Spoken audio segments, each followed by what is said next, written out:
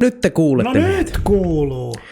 Me heitettiin sillä täällä muteena maailman paras vitsi, mutta kukaan ei ollut sitä kuulemassa. Se on valitettavasti niin kuin ja me unohdettiin se. Unohdettiin täysin, joo. Miten se meni? Vitsi. Ei muista ollenkaan. Mutta oikeastaan kaikki muut vitsit on vaan tribuutteja. Oikeastaan hyvä, että ette kuullut sitä, koska sitten ei olisi ollut niin kuin enää korkeammalle, mitä show voi päästä. Jep. Joten niin kuin sillä Sillä tapaa hyvä, että piikkiä ei saavutettu jo tässä vaiheessa. Tervetuloa wokeripokeriin! Ja boy! Super Woke Brothersiin. Oho. Ääni kuuluu, minäpä autan. Tervetuloa Natsi-jatsiinkin kanssa. Natsi-jatsi. Teemu sulkee hormusiin salme ja Sepi pudottaa ennupon. Se on vielä pahempi kuin vetyy pommi. Siinä voi miettiä, kumpi meistä oli niinku vähemmän. Kumpi toimii niinku vähemmän hyväksyttävällä tavalla. Natsi-jatsi olisi kyllä meidän hyvä semmoinen kilpaileva show. Niin olisi kyllä, joo. Meidän varjo-universe show. Ei helvetti. Aina Mirror Universe. Oliko Natsi-jatsilla enemmän katsojia kuin meillä? Ei saatana. Mennään häiriköimään niiden chattiin. Raidataan ne, mutta silleen pahalla tavalla. Lue huulilta monista. Se on se todellisen fanin ratkaisu. Ei niitä nyt kuule, mutta koetetaan nyt lukea huulilta niin kuin parhaan mukaan. En minä tätä showta halua missata, niin koetetaan nyt tiirustella. Teillä on 8 katsojaa, Natsi-jatsilla 88. No ei saakeli. Niillä on aina se 88. No, niillä on niin kuin... Se tarkoittaa, että jos niillä olisi aina 88, niin ne voisi olla Twitch-partnereita.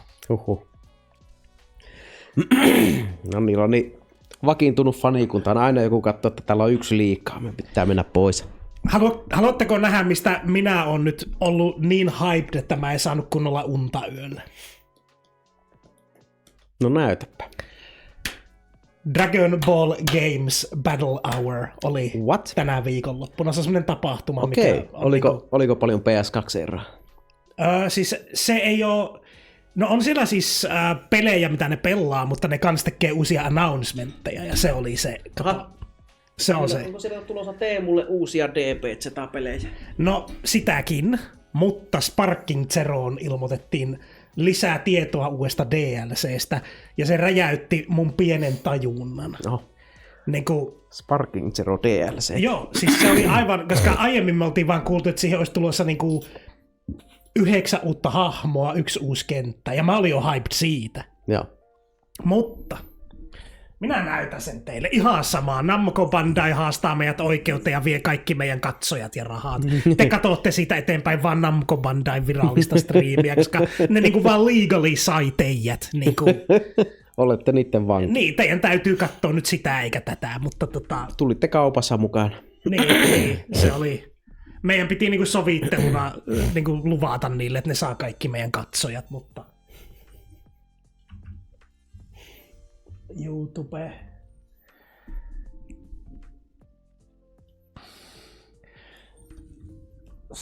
Sparking Zero.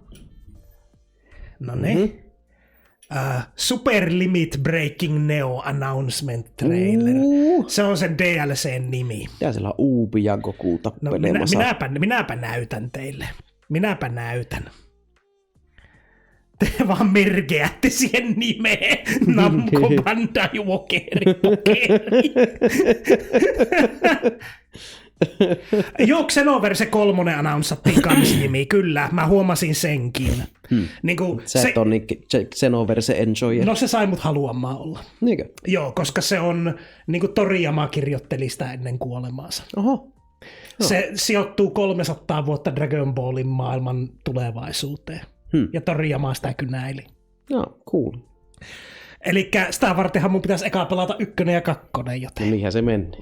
Eihän sitä 3 voi aloittaa. Ei sitä pelisarjaa 3 aloiteta, mutta Ei mun autismi ei anna periksi. ei missään nimessä anna periksi. Siis siinähän on, Xenoverssahan on oma storylinekin ja kaikkea. Niin kuin siinä on aivan oma tarina. Joo, siinä on ihan oma juonensa. Joo, niin on. Joo. Mutta oliko se joku Xenoverse-hahmo tuli Sparking Zeroonkin? Se ei ollut Xenoverse, se oli Dragon Ball Legends. Mutta joo, Charlotte. Mutta tässä on tämä, katsokaa. Ootapa, meillä ei toimiko desktop-audio? Näyttäisi pelittävä. Niin kuin tuossahan on desktop-audio. Elikkä kyllä se kohta räjäyttää teidän korvat. Joo, noniin.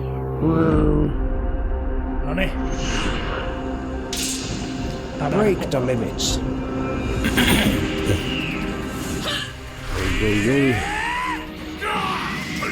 Over here! You're finished! It's just as the mad doctors intended. Ei saatu. Mad Doctor. Kato GT-Vegeta siellä jo. Nice. Nova Shenroni. Let's do this! Nyt on GT-ukkeleet. On. King Vegeta. Chilai, Jaco. Galaxy! Check it! Siinä on Kid Uupi, siinä on End of Zeta Goku. Joo. It was you against the universe. You nearly won. Ultra Instinct I hope Uupi. you can come back once more, but good. Your evil can't be allowed to exist in this world. High School Gohani. Videlillä on tuo Great Saiyaman 2. Piccololla uusia liikkeitä. Onko tuo Videli Seijaman hahmo siitä leffasta? Joo, Mikä Enter the Dragon se oli? Dragon Fist. niin. Uusi pelimoodi. Brand new game. Tämmönen, missä sä levelaat näitä hahmoja. All right, you ready? Pääset tuolla lentelemään. You have earned being crushed beneath my feet. Tuo oli tuo Lord Slug. If you can complete the task, I have a wonderful reward ready for you. Well, are you ready? Siinä sä voit power-upata, niin että sulla on isompi aura. Nice.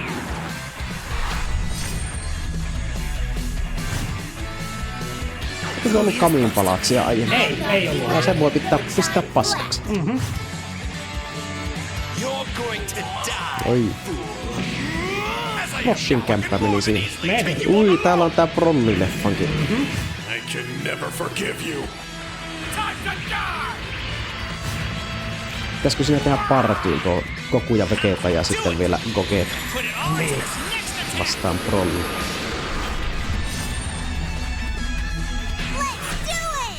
It's okay. Vähän uusia mekaniikkoja tuli kans. Don't worry, Lord Frieza. Gale Blast. Take care of everything. Nehän tekee vaikka ja mitä. Ultra Big Bang. Kamehameha! Break through the limit. Ja Kageyamalta uusi biisi. Se on ollut aktiivinen kans pitkään. Oi, siellä oli Android 7 vai mikä se on. Android 8. 8. Dragon Ball-hahmoja vissiin Joo. sitten tulossa kanssa. Kyllä.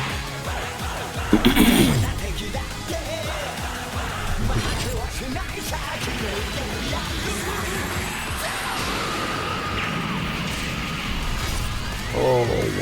Siis mä olin niin hyped koko yön, etten mä saanut unta kunnolla. Mä vaan kattoin tämän jotain niinku 4 kertaa. 30 plus uutta hahmoa. Jessus. Ja siinä oli jo ennestään paljon hahmoja. Siinä oli ennestään jotain 208 hahmoa tai jotain. 20 uutta niinku, kostumea ja superättäkkiä. 4 uutta kenttää ja sitten tuo uusi levelauspelimoodi. Tää tulee olemaan ihan insane. Joo. Tää tulee kesällä. Ja tuo ei ole mikään viimeinen DLC. Ei. Sä taas laitat vaikka 100 euroa tuohon, jos se sen maksaa. Joo. Ei, sullahan se season passi, vai mikä se on? Se on käytetty jo, koska se oli viime vuoden ja niillä tuli 3 DLCtä siinä, niin mä sain ne. Joo. Mutta sama ostaa uusi. siis tässä on jo enemmän kuin koko sillä seasonilla tuli. Ihan älyt. Vähän ne ylitti itsensä. Ihan insane. Nimeäminen on niin japanilainen kuin voi olla. I love it. Super limit breaking Neo. ne tiesi, että tää niinku tulee olemaan tämmönen hullu lisääri, jossa on helvetisti. Siis tässä tulee, teki niinku melkein oman pelinsä. tässä tulee niinku Demon King Piccolo. Okei, niinku, mä tiedän, että ketään muuta kuin minua ei kiinnosta, mutta I'm gonna break this down. No niin, katoppa. Niin kuin tässä on uusia juttuja, mitä tässä mainostettiin. Eli se, mitä tässä mainostettiin, on Gohanilla on se sen liike, millä se finishasi niinku Bojackin. Joo. Niin se on niinku tämä. Täällä on jotain leffaliikkeet. Joo. Tässä on niinku, että Gokulla ja Vegetalla on tämmönen tiimätäkki. Jep. Super Saiyan Bardokki mainostettiin. Siinä Joo. Pikkoni, sitä ei ollut aiemmin. Zangia ei ollut aiemmin. Space Pirate. Demon King Piccolo, Jaha. Grandpa Gohan, Täällä on isoja DP-hahmoja. Tao Pai Pai, Devilman, Champa, Super It's just 17. as the mad doctors intended. Siinä on niinku GT, Vegeta Base ja Super Saiyani, Nova Shenroni, Let's do this. GT Trunksi Joo. ja niillä on GT Isänsä Vegetan kanssa kanssa. jotain tiimihyökkäyksiä. Joo, ne oli niinku GT Vegetan kanssa tiimätäkki ja sitten on King Vegeta, Chilai, Jako. Mitä se pieksi tuossa? Kukahan se on? Ei oikein erota. Joku punatukka. Niin. Ja Kid Oob ja tosiaan End of Zeta Goku. It was you against the universe. Uubilla ei kyllä tehty Dragon Ball I hope you Superissa can come back mitään. once more. Mangassa sillä sitä näkyy vielä, mutta en Joo. halua spoilata sitä. Joo. Good. Your evil can't be allowed to exist in Siinä this on. world. Tuo niinku High School Gohan ja sitten tosiaan tämä on uusi. Videl. Videl oli jo, mutta silloin tuo Seijaman. Ja tuossa tuo Piccolon liike, tämä niinku, Niin. tuo niinku uusi movie Piccololle. I'm on it, Sandman. Don't you mock me! Ja tämä on niinku Gokulla siitä niinku Cooler-leffasta tämä liike. Joo. Oi, voit finishata Cooleri aina tuolla. Jep. No niin, sitten oli tietenkin tuo levelauspelimoodi. No niin, se tulee olemaan Fire. Oli nuo uudet kentät totta kai. Mutta niinku Tähän tuo levelaus sitten antaa isommat aurat ja jotain. ainakin isommat. Siis se mitä mä toivon on, että tuolla niinku all caps ja huutomerkkejä, yksittäisiä sanoja ja super, niin se riittää. kuuluu olla. Mä toivon, Se on että, hyvä näin. Mä toivon, että tuolla levelausmoodilla mä pystyisin kunnolla alkaa tehdä power-leveleitä näille hahmoille. Niin, että mä voisin laittaa, että jotkut on aivan koskemattomia ja kaikkea. Kyllä, joo. tämmöistä. Joku Omega Shenroni, miten se pärjäisi jotain Jirenia vastaan? Jireeni pieksessä ihan vituu helposti. Niinkö ne on jo niin jumaltasolla No siinä kun Superissa? ajattele, kun GT:ssä mentiin vaan yksi formi ylöspäin, Joo. 3-4. Mutta niinku tuossa Superissa ensinnäkin se hyppy Super Saiyan 3 Guardiin on kerrottu olevan niin iso hyppy, että Super Saiyan 3, jos sut voi vaan niinku piestä tolla tavalla, niin God pystyy silti pistää fightin pystyyn. Joo. Eli se on mieletön hyppy Powerissa. Ja sitten kun Blue tulee siitä, niin sehän on sama asia kuin Baseformista Super Saiyan. Jep. Yhtä iso hyppy. Joo. Niin onhan siinä jo Super Saiyan 4 ylitetty aikoja No on sitten. joo, totta. Että mun mielestä Omega Shenron vastaan Jiren olisi sille, että Jiren voisi vaan olla tälleen ja tankata kaikki se iskut ja sitten vaan ampua sen vittuun. Joo. Superin voimatasoissa ei ole mitään helvetin järkeä, by the way. Ne on niinku, mä oon sitä mieltä, että ne Universe 6 Saiyajinit, vaikka mä tykkään niistä hahmoina tosi paljon, miten ne on niin kovia. Joo. Miten helvetissä ne on siellä baseformissa vetämässä jotain. Super Saiyan Guardia vastaan. Joo. Niin kuin miten helvetissä. Ja ne ei ole itse saavuttanut edes Super Saiyan 1, ne vaan on noin kovia. Niin. Jep. Joo, vähän hassua. Joo. Mutta sitten niin kuin, kun mennään näiden kenttien ohitte ensinnäkin, no niin, kentätkin on siistejä, mutta ja näiden Chain Blast ja Sparking Boost ominaisuuksien, niin no tässä oli tätä Goku ja Vegetan tiimätäkkiä, Uubia, missä... Joo, siinä tuo äskeinen Mighty Mask. Joo. No tuo osallistui turnaukseen. Joo, Silleen Mighty lapsia Mask. otettu, niin Joo, Goten ja Trunks valeasussa. Sitten niinku Chila ja Lemo. Ne Brolin kaverit. jep. Tuolla on koko Team Prolly kasas. Joo, Android 18 GTstä. Joo. Supreme Kai, Kyllä. Android 8, Nam. Oi. Tuokin on kyllä... Hyvä touch. Voit Kid Gokua vastaan vettää. Joo. Ja General Blue. Tuo oli Chilled, se Freezan reissin ja se, jota vastaan Bardokkin muuttui Super Saiyaniksi. Salsa. Siinä oli Fasha ja Toma. Joo, Bardokkin kaverit. Koko Bardokkin tiimi on vissiin tulossa. Niin en mä ole Tomaa nähnyt missään pelissä ikinä. Joo, tähän ne päätti tehdä se. Joo, Super 17. Joo, niinku... Niillä on ollut paljon aikaa kyllä kokkailla. Joo, niinku... Ne on Jesus Christ. Tämän kun mä näkkiin eilen ihan yöllä, hullusti lisännyt tähän. Ton kun mä näkkiin eilen yöllä... Se niin rosteri kasvoi yli 10%. Right? Niinku yhtäkkiä 30 plus. Ja tuossa ei näytetty 30 plus hahmoa. Totta, montahan tuossa oli. 23 ehkä, ish. Eli vielä on vaikka mitä. Niitä on vielä, ja ne sanoo 30 plus, eli ainakin 31. Oi. Joten niinku... Mä en tiedä, ketä sinne on vielä tulossa sen lisäksi. Niinku. Joo, se voi olla ihan mistä tahansa, kun tuohon oli lisätty niinku GT:stä ja DP:stä. Ne on laittanut jopa non-kombatantteja, niinku Chilai. Joo. Chilai ei ikinä tapellut. Jep. Ja I'm here for it. Mä tykkään, kun ne laittaa tommosiakin. Niinku, koska Chilai periaatteessa on Frieza Force, ja kyllä se voisi tapella. Joo. Se vaan ei ole, niinku, se ei tykkää tapella, se on enemmän semmoinen taskuvaras. Mutta... Niinpä. Sillä on pyssy, jolla se ammuskelee. Niin. Että niinku... Tulisikohan siitä se Dr. Slumpista sitten se, mikä se oli Araale. se Araale. Araale kyllä olisi kans hyvää, koska se on ollut sekä Superissa että Dragon Ballissa, niin ja Tenkaichi 3 oli Araale. Joo. Täällä on 11 ihmistä katsomassa, kun mä vaan hypetän Sparking Zeron traileria. Mä oon niin helvetin stoked. Autenttinen hypetys. Tää tyyppi on fanittanut kovaa kyllä Dragon Ball-pelejä yli 20 vuotta. Joo, vuodesta 2002. No oli siinä viime vuosikymmen oli kyllä heikko Dragon Ball-peleille. Oli. Niin kuin, mä kerkisin jo menettää toivon vielä niin kuin ennen kuin Sparking Zero announcettiin. Niin kuin, I went insane silloin, kun tuli se eka Sparking Zero announcementti, että hei, Tenkaichi 3. No nyt se saa jatkoa samalle. What the fuck? Sitten rukouksiin on vastattu. Joo, ja varsinkin kun siltä tekijältä, sen pelin päätekijältä kysyttiin, että tuleekohan tuossa DLC:ssä vihdoin myös se Giganeuroneli, ja varmaan tulee jo, mä oletan. Siis niillä loppuu jo Dragon Ball-hahmot, ja ne alkaa heittää, sinne tulee Naruto. Jotain Twitch-hahmoja. Teemu ja Sepi. Pokeri, Teemu ja Sepi.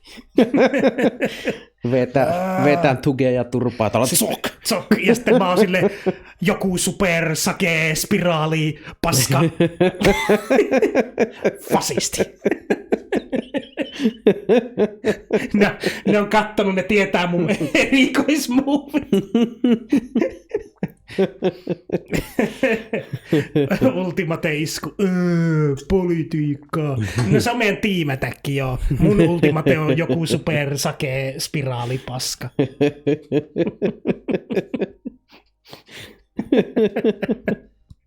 Sepi voi muuttua Super Saiyakolamaisiksi. Totta, se on. Hyppää 2 formia välissä. En minä näitä tarttenut. Mulla on vaan tämä. Hirveä märisyy. En mä edes koskaan opetellut Super Saiyan 1. Ettei se ole Saiyan. Sekin vielä. Mutta siis tuo... En mä... Niinku, se, että ne heittää tonne tommosia, mitä me ei olla edes ikinä ennen nähty peleissä, niinku Chilai. Ja eikä pelkästään niinku ihan uusia hahmoja. Chilai on niinku tosi uusi hahmo. Mutta joku Toma Bardokkin tiimistä. Joo. Such a deep cut. Silleen. Joo, nyt kyllä on niinku faneille isketty silmään. Musta tuntuu, että suuri osa DP Dragon Ball-faneista ei edes tiedä. Right? Niin mistä tuo on? Kuka hahmo tuo edes on? Ketkä nuo 2 on? Keskivertotyyppi, joka on Dragon Ball Superin nähnyt. Niin. Ei tunnista Fashaa ja Tomaa silleen. Niinku. Teemu versus Sepi vai Teemu ja Sepi versus muu maailma. Eka me tapellaan keskenään ja sitten me team up. Kyllä. Se on miten se shonenissa toimii. Niinpä. Me huomataan, että meillä on yhteisiä uhkia, jotka on vielä voimakkaampia, niin me ei voida Mennään hakkaamaan fasismia. Niin se on. Fasisti. Mugeen tappelupelimoottorilla voisi tehdä Teemu et Sepi tappelupeli. Niin pystyisi, Ois kova. Japanilainen kummitus sinne kanssa. Ei se tee mitään, koska se on kummitus. Se on semmoinen easter egg. Ei sitä edes voi nähdä. Totta. Sen voi valita hahmoksi. Jos sä niin meet siellä valikoissa jonnekin niin sivulle ja ulos sieltä. Täällä oli tämmönen. Hei, entä se Xenoverse? Xenoverse 3? Niin. Haluatteko te nähdä sen trailerin? No, mua vähän kiinnostaa, kerta nää hypeetit sitä. Siis joo, kyllä se näytti siltä, että mä tämän perusteella haluan get into. Meidän pitää Paljon Dragon Ball shittiä tulossa. Niin on. On vielä animeenkin tullut jo jatkoa ja luvattu. Jos Juho on siellä kuulolla siellä chatissa, niin mä muistelin, että sulla oli Xenoverse 1. Meidän pitää pelata sitä, koska mä haluan get into this series, jos mä aion pelata Xenoverse 3. Sitten meidän pitää ostaa se 2, niin että me voidaan pelata sekin. Joo, mä en tiedä tuossa Xenoversesta kyllä juuri mitään. Xenoversen mä tiedän mikä se core-idea on. Elikkä siinä on semmoinen porukka kuin Time Patrol, ja ne ottaa niinku yhteyttä. Sitä Superista? Ei kai Superissa ollut, se oli Galactic Patrol. Niin onkin, joo. Time Patrol on tämmöinen porukka, joka niinku varmistaa, että timelineit menee oikealla tavalla. Joo. Ja tämä niinku Trunksin ja Zamasun time traveli on aiheuttanut ihan hulluja niinku riftejä ja paskaa niinku timelineihin. I will mess with time. I will mess with time. ja ne on niinku silleen, meidän täytyy korjata nämä. Ja ne ottaa yhteyttä sinuun. Että hei, niinku, sä meidän uusi agentti, autappa meitä korjaamaan nämä. Ja sä teet niinku sun oman Dragon Ball OC:n. Sä saat tehdä Saiyajinin tai Humanin tai Namekin tai oliko jopa Buu-reissi yksi niistä? Mä en ole ihan varma. Mutta, niin, kyllä. Niinku, mutta joo, sä teet sun oman OC:n ja sitten se on niinku se Galactic Patrolin uusi agentti. Ei vaan tämän Time Patrolin. Ja sä siellä autat kaikkia Gokua ja Vegetaa ja näitä, niin kuin meet semmoisiin historiallisiin battleihin ja sitten se juoni alkaakin mennä eri tavalla, koska siellä pahisten puolella on kans joku tyyppi messing with time ja se niin kuin yrittää influenssata vissiin niitä tapahtumia omaan suuntaan tai silleen. Tämä on mun ymmärtääkseni se peruspremissi, mutta en mä ole pelannut sitä ikinä. No ihan hauskaa, siihen tulee Toriyama writingia. Joo, tässä on nyt se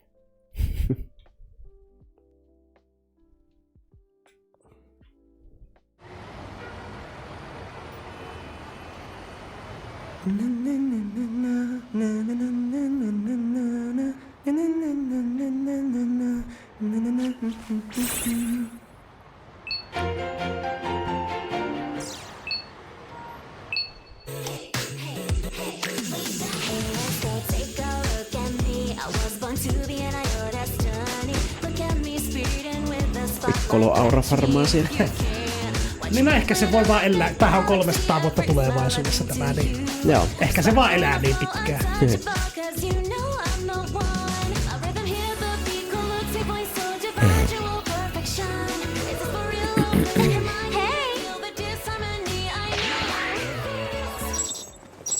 My new song's out. Hope you like it. Look alive! Another incident in New Gamma City. ykkönen. That's your cue to head out and take care of it. All right, Brett. Ready? Oh yeah! Ja siellä oli vieläkin Bulma. Ehkä se on jatkanut toivomasta nuoruutta. Totta. Vaan toivo kuolemattomua jossakin kohtaa. Niin. Tai ehkä se nuoruuden toivominen vaan piti se aina ton ikäisen. Niin. Se on jotain 300-vuotias. Niin. On tässä vähän high-techimpää. Mm-hmm.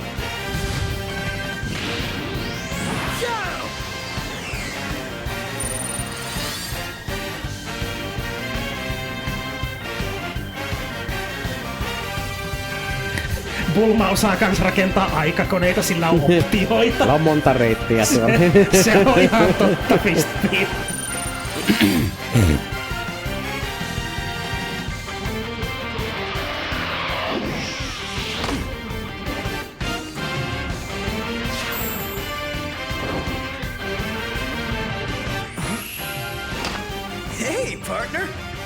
incident should be just up ahead. Careful though, I might just steal the spotlight myself. Now, here comes the hero.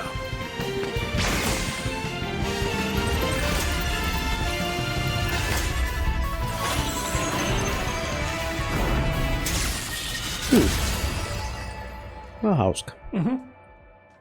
Tämä on tämmönen yritys kokkailla jotakin. Se maailmassa, missä ei ole näin koko ajan vegetaa ja noita Jetfightereita. Jep, on siellä joitakin niistä, kun Piccolo kertaa on vielä. Joo. Vähän Piccolo olisi tässä vaiheessa ihan insanely kova. Se on jo niin Orange Piccolo ja varmaan siitäkin vielä Se on ollut koventunut. Orange Piccolo jo 300 vuotta. Tämä kämppä vähän siivouksen tarpeeseen. Oh. Poikamiesboksi.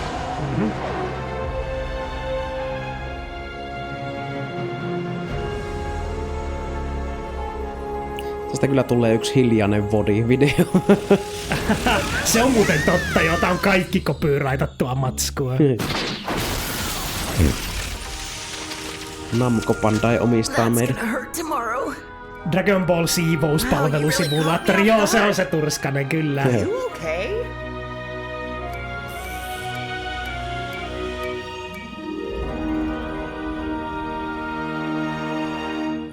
Tää ensi vuonna. Joo. Antaa mulle vuoden aikaa pelata 1 ja 2. Totta. Joo. Mikä? Killing Nazis isn't woke. The History and Politics of the Wolfenstein Trilogy. 3 tuntia 16 minuuttia, eiköhän katsota. Joo, vedetään koko striimi siihen. Katsotaan vaan YouTube-videoita. Tää on tämmönen YouTube-striimi. Hi, can I ask a question about politics? Yes, you can. Oh yeah, welcome yes, to you Wokeri can. Pokeri. Welcome to Wokeri. We were just hyping up the new Dragon Ball game announcements that came just yesterday, but sure, we can talk politics. Yeah. What do you think you about? were ready about What do you think about question. Russia attacking the Baltic countries? Well, I don't like it. That sucks shit. For the 4th month in a row, Russia has suffered more casualties than contract signatories. Besides, Belarus is building a railway and sending artillery toward Ukraine. I think they'll announce a mobilization in Russia to attack through Belarus. I'm asking because Finland is nearby. Perhaps Russia will start sending drones at you as a NATO country. They haven't done so yet. All the drones that have been coming over to our side have been Ukrainian drones that have been they've kind of missed they've gotten lost, basically. And as Fistbeam says, there's no chance that they want a war with 1 million fronts with NATO. Yeah. Why would they just start attacking everywhere all at once when they are so tied up in Ukraine at this moment? Yeah, they're I don't think losing. that's going to happen anytime soon. They're basically losing in Ukraine, so their resources are spread so thin that they're not about to start attacking other countries while the Ukraine thing is still ongoing. Yeah, I don't think they're going to attack Baltic countries anytime soon.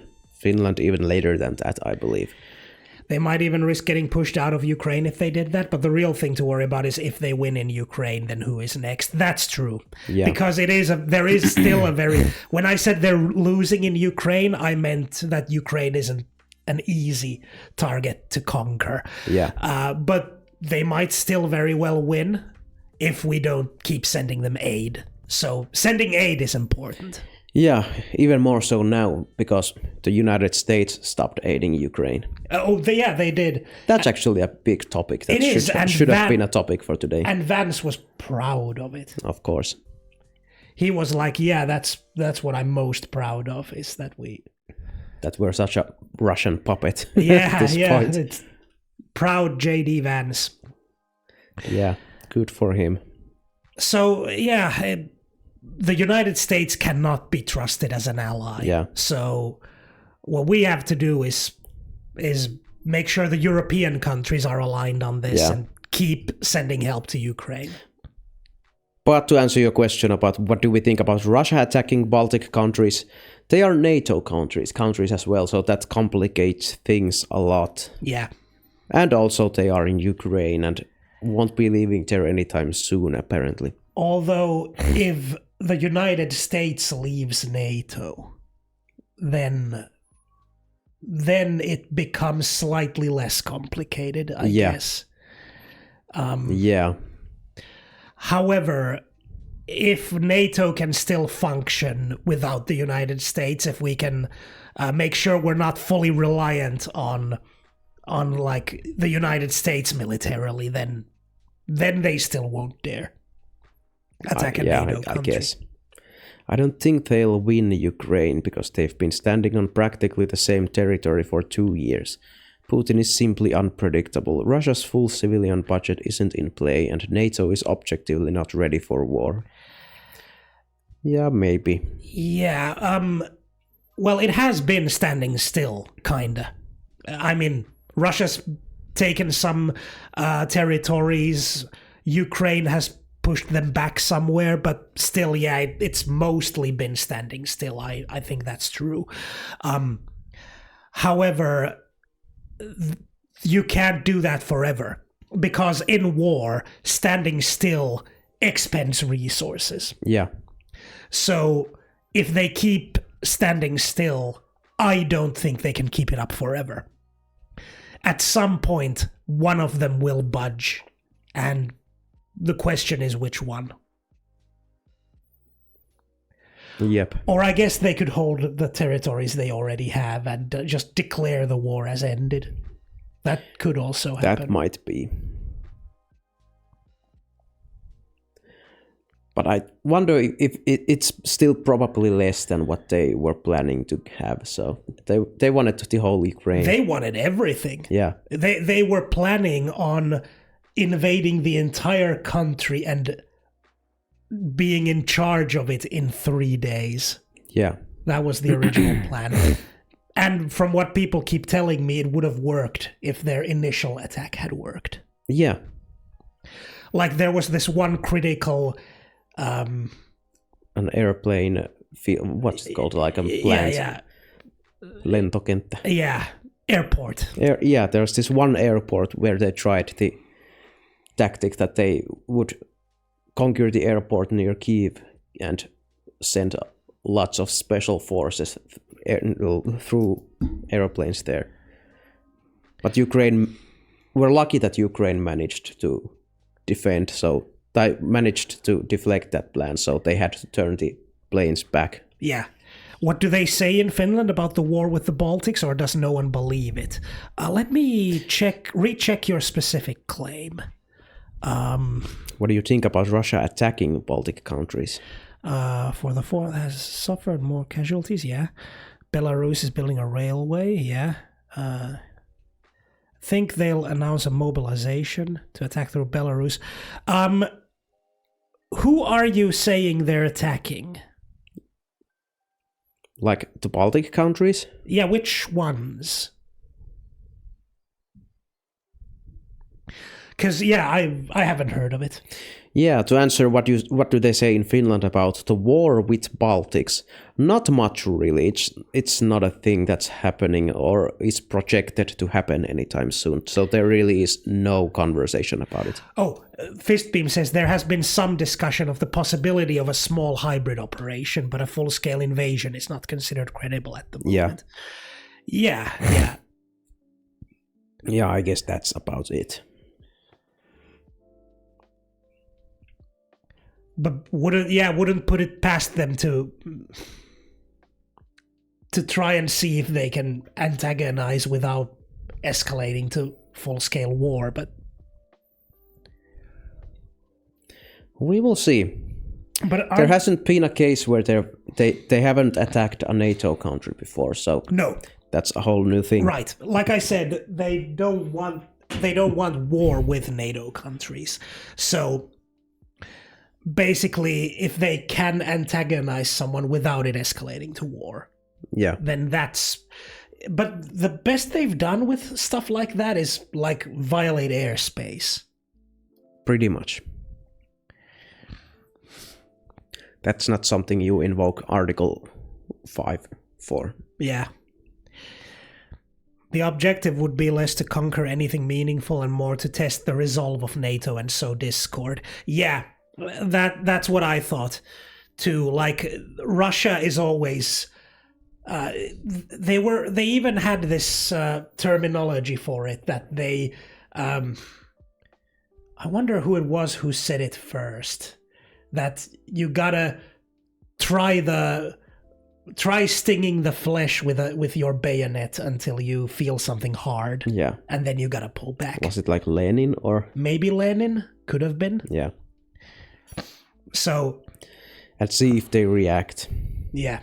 So that's part of the Russian strategy, that they want to try and see if any of their enemies are still strong, but they won't commit to a full attack. Except, of course, the Ukraine war, which is nonsensical and is not benefiting them whatsoever. So I wouldn't put it past Russia to, terve, moro empsukka. Heipä hei. Me täällä jutellaan niinku ulkomaalaisen chattaajan kanssa Venäjästä. Wouldn't put it past them to do nonsensical things, like they already have. The Ukraine war is nonsense. They are not benefiting from it. But it seems they're not crazy enough to fight two of them. Yeah. And I think this has taught them something.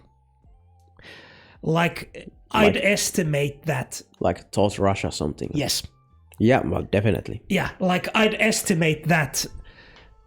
Well, from what I've heard, Putin really thought he could take Ukraine in 3 days. Yeah, I think he was pretty close. Yeah. If only he managed to pull through the first plan. And the fact that he didn't was a huge blunder. Yeah. And he can't back away from it. So it was just a disaster. Would have looked incredibly weak had he backed off. Yeah. A coward. Yeah. But they have learned many different things since the war began 4 years ago. I believe that they've become more efficient in using drones, for example. Yeah. Then again, it seems to be the new meta for world leaders to start conflict where there is no conceivable gain to be seen. Yeah, it seems that way. It really does. Russia loses about 30,000 people every month, and over the course of the war, more than 1 million people have been lost. Yeah. Perhaps. But there really are no official numbers yet. Well, yeah, I don't know if your numbers are correct. I haven't fact-checked them, but to address your point, yes, they are losing a lot. Yeah. And they are not in return gaining anything. When asked about it, all Putin talks about is like he starts talking about the 1800s or something. Yeah. So ancient history, basically. Yes. So there is no real world justification for doing it. It's yeah. I think he was very close. The Ukrainian victory at Hostomel airport played a big role in repelling the invasion. Yeah. That's what we were talking about earlier. We were really lucky that it failed. Yes. That would have been bad. Or maybe it didn't have a big chance of success. I don't know the specific details. Like, maybe the operation was overly optimistic. I don't know. But whatever the case may be, if it had succeeded, then yeah, that would have been apparently like a critical blow to Ukrainian war infrastructure.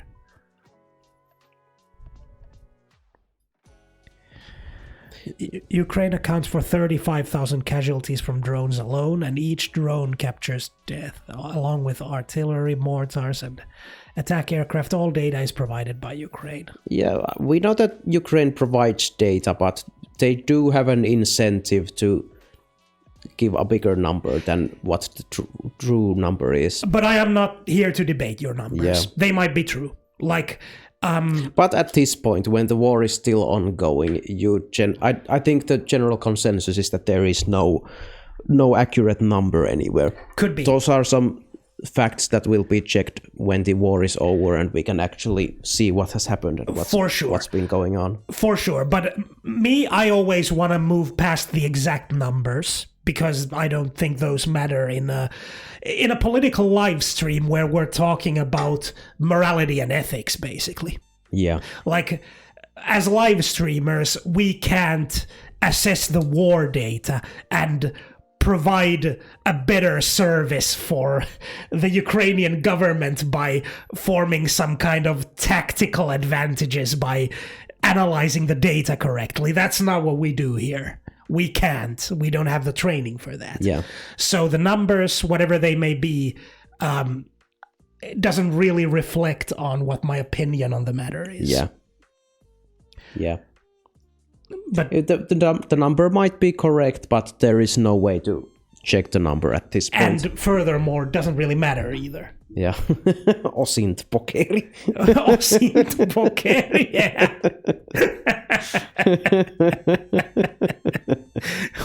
We're just doing military. Welcome to Finland's biggest military intelligence live stream, where we analyze military data and turn it into better war results for our side. Siitä saattaisi joku puolustusvoimakin kiinnostua. Our defense forces might be interested in this stream as well. General Clefairy, any comments?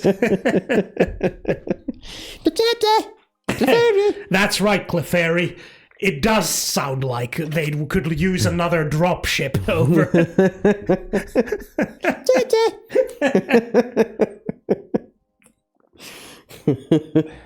More info here. Battle of Hostomel. Yeah, I don't think the details could provide us with much. But that's something that my kouluttaja, when I was in army last year, my trainer basically, your military instructor. My military instructor taught about the Battle of Hostomel and what they did there and how it got failed and how critical it was that it failed. Yeah. Yeah, he was a huge Osint enjoyer, basically. Like he talked about it, how he uses his free time to just browse some random forums. We are very well prepared for invasion. If the Russians come, our Air Force boys will draw so many penises in the sky that they will be immediately frightened of our power and retreat. That's true. Our Air Force pilots keep drawing penises in the sky. It will make Russia look gay if they fly in our penis space. They will look at the penises in the sky and go, Boris, do you think accurate description of Finnish penis? Can we defeat such enemy? Huge balls. Finnish penis so big.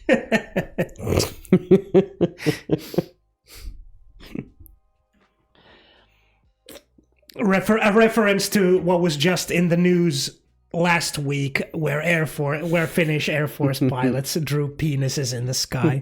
One Finnish penis is equivalent to 10 Russian penises.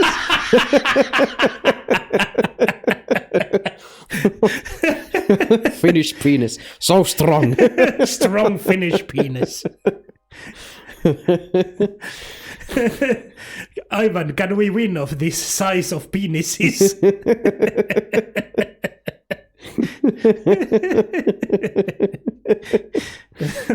They are pointing their penises at us. They drew 3 penises. Anyone would be horrified by that. Yeah. The penis legion, yes. It's their weakness that they're such homophobes. Yeah, Syndicate. It's that's the section of the army where they select for biggest dick size, and they put those guys out against the Russians. Imagine how many penises we'll be able to draw with those new F-35s. Hell yeah. The sky will be full of dick. We will paint the sky with penis. Sky penis pokeri. Invisible stealth planes will be out drawing penises to the enemy. It will look like the penises just appeared out of nowhere.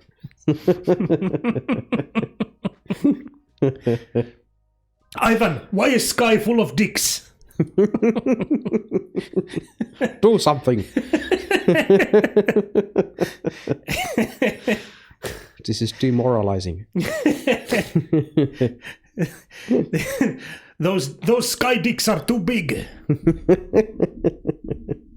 Very intimidating. Russia attacks, we just throw them away. Yeah, that's what we do.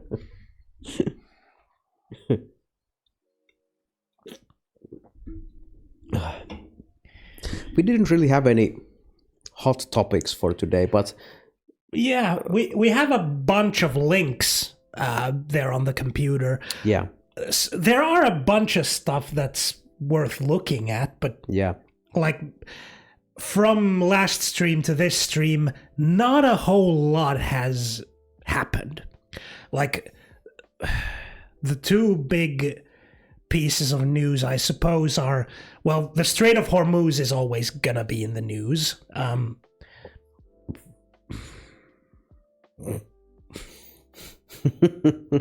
A literal argument from a comedian for the use of those new American fighter jets is that we'll be able to draw bigger, better, and more intricate penises. Yeah.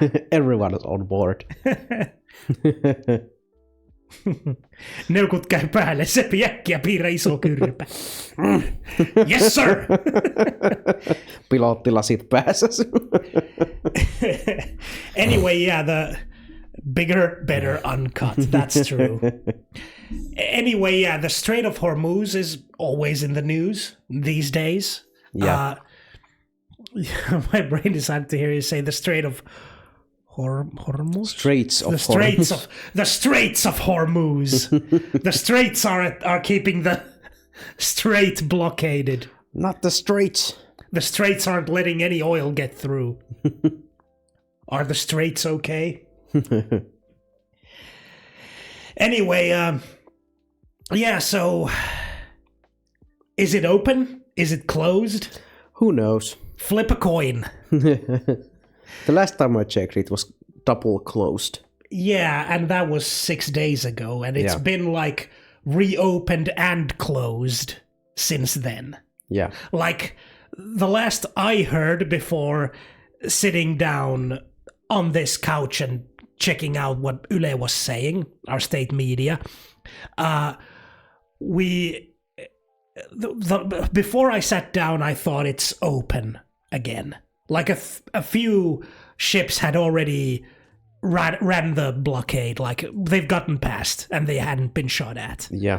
So, okay, so it's open, but then I check our state media and it says it's closed. So, seriously? Sitting here in front of you, I don't know if it's open or closed. I think it's closed. Who's keeping tabs? Yeah.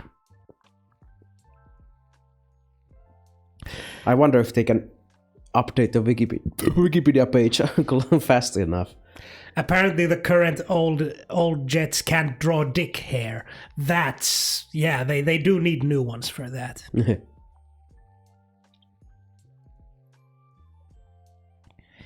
Maybe you guys should go check. Yeah. Maybe. It'd be an interesting stream. Can we get to the Strait of Hormuz in 5 hours? That's going to be tough. Maybe if we take one of the new F-35s. Yeah. Maybe the Finnish army can just lend us one. We'll tell them we're just gonna go check on the strait. We're just gonna go see if it's open. And they're like, wait, these guys are military intelligence pokeri. Oh wait, it's the OSINT pokeri. Let them go. Give them everything they want.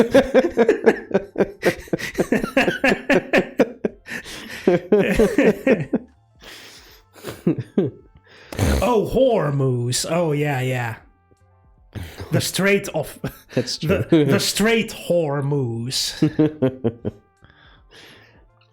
Kylläpä täällä nyt kiroilla. Yes, the Strait of Hormuz. Yes.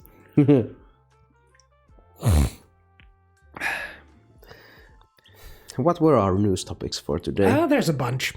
But none of them are... Oh, right. Hormuz? What? Yeah, Hormuz. Haven't you heard? There's like a big moose blocking a channel. A total slut. An absolute fuck toy of a moose, okay? People are trying to get their ships past, but they keep getting distracted by this sexy beast standing on the beach. It's a shame that Trump lifted sanctions on the purchase of Russian oil until May 16th. Now they're using it to the fullest. Yeah, that's true. It only resulted in one good outcome, and that's the fact that that money was used to back Iranian weapons. So, yeah, there.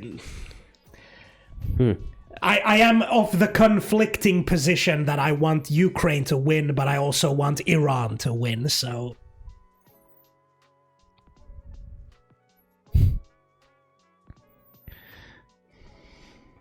Can we just once and for all allow the term whore? Yeah, we need to allow Hormuz because it's just current. It's the new meme. Yeah, no, it's not. It's real life. Could also be a war moose. It can be both. Oh, by the way, what's going on in America? Where are you from? Which state or maybe not American at all. Maybe America fuck yeah is like sarcastic. Could be.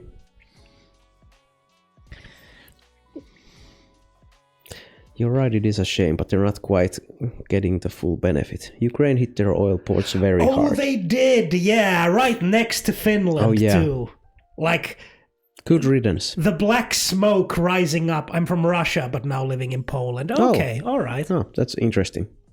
The black smoke could be seen rising up from the destroyed oil refinery or whatever it was. Yeah. Anyway, it like thick black smoke. Some Finns were worried that what if it blows over into Finland, but those Finns were cowards. Cowards and losers. I don't mind breathing the thick black smoke if it means that Russia loses. Like, I'll come over and I'll breathe in all of it. Bomb all the refineries. Yeah. Fuck them up. The eco-terrorist in me is also giving a thumbs up. This is good. If something good comes out of this war, then at least it could be that we are more quickly getting rid of this fossil fuel infrastructure. Miten selität 160 miljardin tappiot Saksalle Ukrainan iskusta kaasuputkeen? Tällähän on enemmän haittavaikutuksia kuin Saksan Venäjän kaasun ostolta.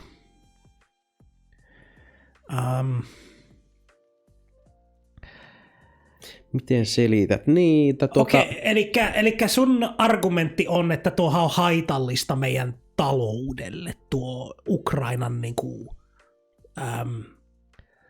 Venäjän sabotoiminen. Sekö on sun argumentti? Koska mä oon silleen, että no, sitten kiristetään vyötä. Se on sitä sotaa. Joo, se on kuitenkin Venäjä on tulossa valtaamaan meidät, jos ne voittaa Ukrainan. Mitä helpommin ne voittaa Ukrainan, sitä varmemmin ne tulee hakemaan meidät sen jälkeen. Elikkä oikeastaan Venäjää vastaan taisteleminen Ukrainan puolesta on Venäjää vastaan taistelemista Suomen puolesta. Se on vaan, että meidän vihollinen on nyt kauempana meidän omasta rajasta, joka on hyvä asia.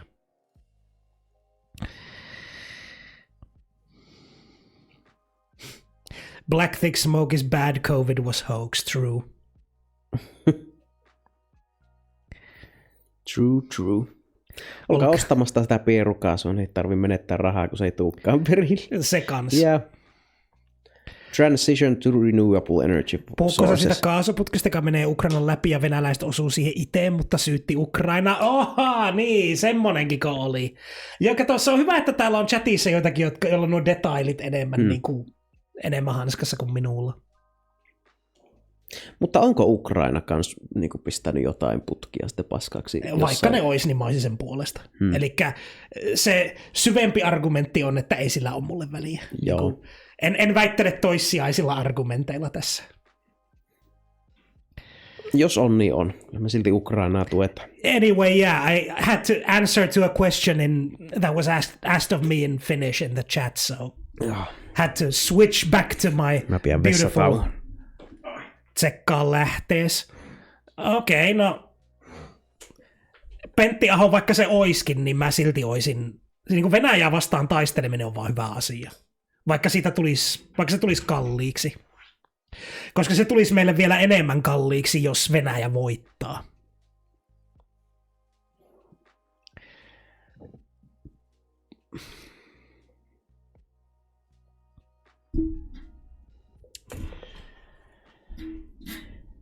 Mitähän mä teille juttelen sillä aikaa, kun Sepi on poissa, koska mä en mielellään lähde tuota keskustelua viemään eteenpäin niin kauan kuin yksi osallistujista ei ole paikalla. Until my co-host gets back, how are you guys doing in chat? Let's take a small pause and chit-chat. How are you guys doing? Puhutaan säästä, on ollut ihan keväisiä. Mutta Turskanen, nyt on alkanut kylmenemään.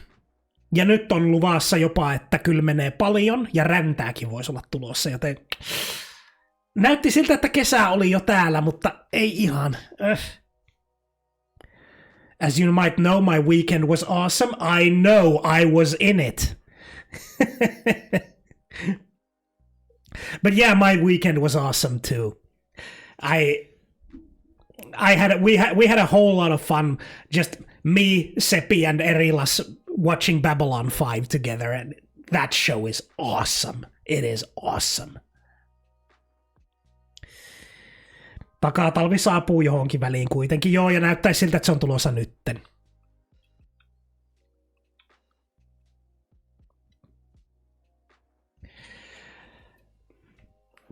And you guys know how, well, in addition to watching Babylon 5, I'm just stoked about the upcoming Dragon Ball games. Like, God, we're eating, Dragon Ball fans are eating well. Like, the new Sparking Zero DLC, 30 plus new characters, man. They went above and beyond my expectations. Especially thoroughly enjoyed the Ben & Jerry's ice cream you bought. Even though eating ice cream with two hands rendered us incapable of hugging each other. That was the downside, but however, it was only like a temporary debuff. It was like a timed debuff. Mun viikonloppu meni miten meni, mutta oli kivaa käydä kaverisynttäreillä ja paijata söpöä isoa kissaa nimeltä Paholainen. Paholainen. Sekö oli Paholainen, kun tykkäs, kun sitä härpittiin. Kaikki kissat ei tykkää. Namco Bandai sponsored stream. Not only Namco Bandai, they now own us, and they're now called Namco Bandai Wokeripokeri. It's just one big name.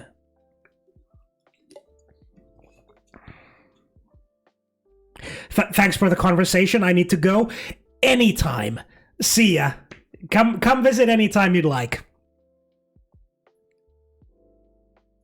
Okei, eli voidaan vaihtaa suomen kielelle, koska meidän kansainvälinen chattaja päättikin lähteä hipasemaan muualle.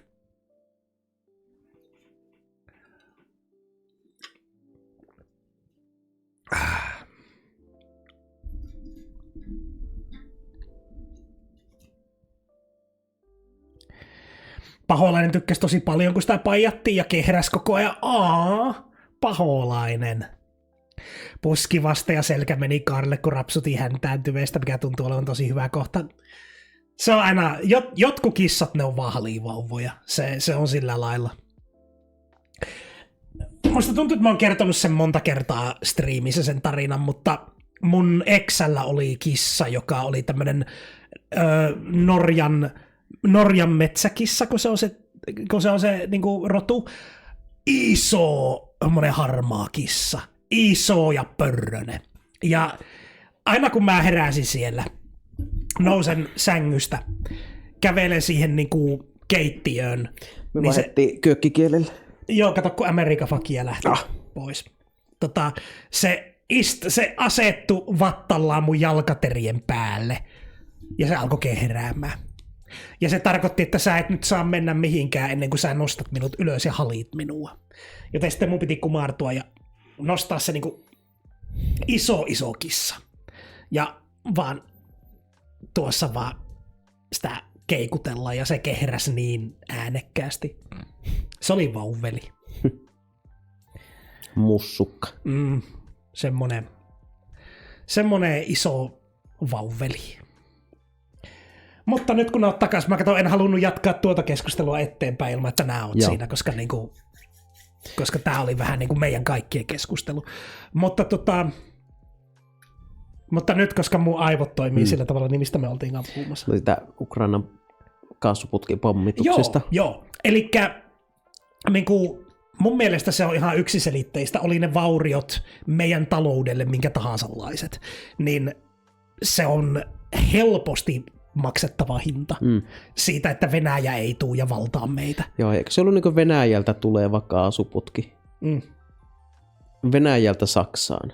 Niin no, laittakaa sitten paskaksi, jos se sen vaatii kerran. Joo. Se satuttaa Venäjän taloutta, niin mä näen, että Ukrainalla on silloin lupaa tehdä semmoista. Joo, ei mua jos se nyt satuttaa meitäkin, niin se nyt sitten on se homman nimi. Joo, ja Ogre sanoi, että Venäjä itse pisti sen paskaksi.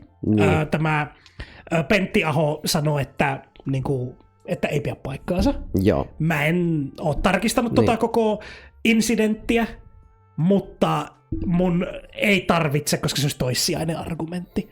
Koska mun se underlying tämä mielipide on kuitenkin, että Venäjä paskaksi, joten ihan se sama. ei muuta meidän mielipidettä, vaikka se olisikin ollut Ukraina. Jep. Eli siihen mulla on hyvin yksiselitteinen vastaus. Siinä ne detailit ei muuta sitä, että se vastaus on tuo ja pyssyy.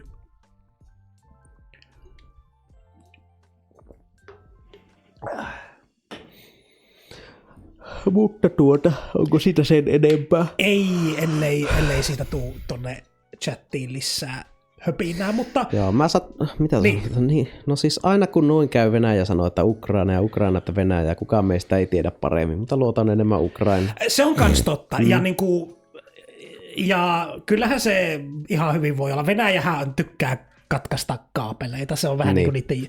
Katkaista kaapeleita ja sabotoja putkia, se on vähän niin kuin niiden koko juttu. Se on semmoinen... Se on niiden fetissi. Se on semmoinen quirky character flaw, mikä niillä on. Ne on aina niinku omalla kämpilläänkin, ne vaan katkoo putkia ja kaapeleita, ja sitten on silleen, ei mun olisi tätä pitänyt katkaista. Semmonen moe-hahmo. Niin. Vahingossa katkasin taas kaapelin. Hoe, mä taas katkasin kaapelin. No se on furri juttuja, mutta niin. Voiko moe sanoa kanssa, että uvu? Onhan se vähän moea sanoa, että uvu. On, mutta se originateaa mun mielestä furrykulttuurista. Ihan myös yksinkertaisesti sekin, että Ukraina yrittää saada myös Venäjän taloutta tukahdutettua, miten vaan pystyisi. Toivotaan mukaan Venäjä vaipaan niin tulee ja valtaa ja kuhdata kansakuntaa. Me voi pistää väitteeksi Saksa menetti miljardeja, koska Ukraina samalla kun Ukraina kirjallisesti taistelee itsenäisyydestään. Joo, sehän se on.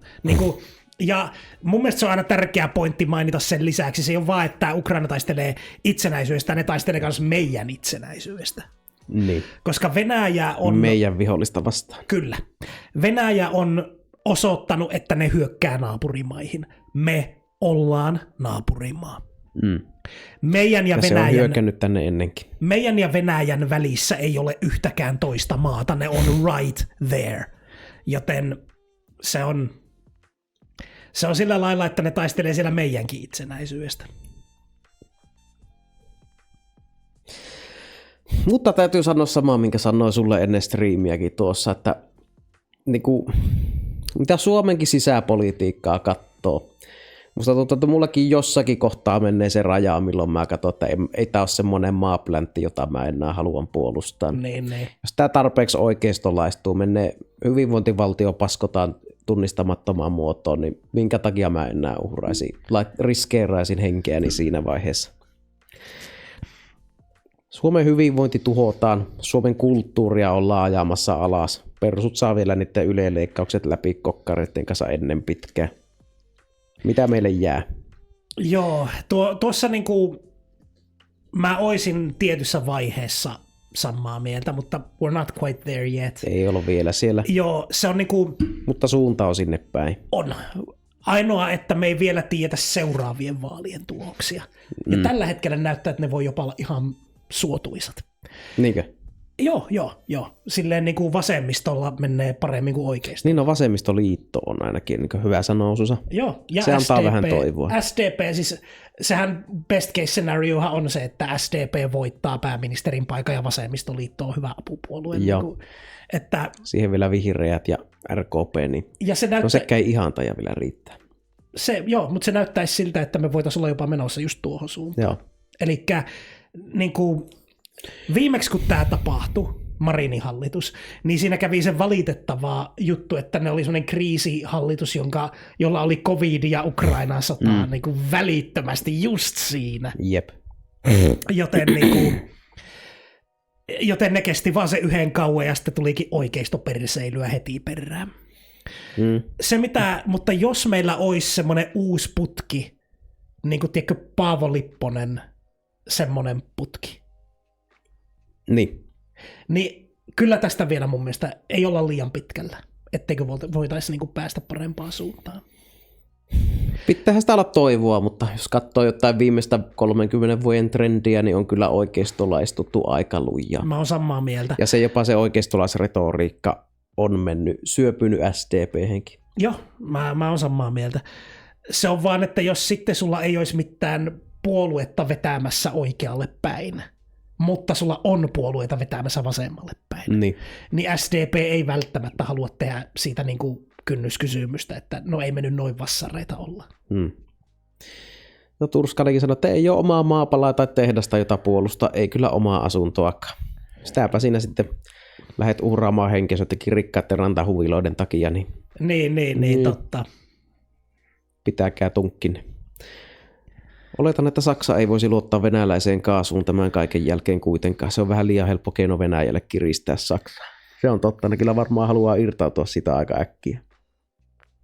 Tarvitaan karismaattinen vasemmistojohtaja, joka pystyy syömään 2 pullaa kerralla. Minä syön aina 2 pullaa. Se meillä olisi tarvetta kyllä semmoiselle. Mä just puhuin tässä tänään siitä, että jopa kirjaimellisesti joo. Mä just tänään puhuin siitä, että jos meillä olisi täällä semmoinen Zoran Mamdani, joka pystyisi niinku sanomaan, että me aiotaan tehdä nämä hyvät jutut. Ja sitten kun se pääsee valtaan, niin se koko ajan updateaisi kansaa siitä, että tässä on missä me ollaan menossa näiden hyvien juttujen kanssa. Joo. Niin semmoinen voisi jo tehdä ihan älyttömästi. Jep. Se on kyllä yksi cool tyyppi. On. Olihan meillä Sanna Marini, mutta se kyllä sanoo heipat tolle Suomen politiikalle. Sanna Marini kyllä good night y'all heti, kun niin sen valtakausi. Se sai ihan tarpeeksi sattua. Joo, se lähti. Enkä voi sitä syyttää. En sano, että itse olisin kestänyt siinä hommassa yhtään paremmin. No minä olisin, koska mä oon vaan niin paljon kovempi jätkä, mutta niin kuin... Minä olisin kestänyt minä olisin siellä. Minä tulen sinne ja näytän, miten sitä pääministerihommaa tehdään.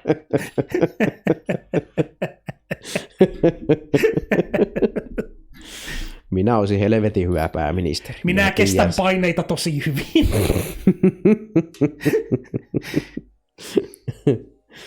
Mikä se oli vasta kans joku Orpo-hallituksen käppyräpomo, joka sanoi, että pitäisi taas niinku suomalaisten herätä siihen, että hyvinvointivaltio on romuttunut ja pitää alkaa tottumaan ajatukset, että otetaan papparaisetkin kotiin asumaan ja muutetaan niihin itsemurhayksiöihin. Ja en mä tiedä, mihin sitten menee ne vanhemmat, joilla ei ole sukua, että vaivaistalo vissiin. Mä en varsin kutsuisi Marinia erityisen karismaattisesti. Ei se poliitikoksi huono ollut, mutta rima ei ole korkealla. Se on muuten kans totta. Koska mä oon sitä mieltä, että Marin oli meille semmoinen karismaattinen johtaja. Mutta et ole väärässä, Ogre, että ei se niinku erityisen karismaattinen ole. Joo. Meillä vaan niinku, siinä oli niinku Antti Rinne, johon verrata, niin Oho. me tehtiin se pojat, tytöt. Meillä näyttäisi olevan yhteinen suunta. Joten niinku, joo. Joo, kyllä niinku verrattuna siihen, mitä siinä ympärillä oli, niin. No mutta täällä Suomessa joku saatana Halla-aho on karismaattinen, ja ootteko te ikinä vittu kuunnellut sitä? Kluk. Nielee joka toinen lause. Joo, ja se tuntuu aivan olevan semmoinen haparoiva ja änkyttävä. Ei se ole. Ei se ole karismaattinen. Se on mikään esiintyjä. Pitäisikö meidän tsekata, mitä Suomen sisäpolitiikkaan kuuluu, niin mitä meille on luvattu meidän hyvinvointivaltiosta? Mä eka mainittiin, kun mulla jäi aikoja sitten kesken se, että kun mä sanoin, että mitä mitkä on ne niinku, vähän niin kuin ne isoimmat uutiset nyt. Niin Hormusin salmi oli se eka, niin kuin, että onko se kiinni vai onko se auki. Mun ymmärtääkseni se on taas kiinni, mutta se toinen juttu oli, että Bulgariassa oli vaalit ja ilmeisesti ne meni huonosti. Siellä niinku Venäjä-myönteiset voitti. Joo. Et se on nyt ehkä niinku se isoin tämän päivän. Bulgaria, no sieltä tulee uusi jarrumaa sitten EU. Joo, siltä vaikuttaisi. Helvetti. Joo. Just kun näytti, että alkaisi tuo Unkarin tilanne näyttää paremmalta. No, on se silti voitto. Ja ei me Bulgariasta tiedetä, kuinka tehokkaita ne tulee olemaan sinne. Joo, ja se oli pääministerivaalit, että onko niillä vielä joku presidentti erikseen. Niin. Tuossa tuo onkin tuo juttu. Joo, otinko mä sitä? Joo, en ottanut linkkiä, joo. Missähän se oli se juttu, minkä pongasi siitä, kuka se puhukaan noista Suomen taloustulevaisuudesta, että nyt pitää vaan tottua elintason alennukseen. Koska me ei voida verottaa rikkaita. Se ei vaan ole ikinä optio. Niin ei vaan voi tehdä. Se ei ole semmoinen juttu, minkä pystyy vaan niin kuin Vasemmistoliitto sitä heitti viime taas on niin puheenjohtajatentissä, mikä olikaan viime toissa viikolla. Mutta se sulettiin aika äkkiä kaikkien muiden puolueiden suusta sitten alas. Ai, että verotettaisiin rikkaita. Joo. Vasemmisto, että hei, meillä olisi tämmöinen optio, että hei, tuo ei ole realismia. Kyllä tiedät, että ne kuolee heti, kun niitä verottaa. Ne kuolee saman tien. Ne on niinku hummeri, joka koskettaa kiehuvaa vettä, niinku kuolee välittömästi.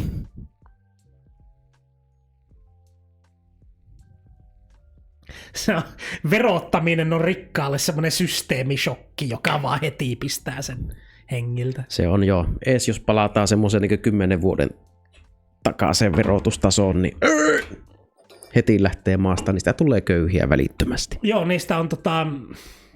niistä on tullut herkempiä. Niistä. Aikoinaan ne pysty tankata se, mutta ei ne enää pysty. Ne kyllä helvettiin vie johtaa niinku media-ilmatilaa tuolla. Niiden luokka on kyllä aina edustettuna. Se on myös yhtä totta hummereista ja rikkaista. Joo, Ogre, mä olin kuullut, että se ei pidä paikkaansa se vanha väite hummereista ja kiehuvasta vedestä, että ei ne siinä kuole välittömästi. Se on semmoinen kivaa pikku illuusio, joka me itsellemme kerrotaan.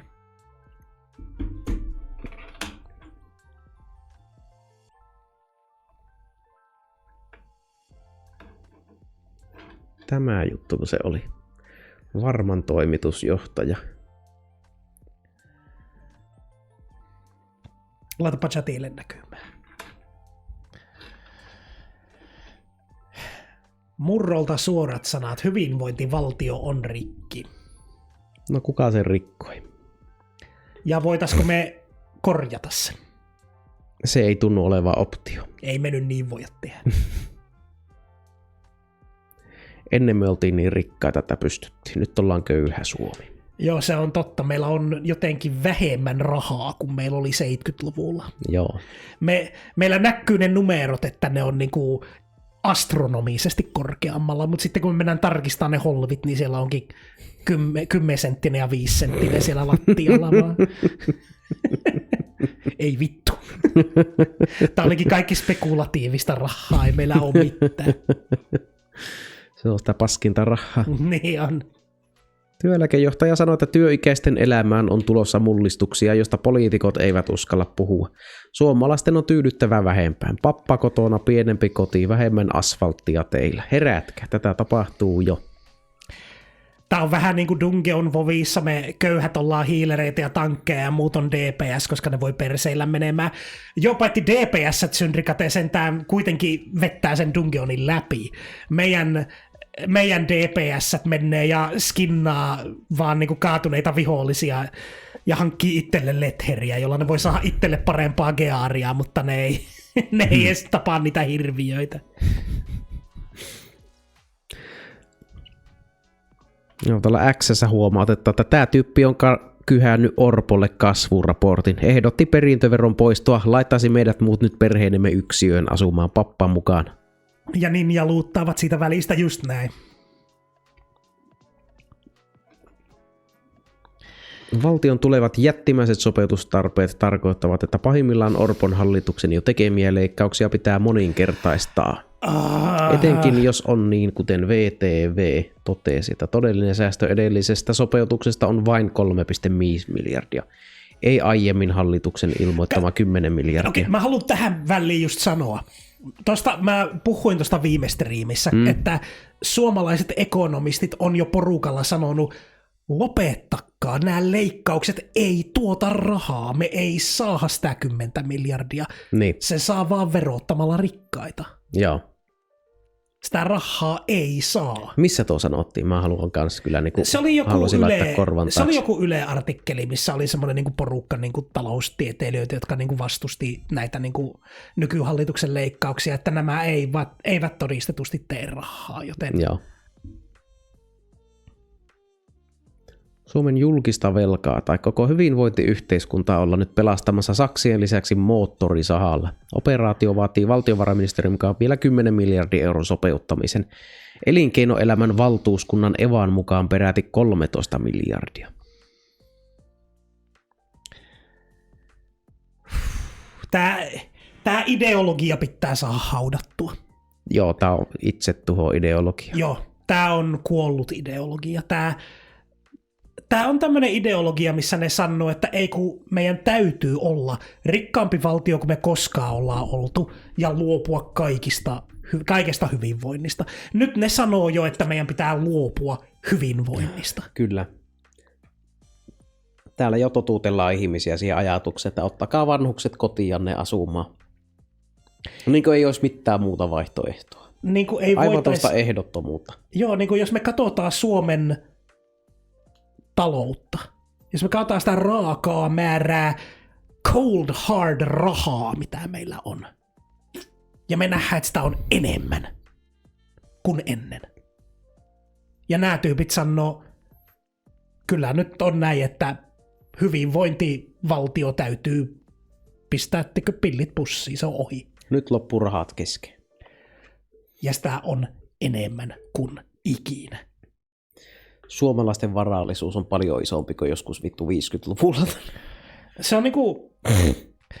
Se on se sama juttu kuin jos sulla olisi semmoinen, tiedätkö, jos sulla olisi semmoinen kunnon kusipää vanhemmat, jotka niinku ehkä joskus osti sulle pari lelua, kun ne olit pieni, mutta kun niiden palkat nousee, niin ne alkaa vaan ostelemaan Lamborghineja ja speedboatteja.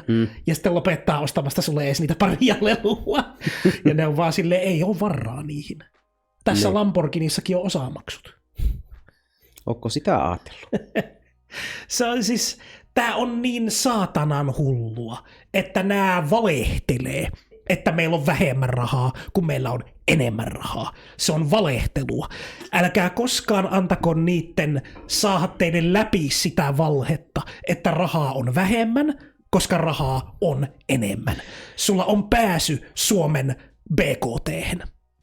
Millä oikeudella? Verotusoikeudella. Mm-hmm.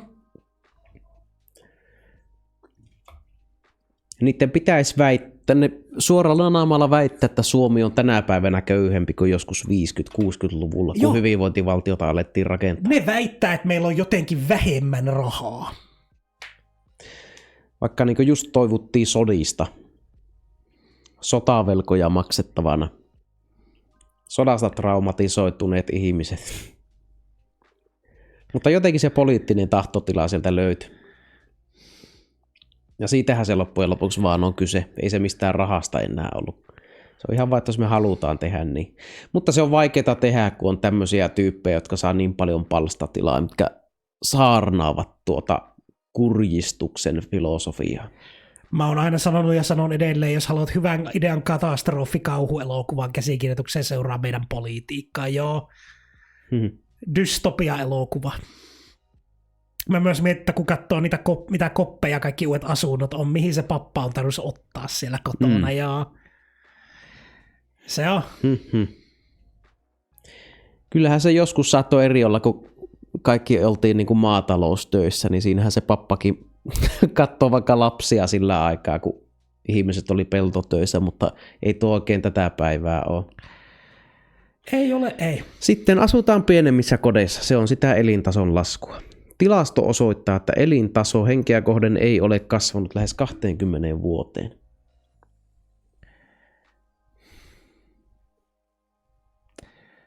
Mitä varten me kasvatetaan meidän taloutta, jos tämä on se lopputulos? Jos se lopputulos on tämä huonompi elintaso, niin mitä me tehdään tällä koneistolla? Mitä hyötyä siitä on? Kyllä meidän nyt täytyy pyörittää yhteiskuntaa ja tienata lisää ja lisää ja lisää, ja sitten ottaa pienempi elintaso. Niin. Meidän vaan nyt niinku täytyy. Joo. For what? Mitä tarkoitusta varten? Mitä hyvää me saavutamme, kun me hyväksymme sen? Jos emme mitään, niin ei hyväksytä sitä. Äänestäkää vasemmalle. Jep. Tääkin on umpioikeistolainen ukko. Ei sillä ole mitään muuta myytävänä kuin kurjistusta. Sillä ei ole mitään toivoa tulevasta. Se on jo heittänyt pois se ideankin, että voitaisiin vielä joku päivä päästä johonkin parempaan tilanteeseen. Ajattele, että tämä sanoo, että maailmassa, jossa teknologia kehittyy, että me tullaan 20 vuoden päästä olleen vittu kuopassa. Mitä varten me sitten niitä teknologioita kehitetään? Ketään henkilöä varten? Niin, mutta tyyppien, jotka pärjää jo valmiiksi riittävän hyvin, tarvitsee maksaa 0,5% vähemmän veroa. Ja sehän on se tärkein asia. Joo. Se on, mä oon tästä tullut sellaisen, tiedätkö, käsitykseen. Että only death is real. No se on... Mä en ole quite there yet. Mä en luukuta sitä blasfemyä ja conqueroria.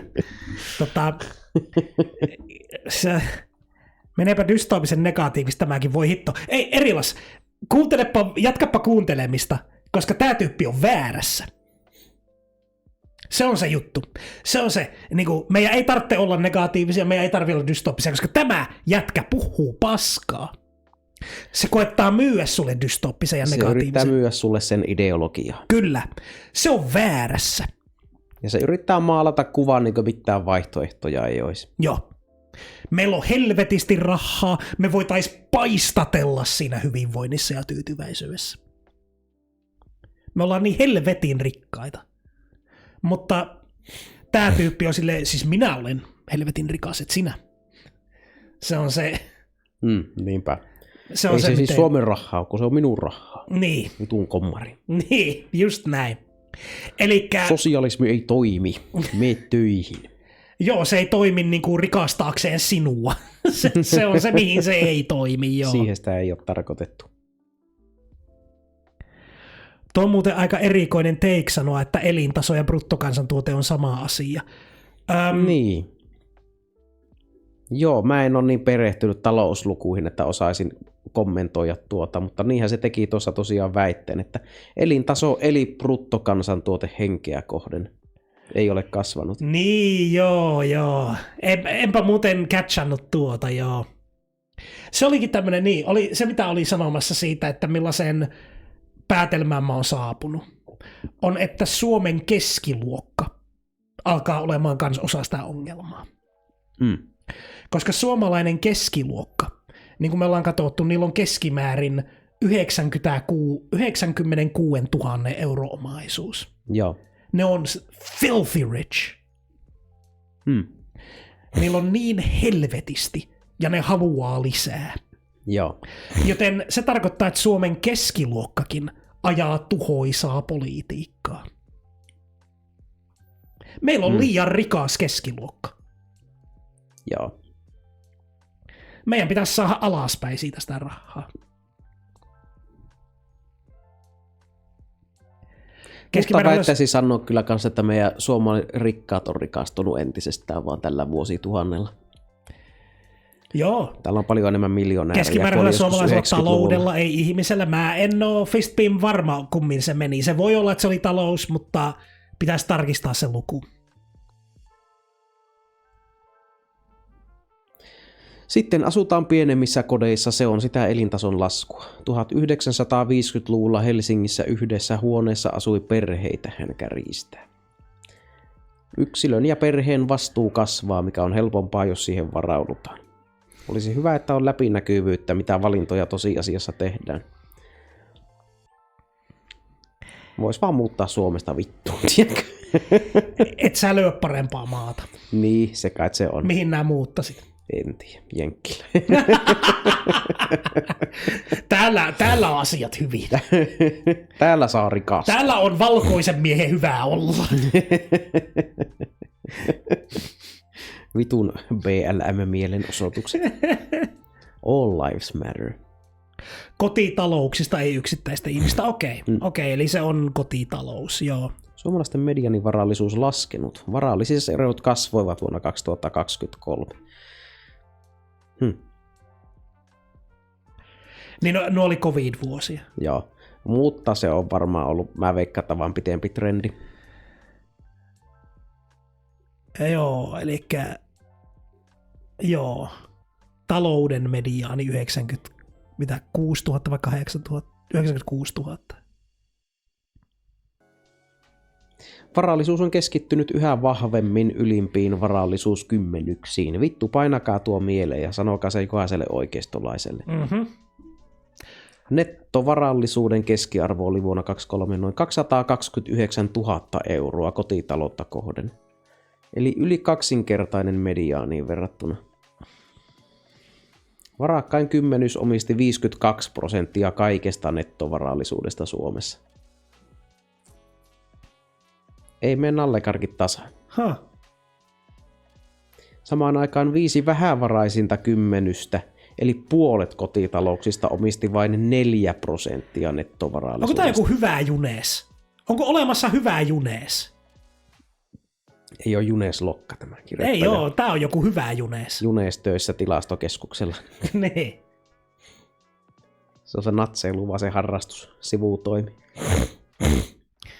Mä sanon edelleenkin, ne hyvätuloiset oikeistolaiset taitaneen äänestää minä ensin periaatteella, ei sillä mikä olisi kaikille hyväksi. Niin kuin, mikä olisi oikea suunta siihen, että minua köyhemmät ei eläisi kurjuudessa, ei pelkästään se, että kunhan minä en joudu elämään Joo, siis Syndikate, mä oon sitä mieltä, että sun keskiverto suomalaiselle on opetettu, että politiikka on sellaista politiikkaa, ja sit se ei halua puhua siitä. Ne on oppinut, niin kuin minäkin muistan ajatelleeni teini-ikäisenä, politiikka on tyhmää ja minä en halua ajatella sitä. Tylsää harmaantuneiden ukkojen harrastusta. Joo, joten sitten ne ajattelee, että okei, politiikka on katkaistu pois kaikesta, mitä minä ajattelen. Noniin. Ja sitten ne vaan menee töihin. Ja niiden taloudelle kertyy se 96 000 euroa. Ja sitten kun ne käy 8 tuntia päivässä, 5 päivää viikossa töissä, niin mitä sellainen ihminen ajattelee? Oispa enemmän rahaa. Niin. Ja sitten kun tulee aika äänestää, niin minkä puolesta se äänestää? Se äänestää sen puolesta, että tyypille, jolla on 96 000 euroa sen taloudessa, olisi enemmän rahaa. Sehän se ongelma on. Ja se on tuhoisaa politiikkaa. Eikä edes se, että niin se äänestää keskiluokan etujen puolesta. Se äänestää kanssa niille, että sille rikkaammalle kymmenykselle tulee vielä enemmän rahaa. Totta kai, koska ne ainoat tyypit, jotka ajaa sitä, että tyypit, joilla omaisuus lähestyy 100 tonnia, olisi niin kuin vielä enemmän rahaa. On ne tyypit, jotka on silleen, että no rahakkailla pitää olla enemmän rahaa. Et sä löyä sellaista puoluetta, joka oikeastaan ajaa sitä, että mitä jos sikaa rikkailla, mutta ei miljonääreillä olisi enemmän rahaa. Niin kuin ei sellaista puoluetta ole tietenkään. Joten sitten niin kuin ne päätyy äänestämään, että nuo on ne I'm the money president. I'm gonna be the money president. I'm gonna be known for giving everyone money. Ne äänestää semmoista tyyppiä. Mä en muista, tuo oli jostakin TV-sarjasta tuo. Joo. Mutta joo, se on... Se on... Nämä tyypit... Se on se, mitä mä tajusin tuosta raasta määrästä omaisuutta, mitä keskiverto suomalaisella taloudella on, että helvetti ne on sikarikkaita. Joo. Joten niin kuin, onko ihme, että meillä oikeistolainen politiikka menestyy täällä, kun meidän keskituloiset on niin saatanan rikkaita. Joo. Et se on... Mutta mitä pidemmälle mennään, niin kyllä se tulee niidenkin perseeseen puremaan. Ei no kokoomuslaiset tyydy mihinkään vähän, vaan ihan vaan siihen, että kaikki rahat menee sinne korkeampaan persentiiliin. Minkälainen skenaario olisi, jos kaikki köyhät päättäisi, että nyt lopputyönteko? Sille on termi. Yleislakko. Ja se on erittäin based ja sitä pitäisi tehdä. Se on niinku... Mun mielestä meidän pitäisi opettaa meidän pomoille sellainen kulttuuri, jossa ne vapisee pelosta koko ajan, kun työntekijällä on niin paljon voimaa. Joku mainitteekin sen kielletyn L-sanan. Joo. Jos yhtään käy sillä tavalla, että työntekijällä yksi päivä onkin vähän niin kuin vituuttaa enemmän sinä päivänä.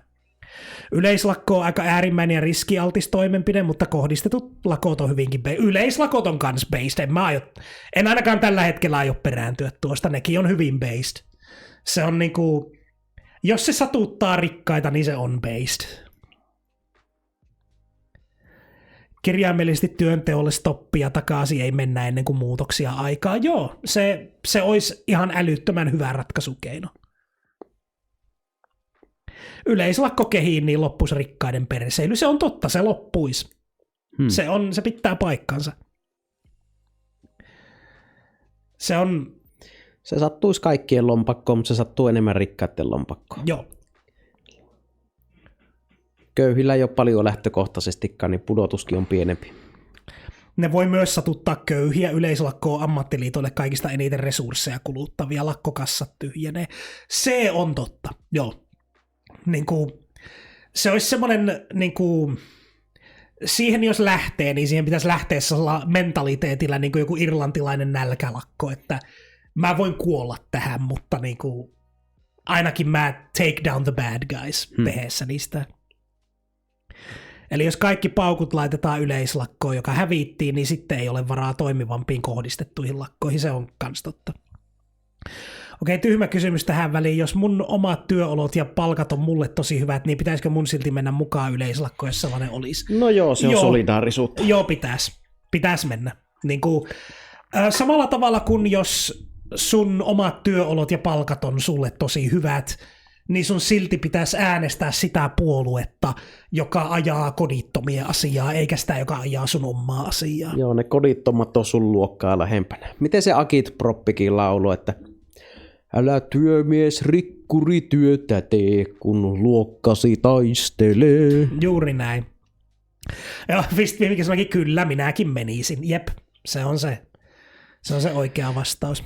Mä tykkään tuosta tuo Murto sanoo vielä, paljastaa lisää tuosta, että tuo on niin ideologista tuon homma, niin kun se sanoo, että kun hyvinvointivaltion muuttuu hyvinvointivaltion malli muuttuu, täydentäviä asioita eli yksityisiä ja visioita on tehtävä ja etsittävä kaikilla yhteiskunnan alueilla, jossa mahdollista, lukuun ottamatta puolustusvoimia, poliisia ja peruskoulua. Tuo peruskoulu on yllättävää, mutta aina vittu puolustusvoimat ja poliisit, niin ne on siinä oikeistolaisessa utopiassa se koskematon. Ne haluaa, että joku suojelee, niin kuin, nehän sanoo se omaisuuden suoja. Nehän sanoo se ääneenkin välillä, että valtion ainoa velvollisuus on suojella yksityisomaisuutta. Joo. Yövartijavaltio. Jep. Tärkein oikeusvaltiossa. Retrunk Shurk Frach. Hello, welcome to wokepoikien. I think this is the same guy who keeps changing accounts.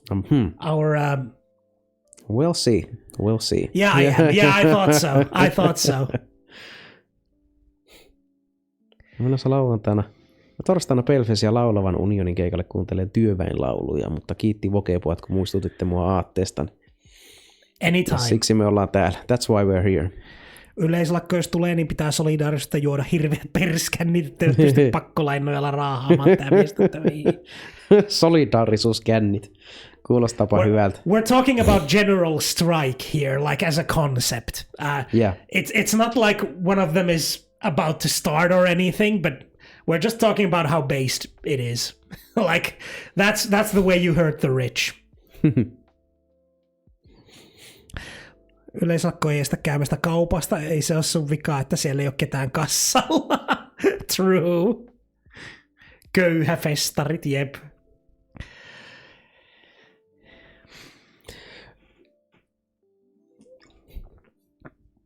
Anyway,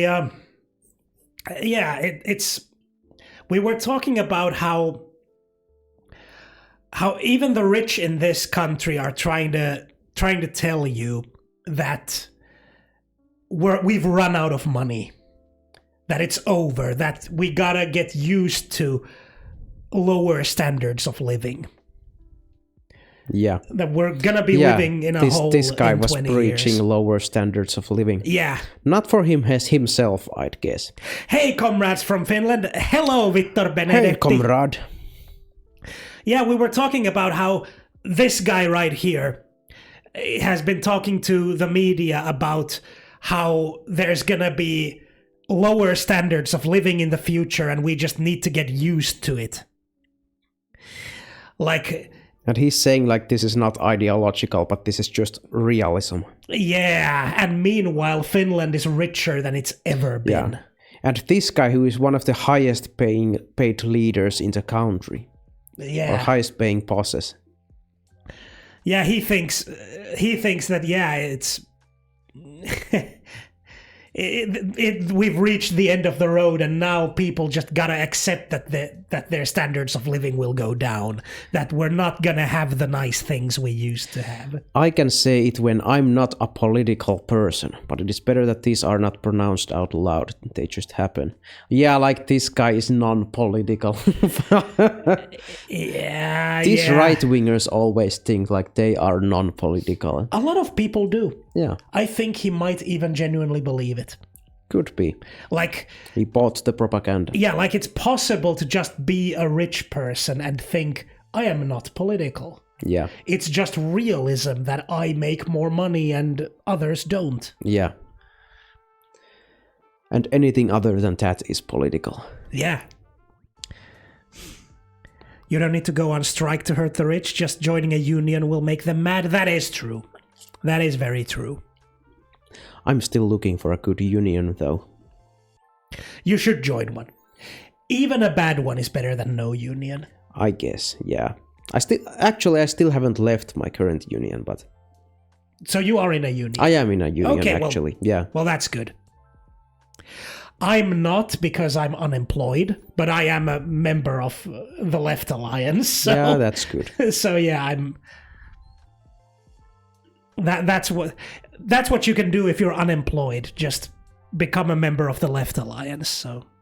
So then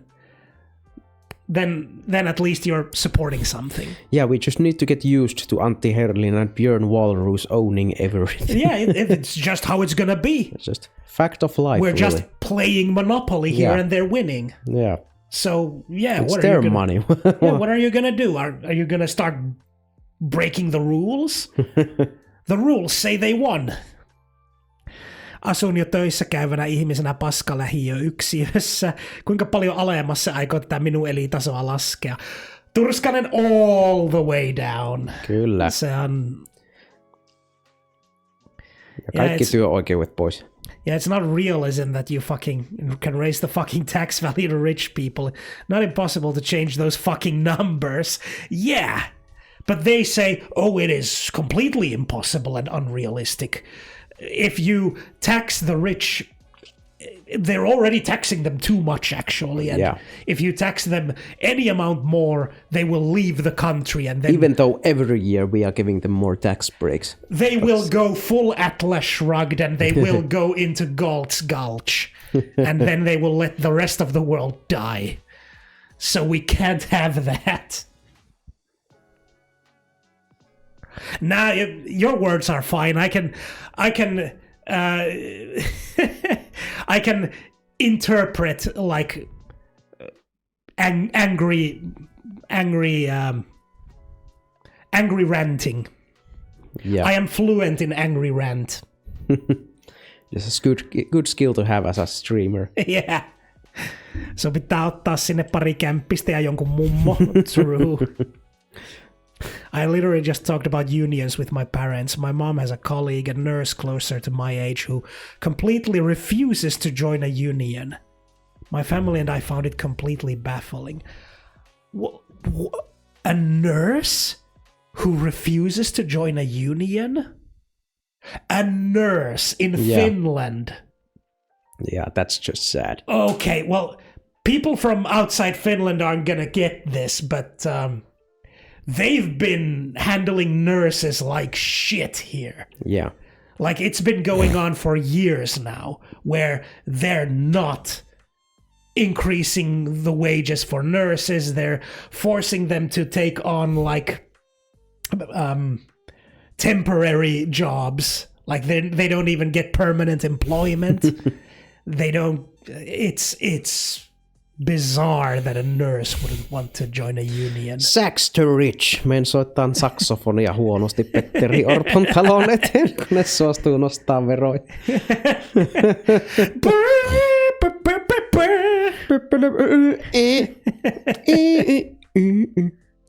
By the way, I just got another telemarketing call from the Taxpayers Association of Finland the other day. Our old I hate them friends. so much. They're a right-wing think tank who pretend to be on the taxpayers' side. Yeah. I keep getting less polite with them every year they call. One of the years I would just yell perkele at them the instant I pick up the phone. Yeah, as one should. Kootaan oma orkesteri ja kaikki mennään sinne, hell yeah. I keep getting calls from them too. Gods, I hate them, yeah. Geriatric nurse in northeastern Finland who refuses to join a union even though there are several to pick from. I don't even know what's going on there. Like, why? Why would they? No class consciousness. That's the real problem there. Yeah. And that reminds me, like, if you're a middle class Finnish person, class consciousness might not do you that much good. Like, do us that much good. Because they are so filthy rich. But you have to remember that they are always closer to our situation than they are to ever getting That's into the true. top 10%. But if I'm being honest, I am not advocating for them to get more money. Yeah, that's true.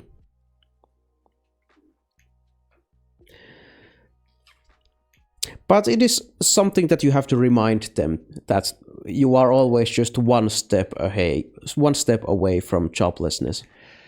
They don't believe that. They're like, nah, I'm managing fine. I'm not like you. You know, that's the average Finnish employed middle class guy. Like, I deserved everything I got, and I deserve more money. Yeah. How aren't they getting workplace bullied so much? They just quit. Yeah, that's another question. Well, if you have any class consciousness, you're not voting for kokoomus unless you're part of the top 10%. Yeah. Still, somehow they get closer to 20% because people are not class conscious. Yeah. At least they're finally starting to lose voters. Like, finally. I have no idea what finally broke the camel's back there, but I'm happy. Gas prices, maybe. Yeah, I think it's gas prices. Fucking gas and prices. And it's not even their fault. It's the one thing they didn't actually do. I bet Petteri Orpo, our prime minister, is looking at the gas prices and going, shit, fuck. Not now.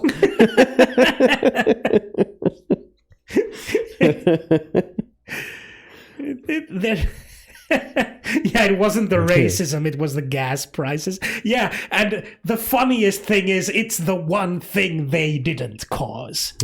Yeah. I blame the right for a lot of things, but they did not cause high gas prices. Not the Finnish right, anyhow. The American right definitely did. Yeah, it's their fault. They're doing it. But so basically it was the right. It was the right, but Yeah. not like the Finnish right. They had nothing to do with it. I think that the right wing gets too little flack for the fact that Trump is actually right-wing president. Nobody's saying it aloud, not nearly enough. That's also true, yeah. Like, this guy is your guy. This is not a leftist president. Even when we mentioned that at Oulu Pride, when we were talking in the Kokoomus tent, Yeah. their stand or whatever, I mentioned United States to them. And remember their response? It was to immediately go, "Oh, that's not going to happen." Oh, here. we're not going to go that way. Yeah, we don't like that either. Right. They're like completely distancing themselves from that shit. Yeah. And that was last year. From the exact same politics. Yes. Just handing out tax breaks and From precisely doing the same destroying things. welfare Yeah. in their country. But somehow it's going to be different this time. I asked her how, and she answered, well, we've got better systems here. Systems you're trying to destroy. Yeah. No, we're not trying to destroy them. We just want them to work better. Huh.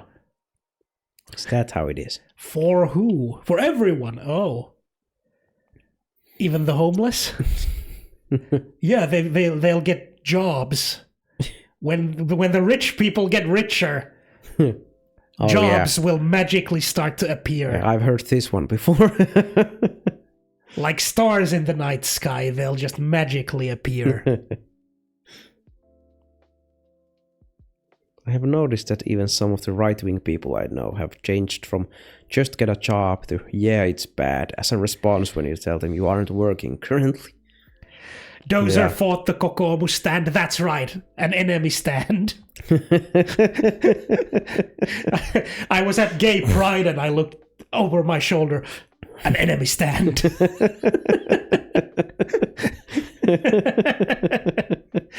This must be the work of an enemy stand.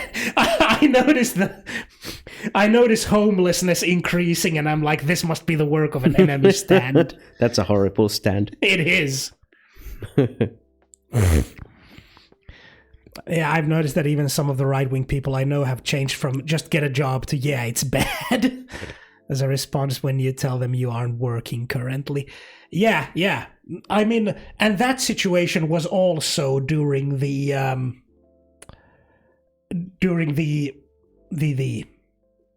Kepu, tämä, sano nyt se Kepun pääministeri, se Sipilä.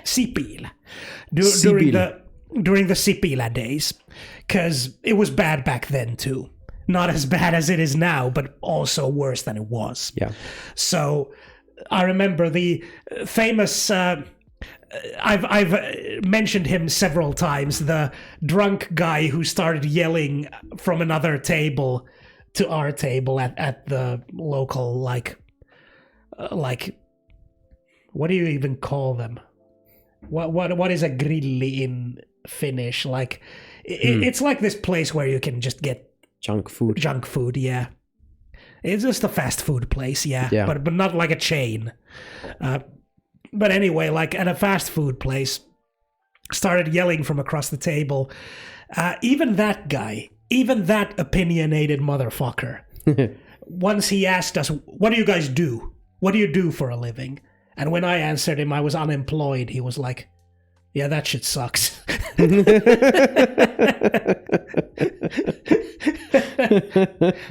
So yeah, it's true that once it gets bad enough, even the right-wingers the regular people who are right-wing start noticing, shit, this is all very, very bad. Yeah.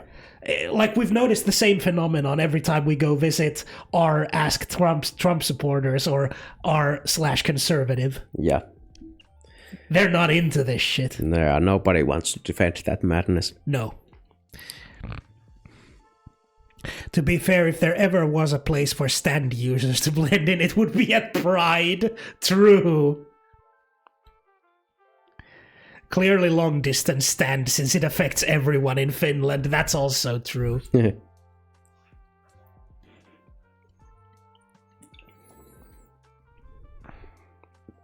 Refresh the page, check if our friends are still here.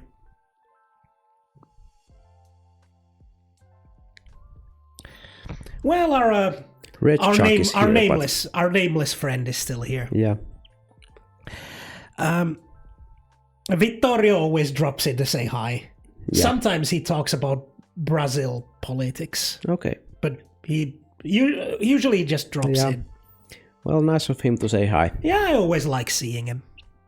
One of the things I love about myself is that my mere existence completely dismantles several right-wing talking points. Like, even if we steer clear of identity politics, LGBTQIA+ stuff, etc., I'm disabled, chronically ill, and my employment situation is tricky at best. And that completely debunks so many arguments against things like the Finnish healthcare and social security system, etc. Yeah. That it is one of those things where one way to instantly debunk, like, the right-wing argument that people should just help one another. Yeah. For instance. And that, well, systems aren't that good at helping people. It's better when people help people. You can just point at the homeless people and go, your system failed. I guess that's not happening then. Yeah, nobody helped them. Your system failed. Let's try our system. Yeah. Because their system should just always be activated, right? Because it relies on the virtue of human beings and nothing else. Yeah. So it should always be activated. So if it's not happening, then that's already proof that they're full of shit. Yeah. If there is homelessness, that means these people were wrong. But the thing is that even if people have extra money on them, it's not like they are very efficient at helping homeless people with a couple of extra bucks. Like, what the fuck can they do? Like, I have a bit of extra money. I have used it to help homeless people. I sometimes see those same homeless people still being homeless. Yeah. I don't have that much extra money. I can only give them a little bit. Yeah. And then maybe if I'm being very generous, like I was last time when we were out with you. About a year ago. Yeah, and we met a couple of homeless people. I was very generous. I can even say it out loud. I don't mind sharing this. I gave them 150 euros, I think. I gave them 150 euros. And I've seen those guys after that. They're still homeless. Yeah. I can't solve their problems. I can't. But the government can. It has more resources. So, but first we have to get rid of those right-wing fuckers before we can actually start helping people with using the government. But also, like, when they go out and they give you this argument, millä oikeudella? What gives you the right? What gives you the right to make us help homeless people? We don't want to.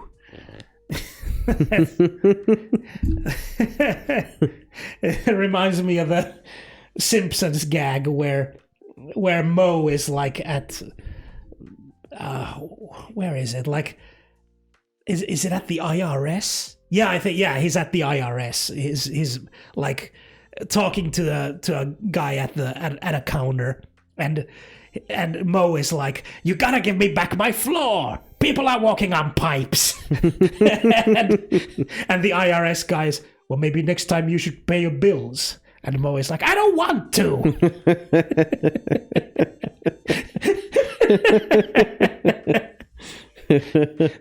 Classic Simpsons. Yeah. Doesn't want to pay his bills. What can you do? Yeah.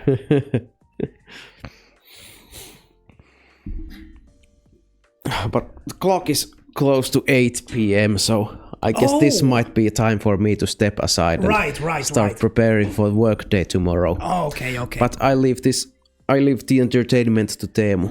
I shall take the wheel. Give me the mouse. Here is the wheel. Thank you. Let's check out what other topics we had for today. Tänne tulee aina porukkaa silloin, kun mä oon lähdössä. 16 tyyppiä. Nice to see you all. I'm gonna say goodbye for the evening. It's you leaving them. Yeah, I have to leave more often. They really don't like you. I have to leave sooner. It's like there's like 16 people waiting for you to go away. Mä vain otan vihjettä. When they hear you're about to go, they're like, okay, well, now the real stream starts. Now we... Got rid of that downer. Istut Sepi sinä ja pelaat nyt videopelejä. Perhana, en mä voi pelata yötä vasten pelejä. Ei onnistu. Tullaan huomenna töitä. Ei vaan onna. Pitää lähteä tienaamaan. Hyvää yötä, moikka moi. Pistetäänpä Sepin mikki mutelle. Elikkä tuosta. Now the other mic should be picking up volume.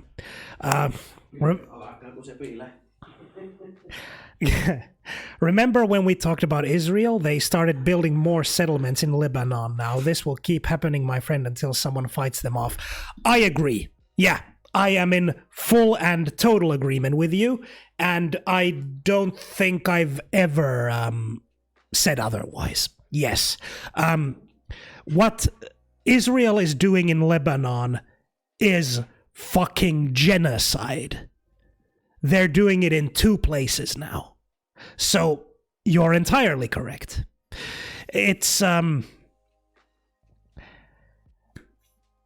one thing. Did I mention like a VTuber I follow got their family bombed by Israel? Like there's this VTuber Camilla who is Lebanese, and she started stream one time just crying because her family had been bombed. It's insane. They're not targeting any kind of like Hezbollah terrorists. No, they're just killing people and destroying buildings. It's all they're doing.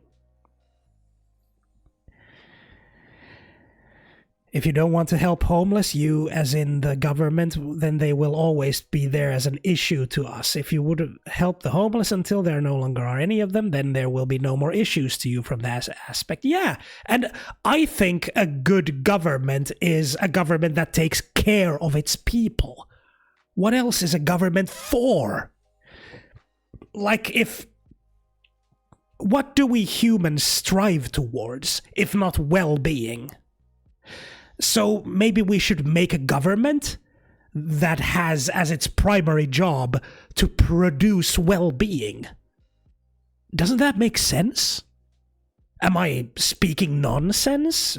Why not do it that way? What's the harm? What the fuck, is this true? Actual annexations? I know they have killed shitloads of people, but had not heard about this yet.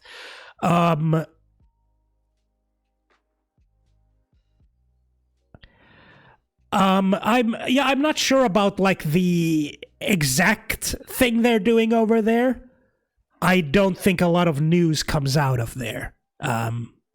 But they displaced everyone in a few days and are now building settlements. Right, that could be true. I haven't heard that yet, but yes, they've displaced like 1 million people or something. Like a lot of people. Like a huge amount. I did hear about that, yeah. To me, government is the entity we created in the mindset as we are helping each other, right? Like, life is pretty tough out there, man. Like, when we were just hunter-gatherers, we had to hunt animals, we had to fish, we had to gather berries and roots and stuff and fruit, and it was hard work. So we started thinking, maybe there's a way to do this, where we don't have to do so much hard work every day. So we started like grabbing some of the animals when they were little, raising them, growing them up so we don't need to hunt for our meat. We started taking the plants and planting them side by side, so that, well, now the food just grows here. We had all these ideas, and all of it is supposed to serve a singular purpose: well-being. There is no other purpose. Well-being is the point. So, when you've got this guy, like we went over, the guy saying, well, you gotta just give up well-being. No! That's the only thing we're striving for. No other thing matters. So what are you even talking about?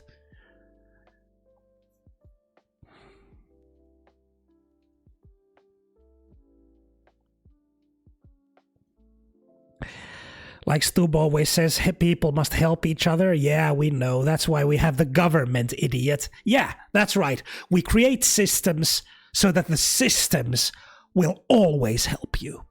That's the thing with homelessness, too. Like, okay, you got a homeless person. You can pick them off the ground, feed them, take them to your home, and let them live on your couch. Then you see another homeless person and you're like, I don't have 2 couches. I guess I could let him sleep on my floor. I don't know. And once you get to 3 homeless people, you're like, I can't even afford this anymore. I can't afford to take care of them. But then you've got the government with a bunch of money and resources. They could build all those homes, they could house all those homeless people, they could provide for them. Obviously, that's what we should do then. We should pick the option that ensures, that guarantees results. Of course we should. It's a no-brainer. Seems this might be true. Haven't heard confirmations from any credible source, but on the other hand, at least Google's shitty AI is saying it's true, and I didn't find anything to debunk the claim either. Yeah, I mean, at this point, if you tell me Israel did bad thing, I'll believe you. I won't need to check you on those sources. I'll just believe you. I'll just believe you immediately. It's probably all true, like they would, so why should I start even trying to discredit those claims? It's probably true. If it's bad, then yeah, they probably did it.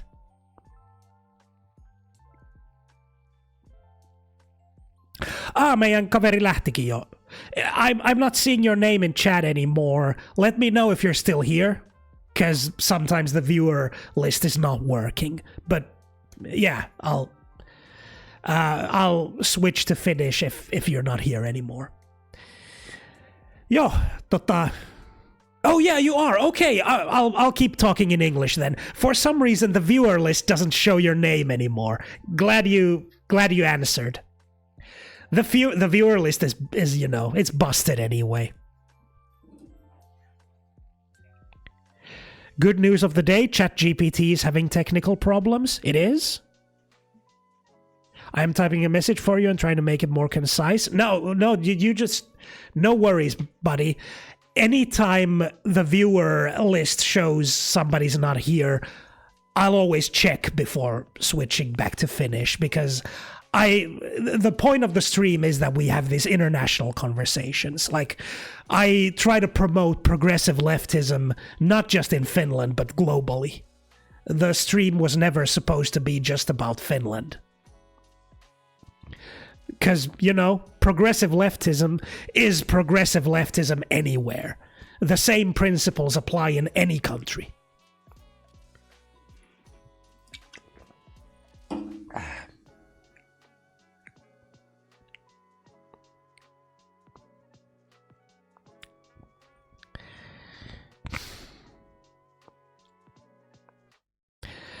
Community is what we created. That becoming the government is what ruined it. I guess so, but I don't think the government is necessarily a bad thing, Ogre. I think when there's billions of us, we're just gonna end up with governments. Like, I don't think that can be helped. Anything you'd make to replace the government will then be the government. That's something libertarians have a hard time grasping.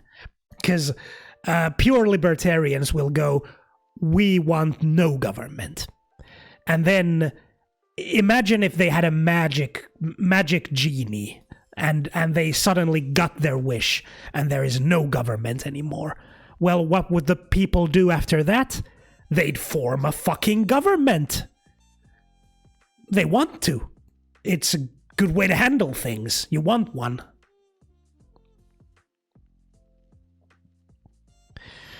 Yeah, I needed some pretty damn specific medical care to stay alive when I was born. There's no way people helping people could have secured that for me. Yes, that's definitely true. We need systems that ensure good outcomes. If we can make them, then why wouldn't we make them? It's just good outcomes. Like, yeah, Fistbeam saying, yeah, but what if you're going for the evil route? Yeah, that's the only possible alternative is, yes, we're supporting Team Evil. We want things to go badly.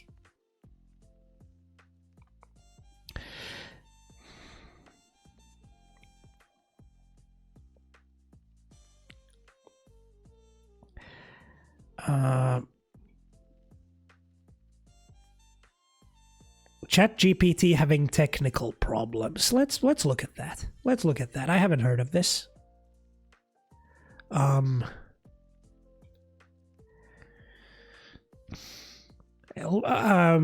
logging in. Okay.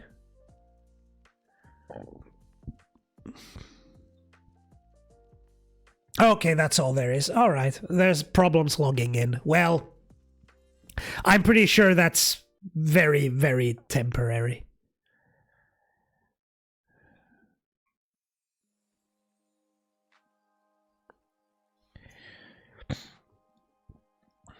The government is really good at things like the safety of food and medicine, and for obvious reasons, those are things I appreciate enough to tolerate the existence of a government, right? I get that, but we need to make people understand that they need to participate in the government and not see it as some sort of external force that just does things. I agree. I agree completely, Ogre. I think we should teach children at school that they are required to participate in politics. Not like become politicians necessarily, even though we need to tell them that's a good route as well. You can do that. But we need to tell them, you have to know these things. You have to know that things are this way. And you gotta know what you want to achieve and what party you need to vote for in order to achieve those things. I definitely think we need an educated voter base. Democracy doesn't work if the voter base does not know what they're voting for. it becomes, if they don't, then it only becomes a matter of who has the best propaganda. And if that's the case, then the richest guy is going to have the best propaganda. And if the richest guy has the best propaganda, then his propaganda is going to be right-wing propaganda. So every democracy where the population is, the voting population is uneducated, towards their class interests at least, they're all gonna go right-wing. So yeah, we definitely need to teach people about politics.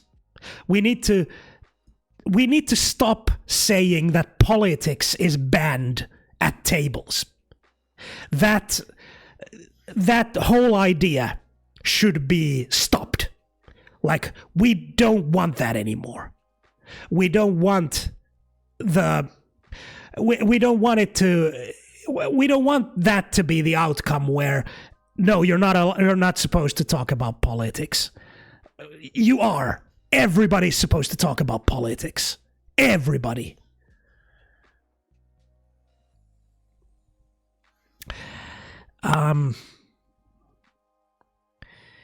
That's why we should vote, but some people don't seem to get that either. Oh, I've talked to a lot of people who don't vote, and I've always encouraged them, please vote, because the bad guys are voting. The bad guys are voting. So if you're one of the good guys, please vote for the good guys. We need every vote. I have a question for you. Considering most of Europe calls Hezbollah terrorists, how do you understand Jewish resistance groups in World War II? The mainstream groups like ZOB, ZZW, and the FPO killed collaborators, defined loosely from voicing Nazi support to buying German soldiers coffee. They also targeted ex-Nazis and even German soldiers who never fought in World War II. 1944 FPO partisans executed a retired World War I railway clerk. Do you consider these terrorists? I think the word terrorist is... These days I don't really know to whom it applies. When I used to use the term more, I was pretty uneducated. These days, I think the word terrorist is what we call enemy combatants when our enemy no longer has an organized military. I don't think there's a good definition for the term terrorist that gets universally applied in a fair way. So yeah, I'm not sure about the detail. I'm not sure what I'd say about the details you specified. I just think terrorist is a loaded term. That's like my opinion on it. I doubt anyone here is going to seriously defend the accuracy of the phrase terrorist. Everyone with half a brain knows one man's terrorist is another man's freedom fighter. Yeah, that's precisely the point, yeah. Everyone voting is a good start, but we need more than that. We need people to show what they think, even when it's not near elections. Yes, I agree.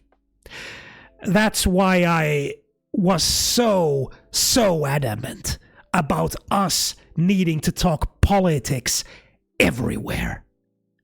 I need for it to be like a common topic of discussion.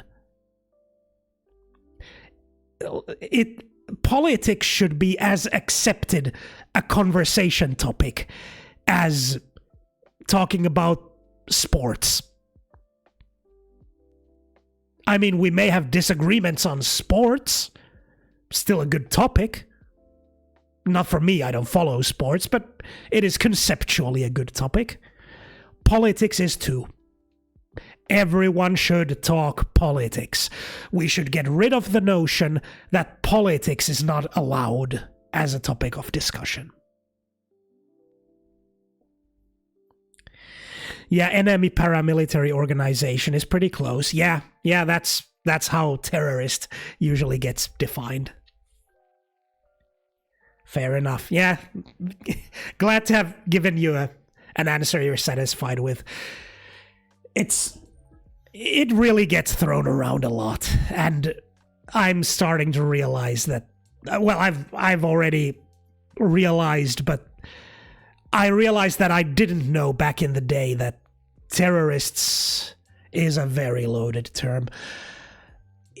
I had a very different concept in my brain about what these people are like and why they're doing the things they're doing.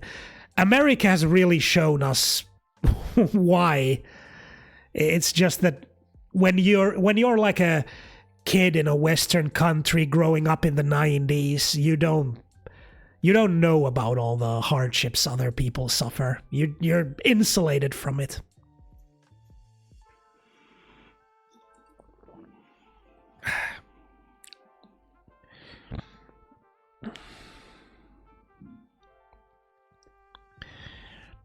More true and based. People need to go out and protest more. Yeah, and they need to talk politics more.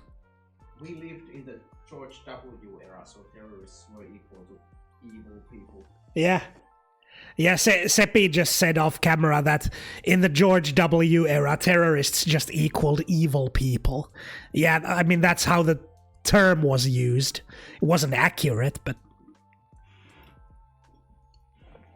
And it was easy to, as a Western kid, think that these people are terrorists because I disagree with them on several cultural issues, like LGBTQIA plus rights. And also, you know, you abhor violence, of course. Who wouldn't abhor violence? But, I mean, the older you get, the more you realize that it's just that they're not allowed to do this bad stuff. But our side is allowed to do this bad stuff. And that's bullshit. They even had their axes of evil. That's true.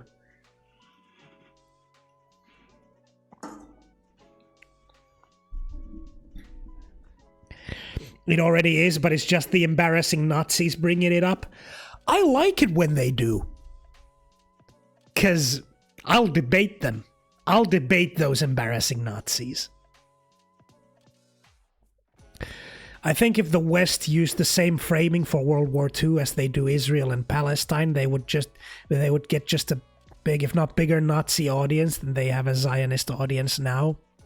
The Nazis framed the Jewish resistance as bandits and terrorists, banditen und terroristen, and used this as a reason for retaliation, similar to the October 7th excuse whenever the Jewish resistance did attacks.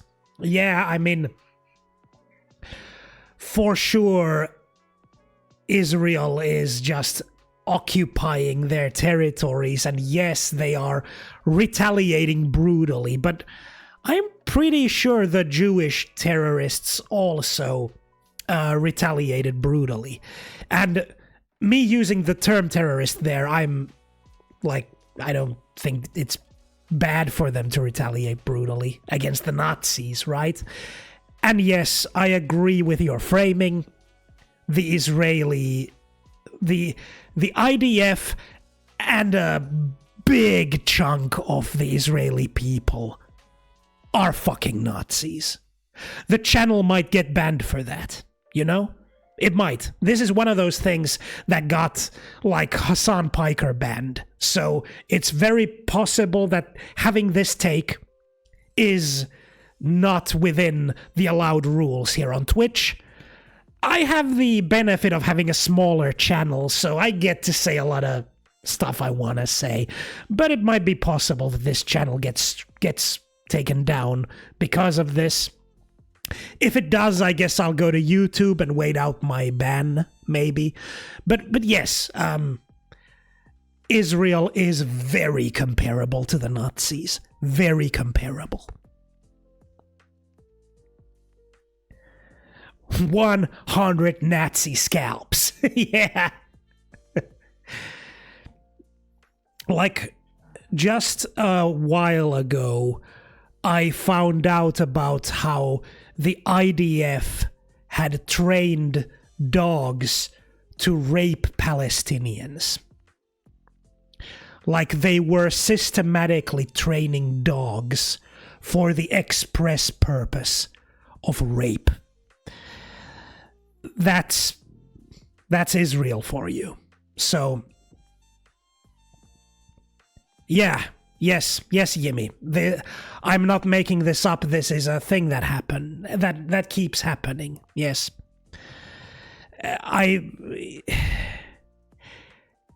There's really no hyperbole you can employ that wouldn't be accurate at this point. They're monsters. There's no real other way to put it. We have been taught that violence is wrong except when it is done by Western governments. Then it is unfortunate but necessary. Yeah. At least during George W. Bush's wars, I remember there was some media condemnation of the wars being what are good terms? Like fraudulent, like made under false premises. There was a big media thing about how they said they'd find weapons of mass destruction from Iraq, and when they didn't, well, people were like, wasn't that the whole point? And yeah. So at least there was criticism of the United States. I remember there was. And I remember not liking the United States, even as like a 15-year-old. Like, I remember thinking, yeah, it's crazy they're attacking the Middle Eastern countries, but I didn't really know anything about it.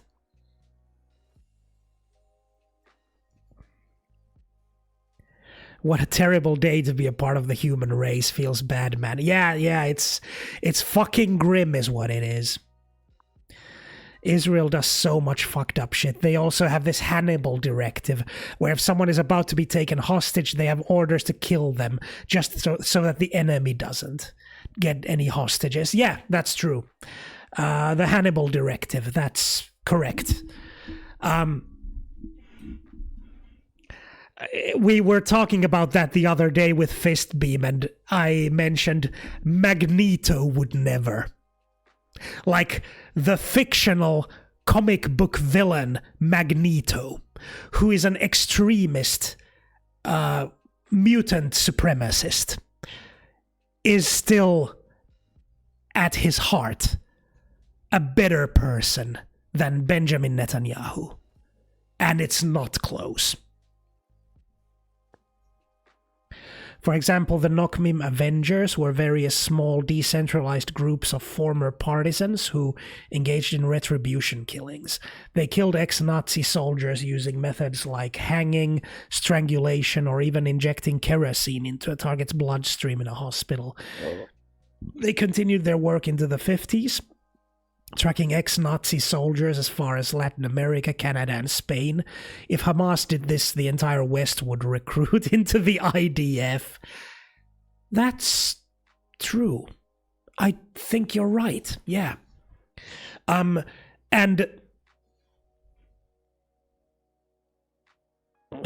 this stuff always sounds like stupid, crazy, anti-Semitic conspiracy theories, and I go Google it thinking, oh, okay, this will certainly have been debunked. Then like 90% of the time I just found out it was completely true. Yeah, that's how it is these days. Anyway, as for your post, my friend, I will say I am not pro killing ex-Nazis covertly for punishment. I don't believe in such methods. I don't advocate for such methods, but you are correct in your point. They don't get scrutinized as much, nearly as much. Oh, hey, Senatori, we're talking Israel here again. So as I was saying, they don't get scrutinized nearly as much as Hamas would if they went after ex-IDF. Yeah, like, imagine a retired IDF general for some reason moved out of Israel. I know I'm not really thinking hard about my my hypothetical here, but let's just roll with it so I can make my hypothetical. Let's say an IDF war general retires, moves over to live the rest of his days in the Netherlands, okay? And Hamas tracks him down and, like, strangles him in his sleep. We'd be pretty pissed. Like, I mean, the West would be like, holy shit, these dangerous terrorists. And for sure, I would be against such behavior, and am against such behavior. But I'm also against such behavior towards, like, retired Nazi generals. I don't think that kind of action produces good outcomes. So I am against that. But yes, I think your point is valid. We would treat them way differently than we would like a Jew killing a retired Nazi. Yeah, you've absolutely got a point, I think.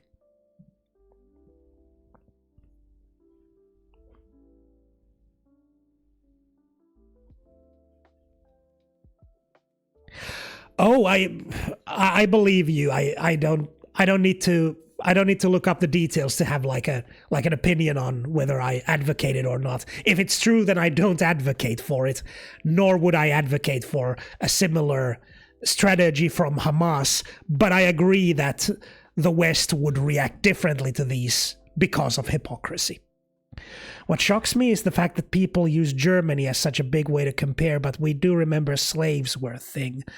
We hated one race for so long that we hurt and sold them for money. Why use Germany events so much? Like, back home, we never really use that. Sorry if I don't make sense English. No, I think I understand what you're saying. Like, why are the Nazis the only bad comparison when slavery was systematic and brutal? By the way, Mokimochi, welcome to wokepoikien. This is a Finnish progressive leftist Twitch stream where we discuss politics and other current event topics and just have fun and chill and chat and play video games. Drop us a follow if you like this kind of stuff. And if you want to know when we're online, join our Discord. It's the links in the... Well, maybe our mods can put the link up in chat, and I will always send a notification when the stream goes live. So if you want to chat about these things, this is where you can find us. Anyway, as to your point, yes, like systemic slavery is for sure a thing Western countries have done, especially the United States. I mean, they stopped doing it way after everyone else had already stopped. And still, we often default to the Nazis as the bad thing. I think there is even like a clear reason as to why the systematic killing of 6 million people is like one of the biggest ethnic cleansing killings in the world, right? I'm not sure if Africa maybe has done something similar, because, you know, Western media does not follow Africa, so I'd have no idea of knowing whether, like, some genocides in Rwanda or Congo could come close. We don't really get informed on those topics that well, unless we find out. There's the link to our Discord. Hop in.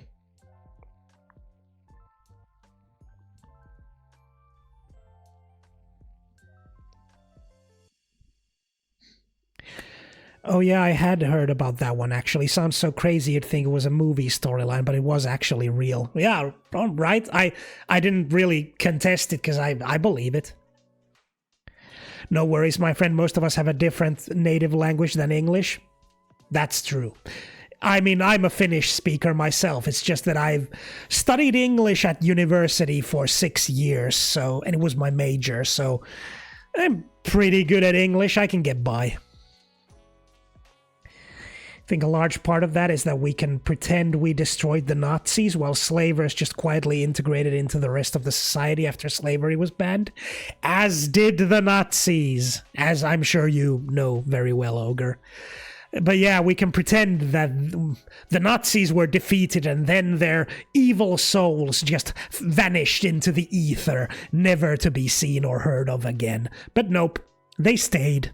They stayed and were biding their time. Not just were a thing, still are. The 13th Amendment in the US didn't abolish slavery completely. It's still allowed as punishment for a crime, i.e. the current US prison system. Yeah, that's true. That's totally true. They are legal slaves in the United States, prisoners. It's just how the system works. And a very disproportionate number of prisoners are black people, so yes, they still have black slavery in the United States. They just don't like to talk about it. Yeah, I hear Nazi so much from many people. My Oma lived during the war. It was traumatizing for her, so it's like a personal thing for my family, as my Opa didn't have a choice but to join, so it is so hard to hear people use that, you know? I get it. The Nazis were bad, of course, but yes, I get the trauma, and I am, sympathetic to someone who really had no choice but to join. I hear the pressure might have been pretty bad.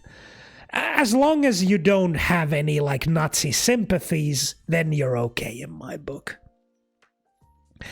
And yeah, another reason why we bring up Nazis so often is because their ideology is the basis for a lot of current right-wing social movements. Like we've got just a few years back, they don't use it as much these days, but a few years back there was this thing that right-wingers kept talking about, cultural Marxism. It was a conspiracy theory where they claimed that Marxist philosophy and ideology had infiltrated different parts of parts of all sorts of administrations, like Marxists had situated themselves inside systems and were using subtle manipulation tactics to influence culture into becoming more Marxist.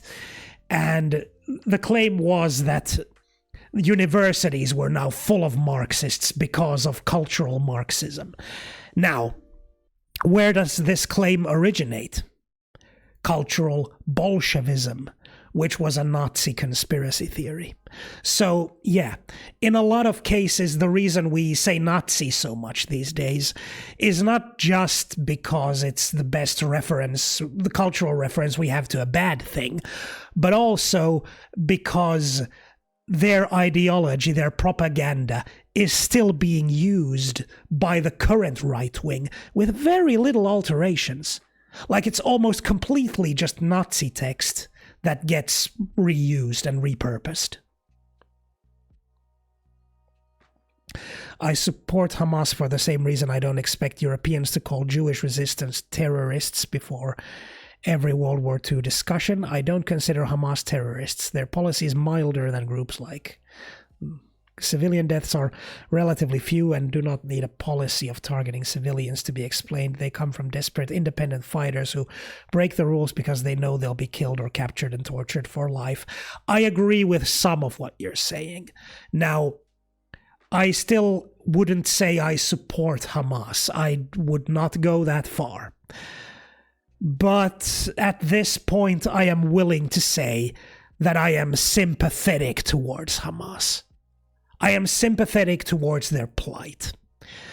However, I know I disagree with them on, like, LGBTQIA+ issues, for instance, so, yeah, I don't like them. But considering the sides, IDF versus Hamas, I want Hamas to win. So, yeah, I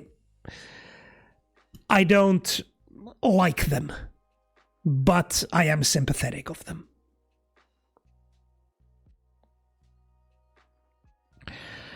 From what he said, it was the threat of my Oma and his kids. It was really bad, and no, never, I do not agree what happened. Then I am very sympathetic to your situation. Like, I'm sure that happened a lot. I'm sure there was a lot of coercion that forced people into accepting the Nazi ideology and doctrine. So, yeah, I can sympathize with that, definitely. Do you not support them because of their general politics? If so, do you support the communist resistance groups that also fought on October 7th, such as the Marxist-Leninist Democratic Front for the Liberation of Palestine or the Marxist Popular Front for the Liberation of Palestine? I haven't looked up on them, but I don't really agree with a lot of things that Marxist-Leninists say. I am not a Marxist-Leninist myself.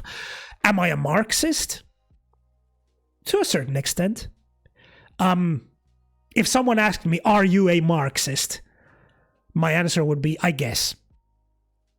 That's not my strongest identity, but I guess I am.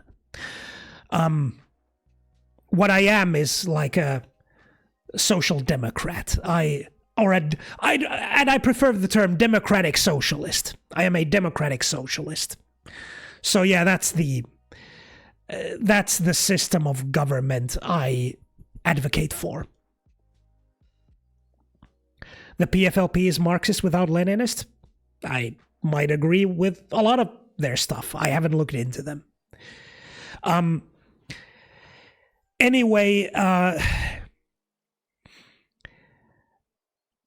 like it's complicated, man. It is very complicated, and I do think, and like any proper progressive leftist, my sympathies are always gonna be on the side of Gaza and the Palestinian people. They are the ones being wronged, and I think Hamas has some really horrendous things they do. There was even that UN inspection they did, where they did find clear evidence of war crimes, of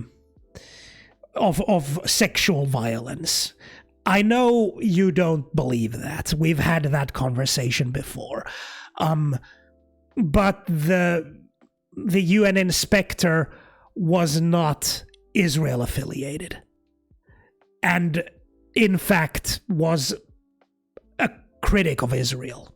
So I don't think it's Israel propaganda to say that these things happened. However, still, I think Israel is the root and the cause of this problem.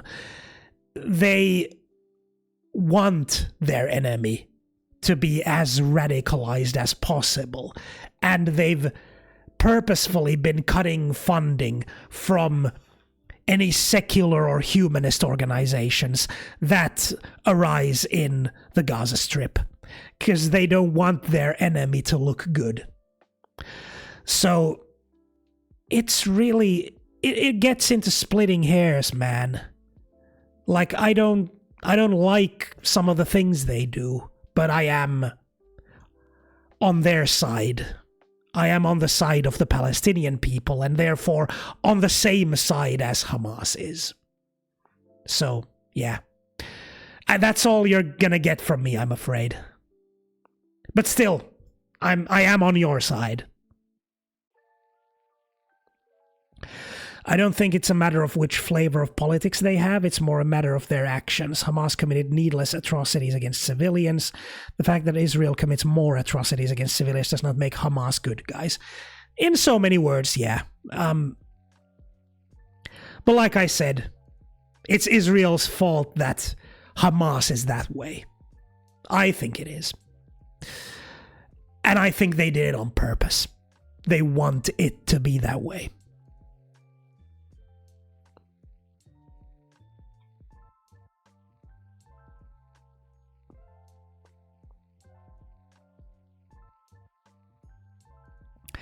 I wouldn't be surprised if they just found a general rape victim, since they are a rape capital, and just said, yeah, Hamas did this. No.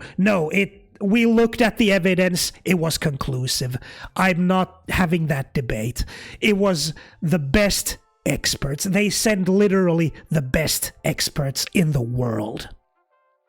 It was not a, oh, somebody got raped. Yeah, Hamas did this. No.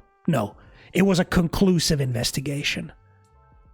I'm sorry, but if you don't agree with that, then I cannot change your mind. I already have the best possible evidence. I don't think I can't produce anything more than that. So if that's not enough to change your mind, then I'm not going to argue the point, because I broadly agree with you. We're on the same side. We don't gotta split hairs. It doesn't. We shouldn't be infighting. We shouldn't be infighting when we agree on so much.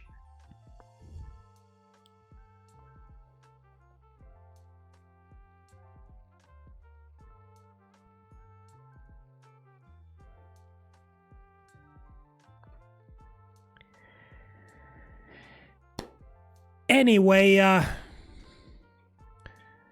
wonder if we had other topics we could cover. We've still got a little bit over 15 minutes left of the politics segment. Might not be enough time to cover anything. I can give you a quick look at the topics I had. So yeah, Bulgaria has a new pro-Russian leadership, which is bad. Here's to hoping that it doesn't become another Hungary.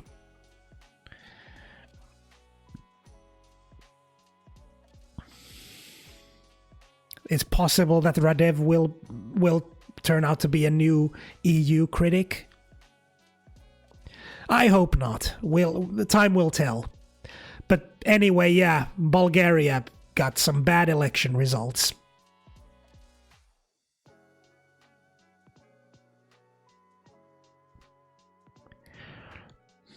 Check out the article you all linked. In chat. Is there an article in chat? Or in the Discord, do you mean?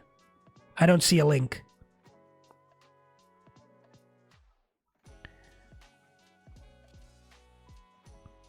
Finnish politics section. Okay, let's have a look see.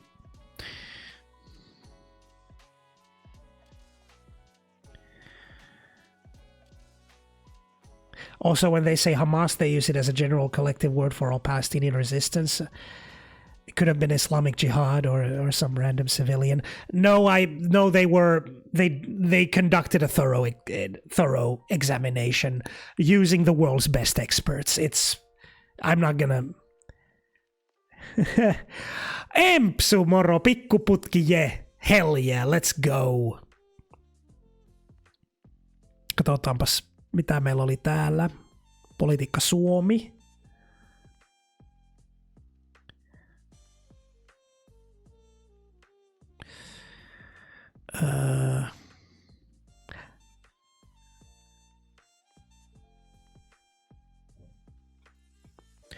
This one you mean?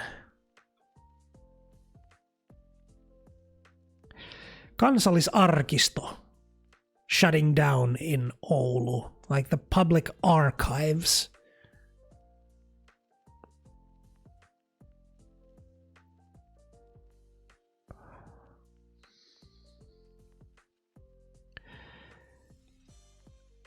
They're shutting down like 4 locations.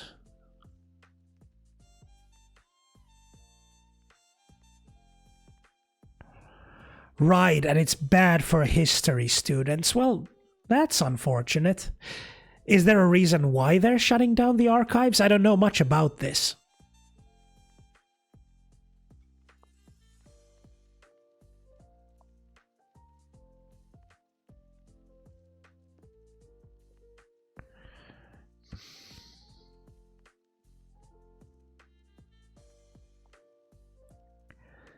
Right, well, sounds bad. Let's see what... Is there a reason given?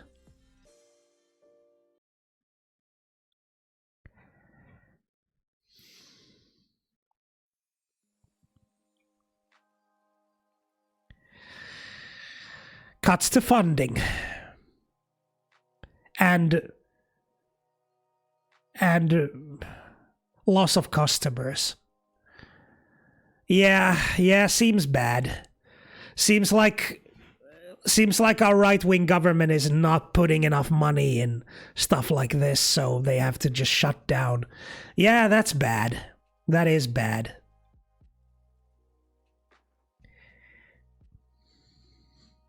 Yeah, that's what it was, Jimmy. It's money. To save money, we can't keep doing this. We can't keep just cutting away all these... Sure, it's not like life-threatening for anyone, but still, like, we do have the extra money for this. We have more money than we did before. So why all this? Why do we need to cut from all this?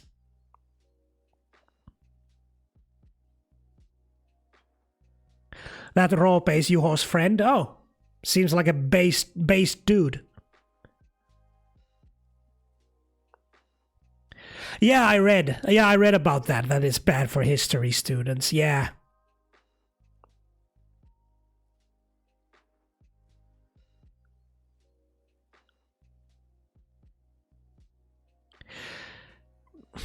I don't remember. I did read it.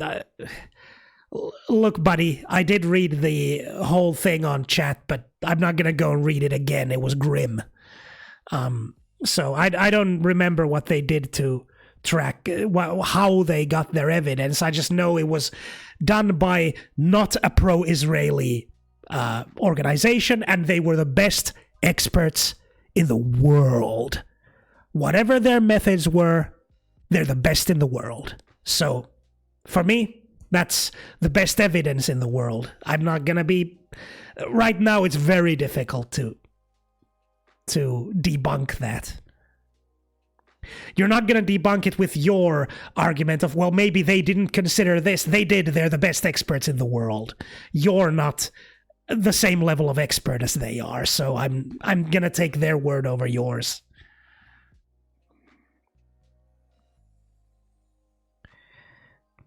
Okay, no problem. Yeah, anyway, I'm still on your side, despite this one disagreement we have.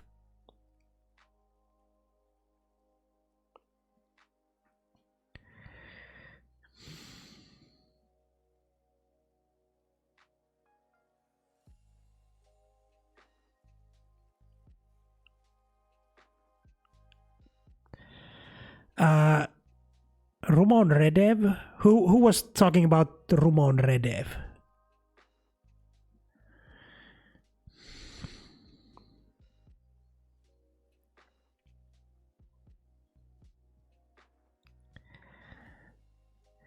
At least be a digital archive then, but this is still quite bullshit.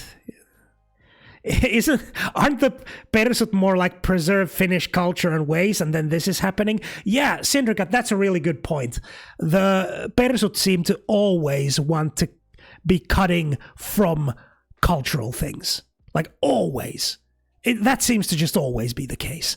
And then they keep saying Finland first, or respect Finnish traditions and culture. And then they shut down theaters. And it's like, what do you mean? What culture do you mean?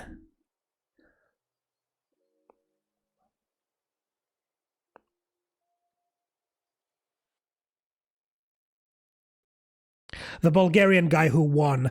Oh, right. So I didn't even. Yeah, right. Okay. I didn't even think he was like leftist. But yeah, I know what you mean, like those full tanky leftists who are actually just Russian puppets. Yeah, they're really, really not on the same side as we are on most issues. I mean, some of them aren't even. This guy isn't even on the same side on, like, social issues.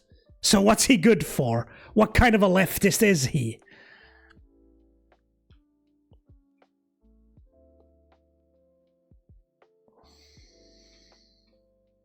Okay, so apparently, yeah, I mentioned this at the start of stream. Apparently the Strait of Hormuz is still, like, shut down. Some ships got through, I heard, but apparently the current situation is still, like, it's shut down, basically.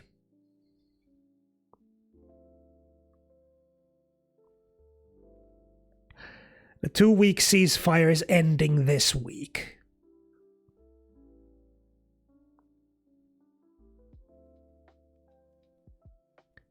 Yeah. So yeah, this thing is still happening. I don't have that much to say on it, but it's still happening.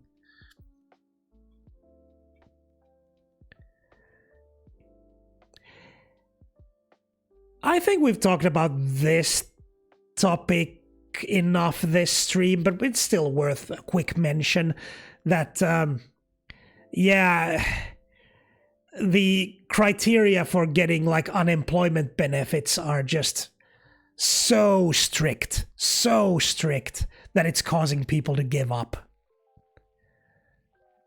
And Finland is richer than it's ever been. We've got so much money. We've got so much more money than we did in the 70s when we made much better social security systems. We're just swimming in money, and we're just saying, yeah, but there's not enough for social security.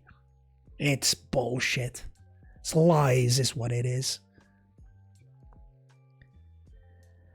I clicked on this link, but I haven't really looked into this whole Elon Musk France thing.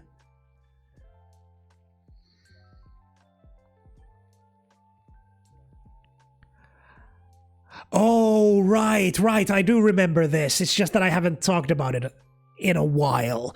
It's the one where France is mad that Twitter spreads, like, hate speech and child pornography.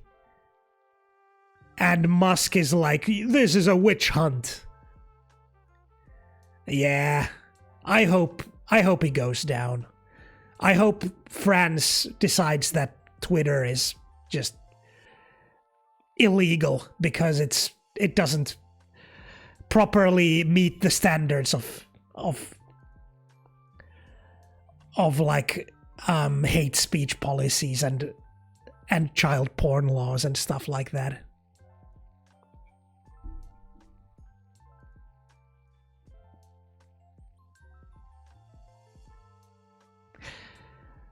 Right.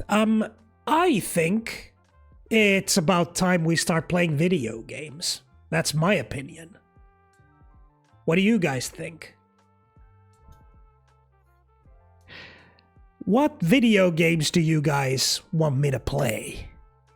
We've got 2 hours to play video games. What do you guys want to... Time for Jimmy, nobody told you? Burger Seppo died. Burger Seppo is dead. She got killed by the venture yeah, Burger Seppo got killed by the venture company. Burger Seppo was fighting against this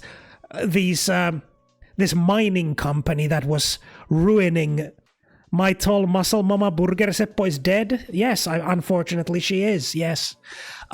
She was fighting against this mining company that strips the land of its resources and is chasing the Tauren away from their own lands. Burger Seppo was fighting them, and she died. She attacked. She turned into a ferocious bear, charged into their mine, just wrecked shit, beat up all these people trying to exploit the land. She killed all the supervisors, like all the bosses, even like the big named one. She mauled them to death. But then they like ganged up on her, and she was ultimately killed. She could not escape the mines. She would have had spells where she can entangle enemies in these roots that spring up from the ground, but unfortunately, in the mines there were no roots because it was indoors, so there was nothing that could spring up from the ground, and she couldn't do it. She died. Rest in pieces, yeah. We all miss Burger Seppo. She was special, wasn't she? But the dwarf then, whatever his name was, Hillhofgoggar. Now my whole week is ruined. Aw, I'm sorry. I mean, we also were very saddened when Burger Seppo passed. All I can say to comfort you, Jimmy, is that Burger Seppo lived a life. She was very happy, very excitable. She was always helping people, and she was very enthusiastic about what she was doing. So, until the moment her end came, she lived. And we'll never forget those times when she turned into a bear and just swam in a lake for fun. Just a bear, Burger Seppo, swimming in a lake, just having the time of her life. So, it is sad, but she was a happy cow. We all know she was. So even if her life was brief, it was wonderful. Some adventures just have to come to an end, I guess. That's true.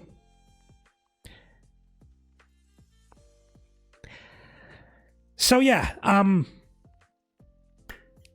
with that eulogy, who is this? Real Cower? It's a video game. we just take our video games seriously. It was our hardcore classic World of Warcraft character. And since it's hardcore, one death means that's the end. That character is deleted. So yeah, we were role-playing her as we adventured, and now she has met her end. Which is sad, but we remember her and the life she lived. So yeah, what games do we play now?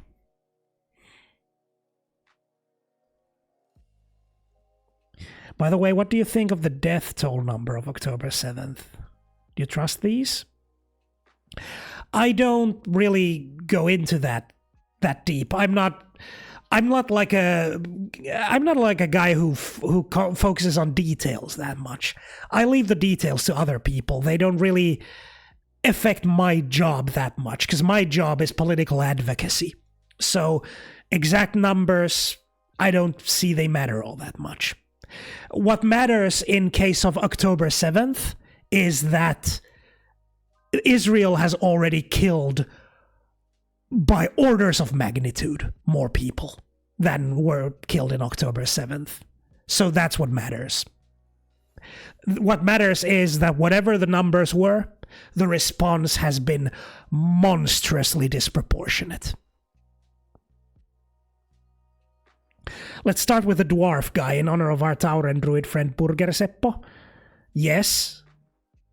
But her sister Surger Beppo puskee menemään ja tulee olemaan voimakkaampi, jotta voi kostaa siskonsa kuolemaan. That's right. Burger Seppo is survived by her sister Surger Beppo. The two were very close. Okay, so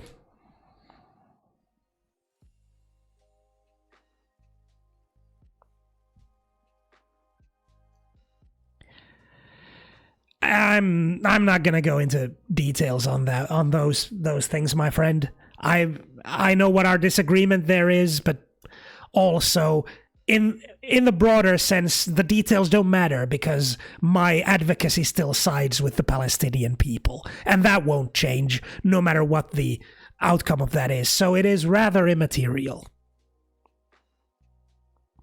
So yeah, we've got 2 votes for classic World of Warcraft. Is that what we're going for? Chat? We're gonna play more hardcore classic World of Warcraft.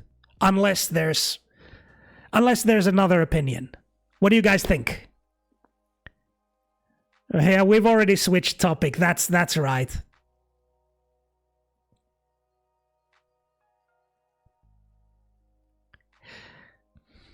Hell yeah, Dwarf's turn. Maybe I will make a brother for him at some point, maybe. Okay, so if there's no other opinion on what game we should play, then I'm gonna boot up World of Warcraft.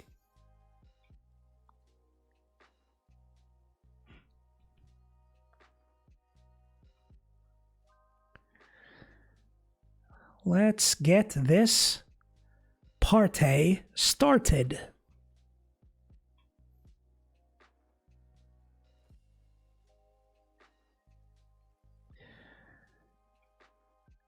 There.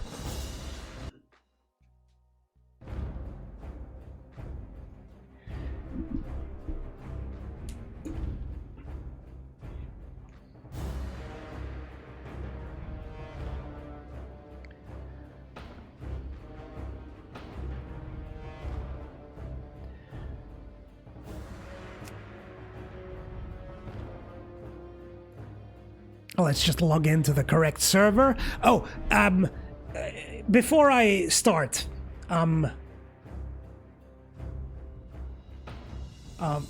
wait. Before I start, I want to once again invite anyone who wants to play with us that this is a public server. We are playing in the European server Soul Seeker, which is hardcore normal. Why this server? Because we decided we'd do hardcore, and it's the most populated European hardcore server. So if you want to join Hilhof Goggar on his adventure, then log into Soul Seeker. Everyone is invited to join who wants to.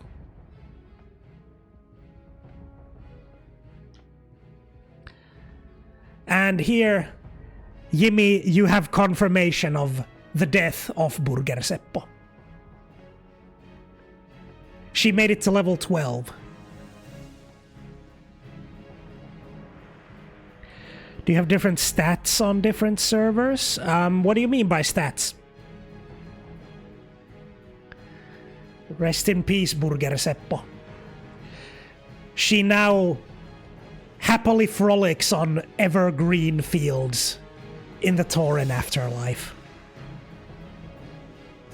Anyway, we haven't started playing Hilhof Goggar yet, but Hilhof Goggar has already been created by chat. Chat decided on the race, the gender, and the class. And chat decided every part of his appearance. So, and his name. So this character was just like Burger Seppo. This character was made entirely by chat. Like the stats you upgrade with levels? No, they're all the same in all the servers. They don't really have other different rules, the servers. It's just that in hardcore servers, if you die once, that's it. You can no longer resurrect that character ever. Anyway, here we go. It's time to begin the adventures of Hilhof Goggar, the dwarf warrior. The stoic dwarves of Ironforge spent countless generations mining treasures from deep within the earth. Hidden within in the hardcore servers, if you die once, you die in real life. That's true. You have to sacrifice one person, and it wasn't me. We sacrificed someone else. But a person died for that character, yes. That held secrets to their ancient heritage. driven to discover the truth about his people's fabled... How many genders do you have in this game? 2 or more? Just 2. Just 2 in this game. This game is from 2004 after all. To archaeology. As part of the Grand Alliance, the stalwart dwarven armies have been called away to battle the merciless horde in faraway lands. In these perilous times, the defense of the Mountain Kingdom falls to brave dwarves like you. The spirits of the ancient... They didn't have woke processing technology yet, that's true. Strength. The future of your people is in your hands. Alright. Up. Here we have Hillhofgoggar. And I've got good news or bad news for you, chat, depending on your preference. I don't see Hillhofgoggar as the type of dwarf who hurries anywhere, so be prepared to watch a lot of RP walking. He's just gonna walk. That's right. Burger Seppo always ran because Burger Seppo was excitable that way. She was always in a hurry. She wanted to be at the next place. Hillhofgoggar? He's not in a hurry to be anywhere. He's Hillhofgoggar. The places will wait for him. Oh, hell yeah, that's what I thought. That's why you have a producer, to get hardcore RPG sacrifices. Among other things, yes. That is what we use a producer for. Chill and relaxing classic WoW gameplay to sleep to. That's right. Well, let's see what this guy wants then. What's up with you? You seem like you want something. Well, aren't you a sturdy-looking one? Perhaps you can assist me with a thing or two. Not much help around here except for green apprentices, and they've other things to worry about. No. Well, what do you need? What do we have here? You look as though you might need something to keep your hands warm, HM. I'll tell you what would help. HM. A pair of nice warm gloves. And being the kind soul that I am, I'd be more than happy to provide you with a suitable pair. I've one condition, however. I need you to go get me some wolf meat. Nice arrangement, HM. You bring me some wolf meat, and I'll make sure you don't lose any digits to frostbite. Well, what do you say? Oh, those boar handler gloves look impressive. Yes. One would be a fool to not understand the value of a pair of boar handler gloves. Let's hunt some wolf.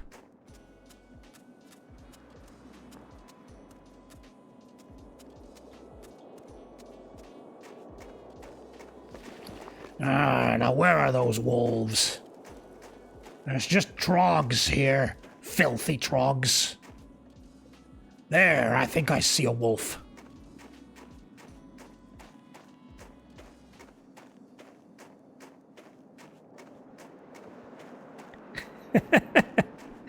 Dose is gonna RP walk everywhere and rule for 500 years. That's correct. That gnome seems to have killed all the wolves. I see one. A ragged young wolf. Come here. Face the axe of Hillhofgoggar.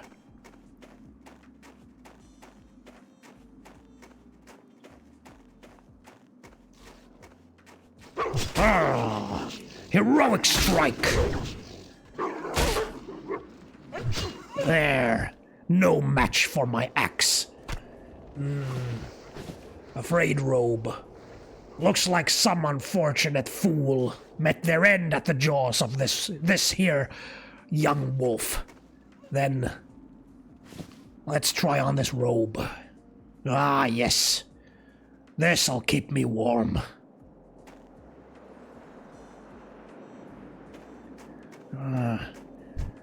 I hacked him to pieces too badly, though. Only got a little bit of meat off of him. Dwarves are natural sprinters. I don't really see dwarves running unless absolutely necessary, yeah. At some point warriors get the charge skill, though. That's when Hillhofgoggar will run like the wind. Only when charging, though. When charging into battle. And the wolf ate the robe as a whole. It looks like the wolf really like just swallowed the robe. Heroic strike. Ha! Ha! No match for me, just like the last wolf. Maybe I can sell these ruined pelts. There. More wolves. Come here, you four-legged runts. You are no match for Hillhoff Gogar's axe. Heroic strike.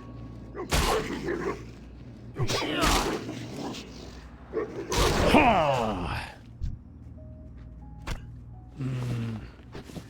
These frayed gloves look nowhere near as good as those boar handler gloves that guy had. But they'll keep my fingers warm for now. You should make an authentic stereotypical dwarf accent. Maybe if I can. I'm not that proficient with accents, but I can give it a whirl.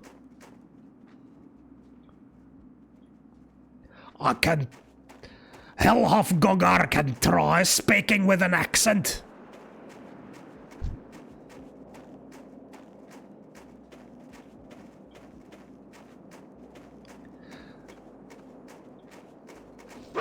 Wretched wolf, come here. Man, these wolves really like to eat clothes. That's true. The food these wolves eat is clothes. Is primarily clothes. The Coldridge Valley wolf primarily eats clothes for sustenance. Not many know this.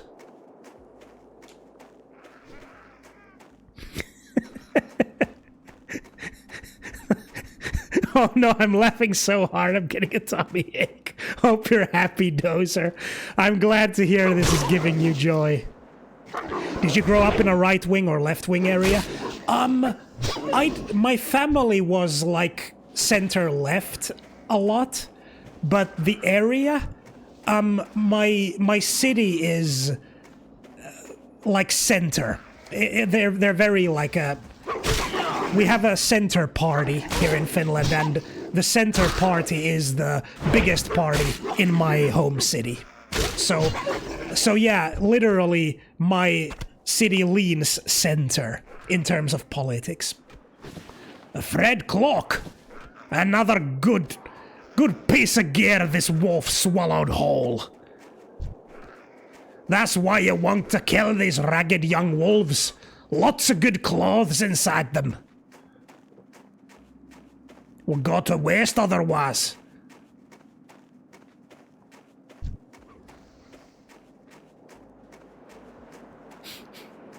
Maybe clothes taste better than dwarves? Aye. I'd much rather eat clothes than eat a dwarf. Ah! This wolf parried my axe. Well done, wolf. That's impressive. Oh, a frayed belt. More attire-based delicacies, I see. Ha!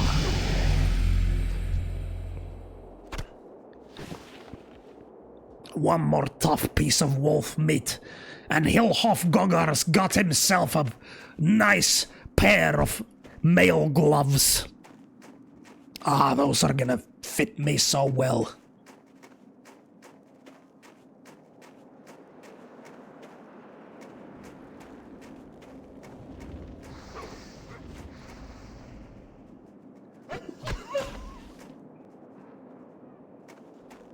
That gnome mage stole my ragged young wolf.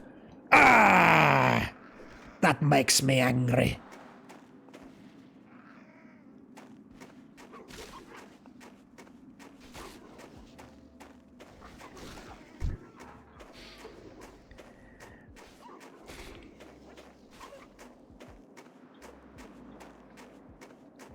Oulu is like a maybe slightly left-leaning city surrounded by right-wing fundy wasteland. That's also true, yeah. There's a bunch of farms around my city, home city of Oulu. So there are a lot of like right-wingers living there. But like politically, we align with the center party. Plenty of low-level mobs in World of Warcraft drop cloth. I find it hilarious that like the bears of Goldshire can be used as a good source of silk. Aye, famous bear silk. Good for making clothes. Everyone knows this. Ah, yes. 8 pieces of tough wolf meat. Good for any dwarf. Now let's get me those gloves. Where are you? Where was that quest giver?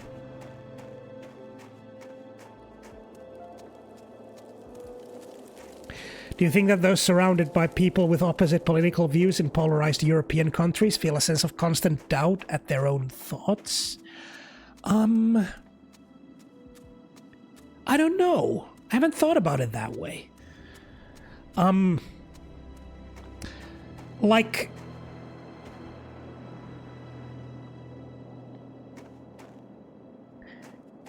as a lefty, I've always been able to find lefty friends, so What can I do for you? I've never felt myself surrounded by right-wingers. Right-wingers in leftist cities, I don't know. I mean, I'm sure that,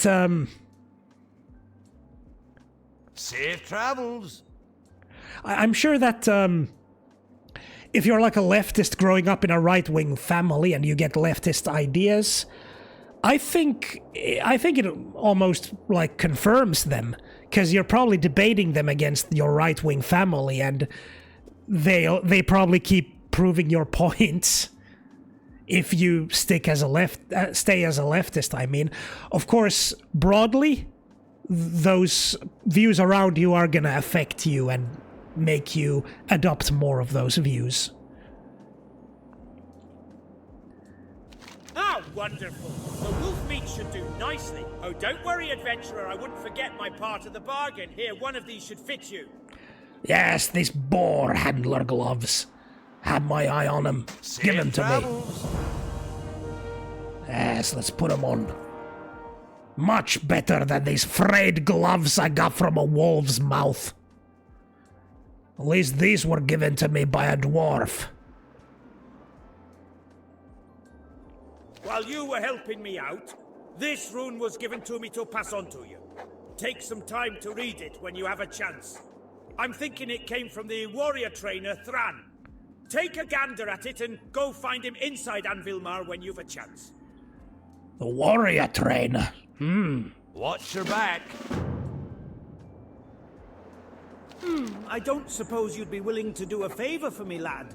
A stack of letters came through the pass today, but I don't have the time to send them along. They're all addressed to Talin Kenai.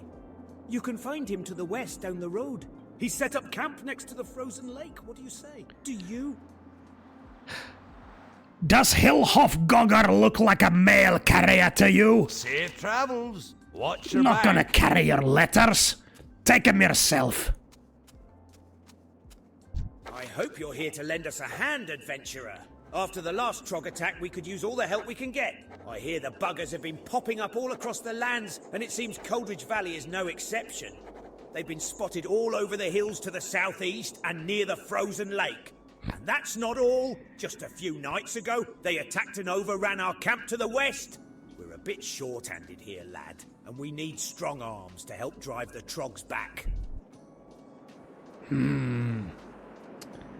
Oh, this belt looks good. Much better than the belt I got from inside a wolf's stomach. Yeah, and besides, I get to kill filthy Trogs. I'll accept. Keep your feet on the ground. I don't know what I would do if I was in that situation. I think I would doubt that maybe I'm mentally ill and I have delusional thoughts, because it seems logical to me, but not to everyone else. Maybe I am the problem. I get that could be like a common way for those that for those thoughts to go. Let's sell all this junk I'm carrying. No use carrying it around. Anyway, yeah, I think people take to conflict in different ways, my friend. For me, it always strengthened my position to hear counter arguments, and then when I debated against those counter arguments, well, it made me realize that from all these conversations I'm having, it sounds like I'm the one who's correct. So, but I get that not a lot of people are like that naturally in tune with debate and things like that. Yeah, I bet that can be a real problem. Stay woke, meikä lähtee liveen. No niin, nähdään Holger sitten kun reidaillaan sua. Niinku tässä vähän päälle 1,5 tunnin päästä. Niin hei, laitetaanpa Hillhoff-kokkarille action barit. Noi. Let's put these action bars on Hillhoff-Gogar. Don't need the jerky in my... Let's give him the stone form. Let's put it here, I guess. Now let's put it here. And find treasure. Let's find it here. Put it here. Right. Everything else is passive.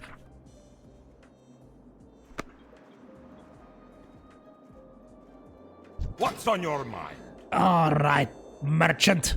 What'll you give me for this ruined pelts I found in a wolf's stomach? This chipped claw, this broken fangs, this old frayed glove.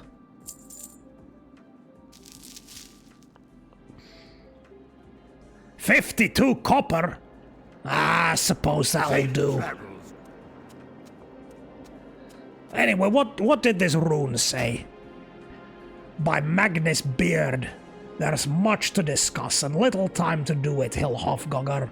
Find me in Anvilmar, overlooking Coldridge Valley. As soon as you can. We gotta get started. There's a mess of things I can tell you about to get you caught up to speed, but all that's got nothing to do with us. For now, what we need to focus on is the grip of an axe, the weight of our armor, and the smell of our own sweat beading down our foreheads as we fight our enemies. We'll start with that. Thran Corman, warrior trainer. This dwarf seems to know what he's talking about.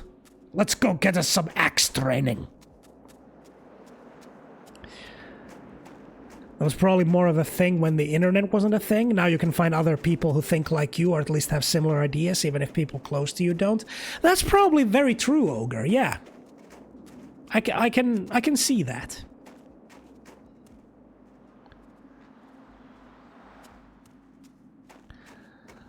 Anyway, Anvilmar's right over here. Where is that axe trainer?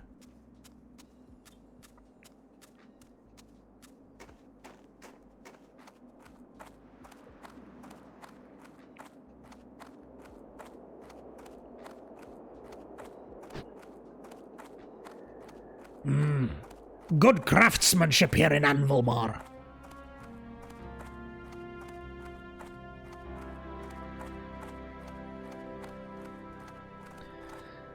Now where is he, paladin trainer? I do not fight with the holy light. Just with my axe. Rogue trainer, filthy thieves.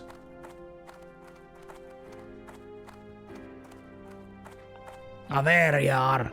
Thran Corman, the warrior trainer. No! The big wars might be over for now, but we still have to keep our skills sharp! See you soon.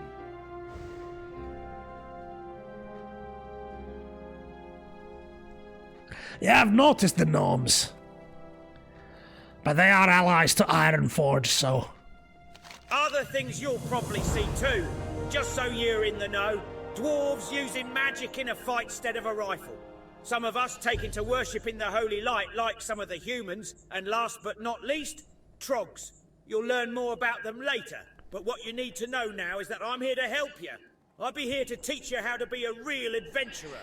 Anytime you think you need more training, come back to me and I'll see what I can do. The All big right, wars then. might be over for now, but we still have to keep our skills sharp. Well, tell me, what can I learn from you? Battle shout? So I just shout really loud in battle?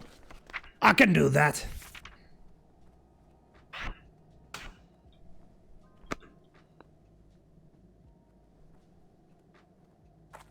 All right. What more was there? Trogs? Right, trogs.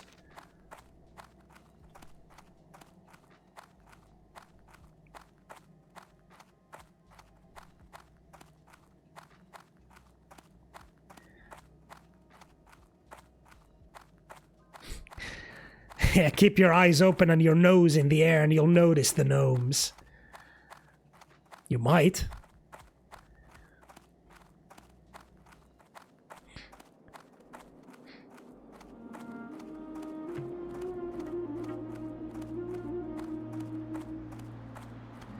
All right. Where are those filthy trogs? Come try me. Come try Hellhofgogar.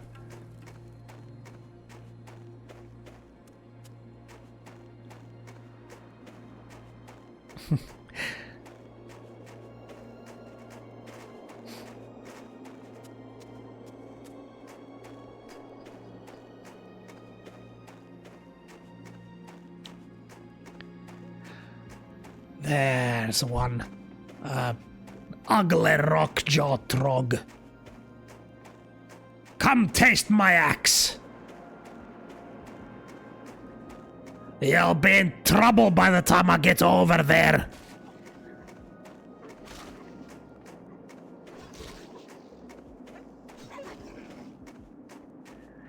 Just gotta step through this deep snow.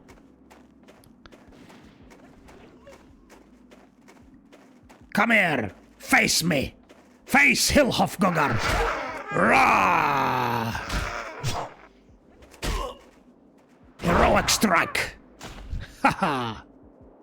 Fool! I bet these 4 copper were stolen from a dwarf.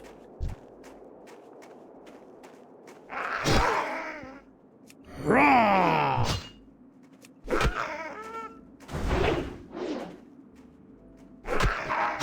No match for my axe. For the axe of Hillhofgogar. Come here, you. Get back here. Ha! Ha!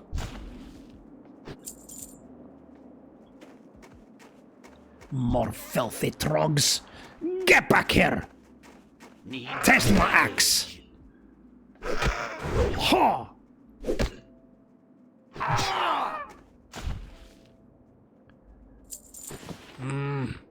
This ragged cloak is not as good as my frayed cloak. This trog was carrying a no good cloak.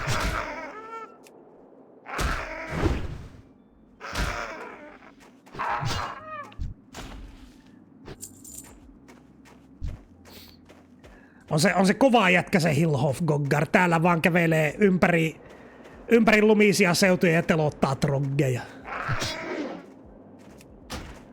Välillä huutaa kovaa ja sitten huitoo kirveellä. Another Fred clock. I guess I'd rather take that than the one that was in a wolf's mouth. It's not covered in wolf slobber.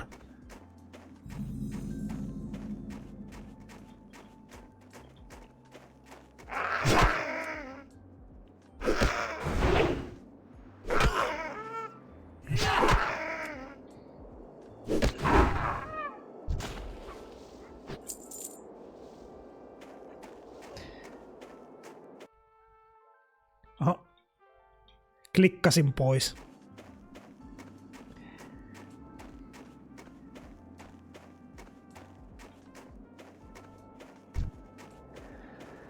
More filthy trogs.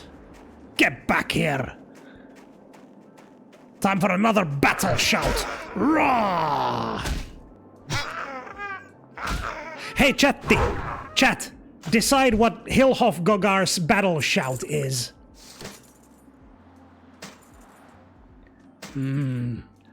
These flimsy chain gloves are not as good as the boar handler gloves I got for that wolf meat.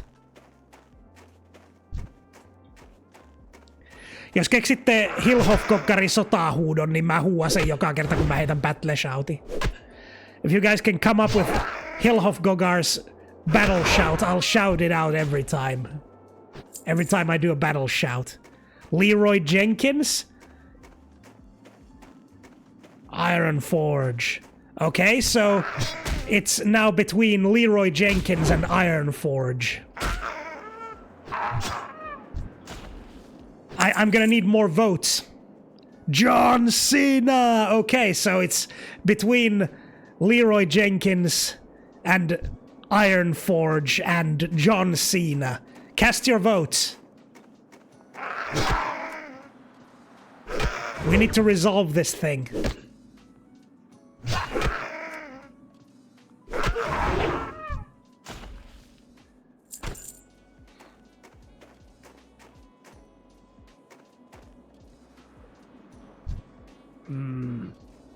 Need another burly one. Killed another of these normal ones.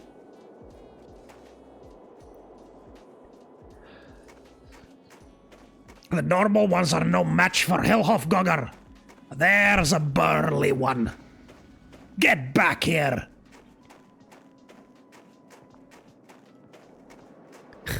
Shouting out the names of real people doesn't make sense in World of Warcraft? Well, neither does the name Burger Seppo, so if something doesn't make sense, then it's chat's fault and I have to live with it.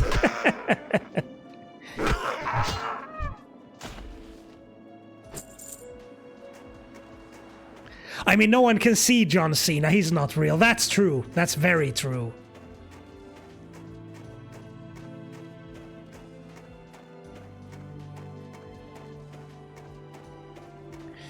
Keep voting, guys. What is the battle shout of Hillhoff Goggar?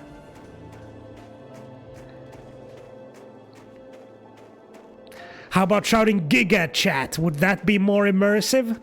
Okay.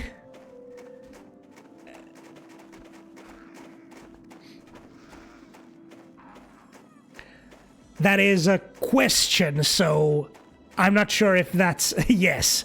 I'm not sure if that's like a vote for the battle shout being Giga Chat, so...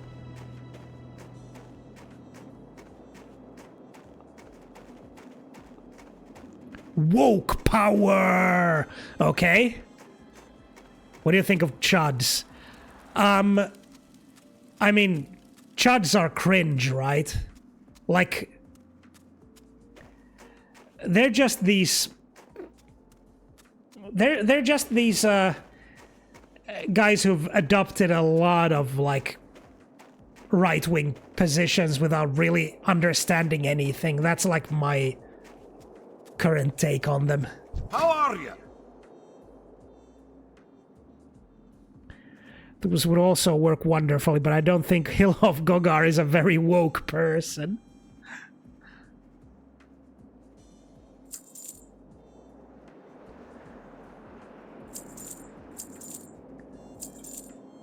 There. Alright, I killed your trogs. Killed your trogs for ya. Now give me my belt. Are indicative of what is happening elsewhere in our lands. By Magni's beard, we have some troubles ahead of us. I can only hope that the King and Senate are taking steps to deal with the threat the trogs pose.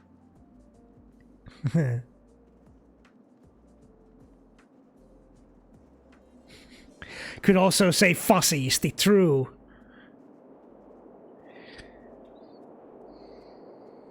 Be good.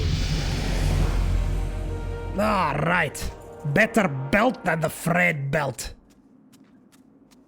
It's got wolf slobber all over it. Disgusting.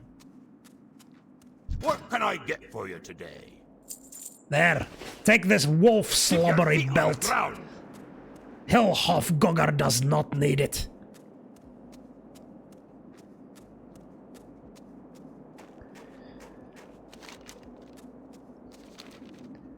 Anyway.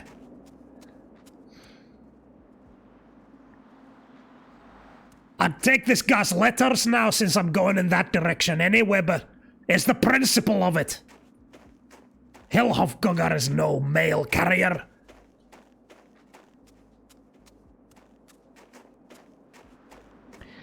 Do you look at the Wojak memes? I see them sometimes. I'm aware of them.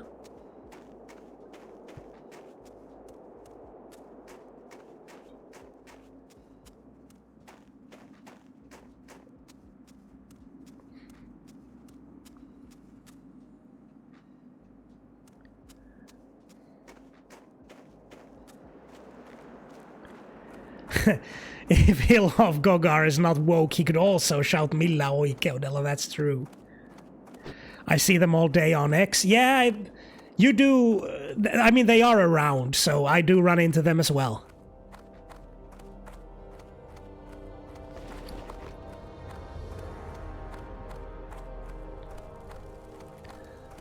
Alright. What do you want? Speak, gnome. We drove the trogs out of Gnome Regan, but then it all went so horribly wrong. Now our home is completely irradiated, and we gnomes have been scattered all over Dunmorrow. In my haste to get away from the radiation, I lost all my personal belongings and tools. It was the trolls that got them. Trolls? They stole my chest, my box, and my bucket of bolts. They took them back to their camp southwest of Anvilmar. I'm no adventurer. Could you find my things and bring them here to me, please? Well, if filthy trolls stole them, then I'll take them back. Then. Just to spot the trolls.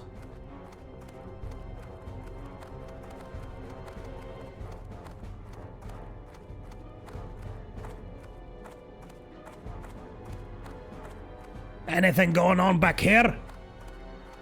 No? Alright. Keep selling cloth and leather armor. I'm off to kill trolls. And get some buckets back, I suppose. But mainly kill trolls.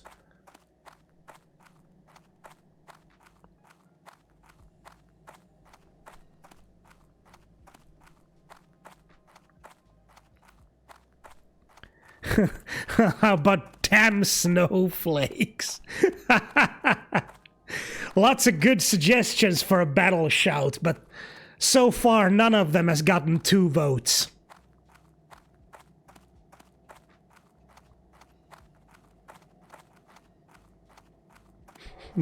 No, no, no!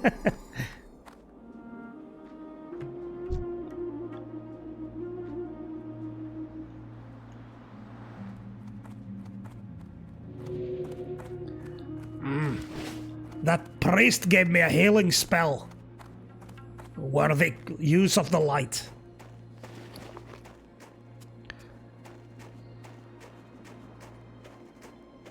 Not that I was injured, mind you. Simply healed a blister in my finger from holding the axe so tight.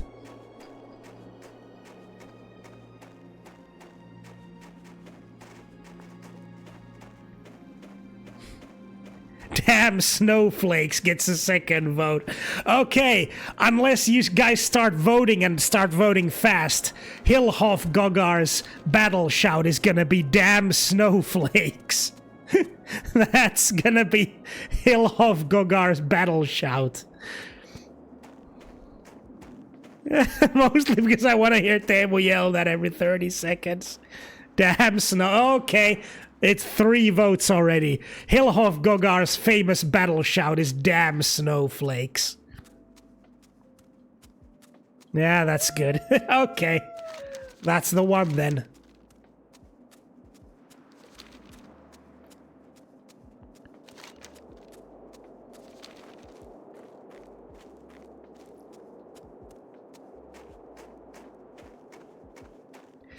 But now, for now, we're just We're just slowly making our way on this dirt road.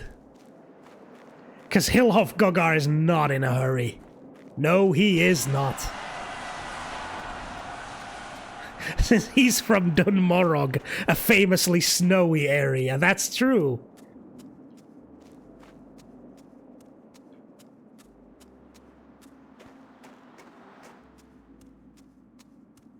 Why does that priest keep bouncing? What's there to be bouncy about?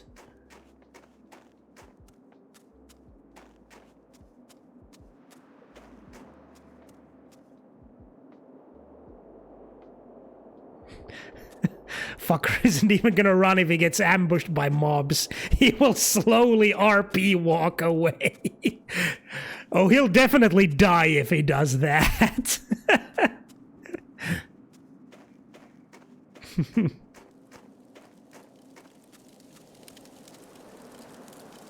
Nothing like a day of boar hunting, eh? Though here in Coldridge Valley there are so many boars it almost takes the fun out of it. No need to get them charging. They're all angry and ready without any help. In fact, recently there have been so many boars in the area, it's become dangerous for me to do my daily hunting. Long story short, if you could help me kill some of the boars, I would appreciate it. Boar hunting, eh? For some dwarven leather pants? I have always fancied a tight, shiny pair of leather pants. Be good. However, I'm off to go kill trolls. One thing at a time. Boar hunting can wait. Trolls need to die now.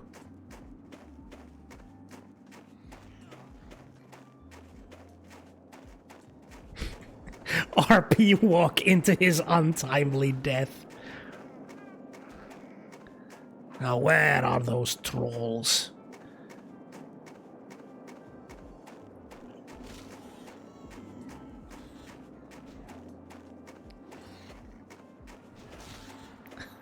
That's not running, that is tactical repositioning. Also true, but Hilhof Gogar does not tactically reposition in a hurry. I think I see a tent. Is it a troll tent? Has it been set up by filthy trolls? In my beautiful Coldridge Valley?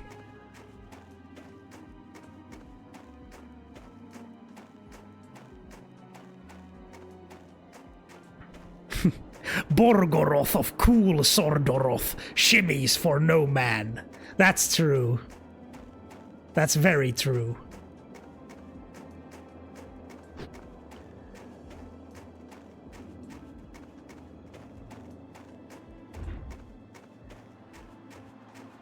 I don't see any of the gnome's equipment. Oh, there it is! That's Felix's box.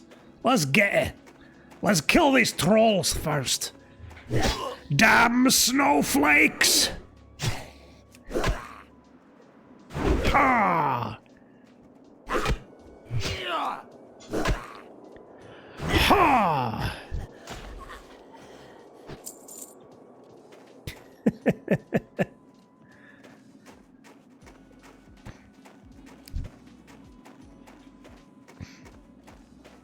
Come here, troll whelp.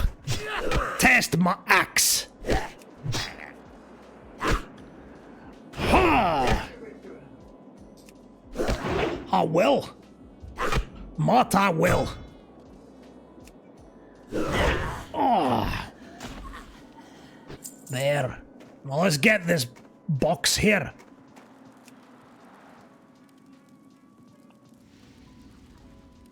What's in this? Right, it's the box he lost. Alright. Let's go get the rest of the stuff. See where it is.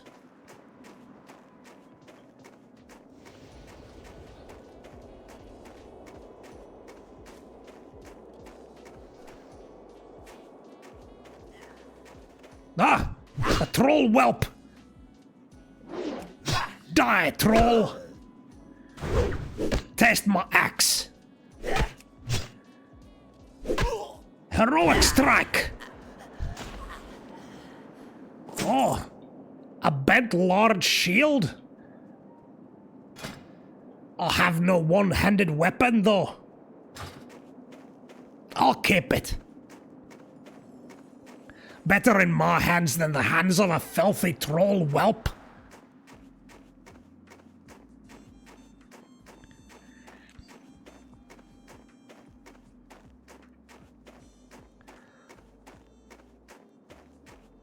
There must be another tent somewhere. Where is it?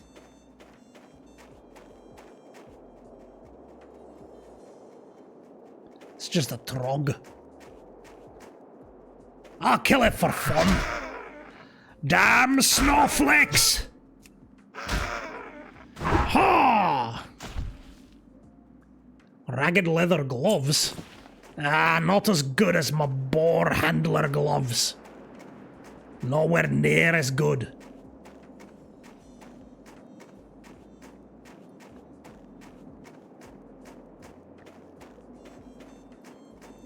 Filthy trog. Get out of my Coleridge Valley. Split your head in two. Flimsy chain boots. Ah, good boots. I'll wear these.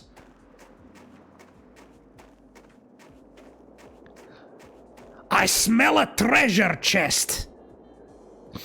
My dwarven senses smell treasure. Where is it?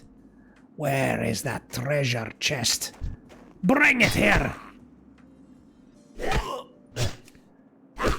Heroic strike!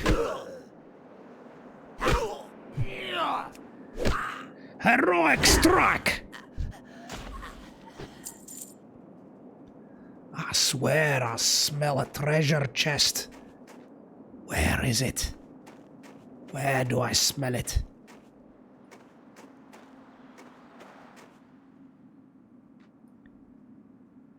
There's somewhere over here. Is it inside the tent? Is a treasure chest inside? I can smell treasure.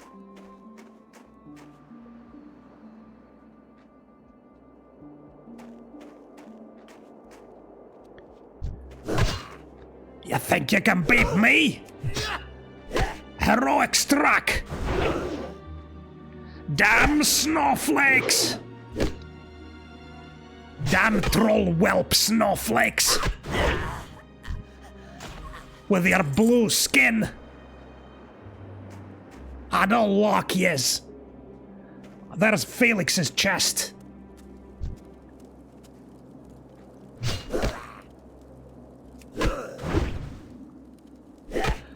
First, kill these damn troll snowflakes.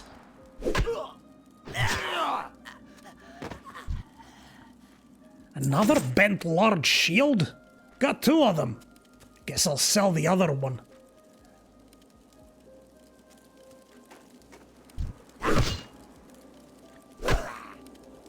Ugh.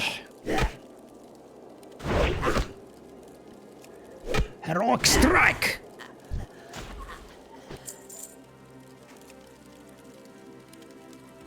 Alright, let's open this chest. There. I still smell gold somewhere. Or at least treasure. I could have sworn there's treasure in this tent. Die, whelp!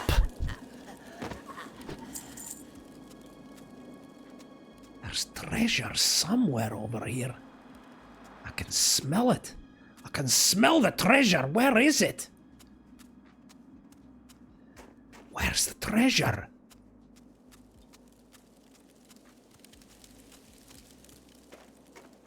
Where are you hiding your treasure?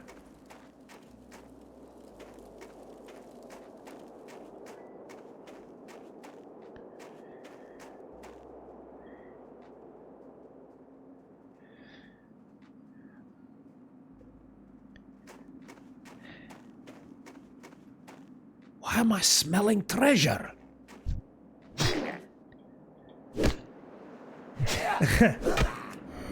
Damn snowflakes! Doesn't whelp mean child? Yeah.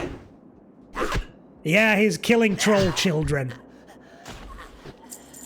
Hillhof-Gogar is doing a genocide. Could have sworn there's treasures. There it is! I knew I smelled a treasure chest. There it is. Come to Papa treasure chest. Come to Papa Hillhof-Gogar. Ah, just a flimsy chain clock. Still, at least this wasn't worn by a filthy trog. I'll take it. Now what was it, a bucket of bolts?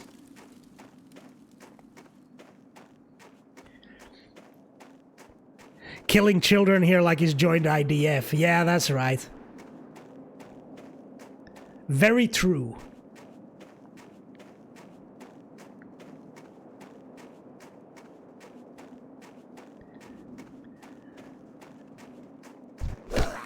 What? Don't you know who I am? I am Hillhof-Gogar. You'll rue the day you messed with me.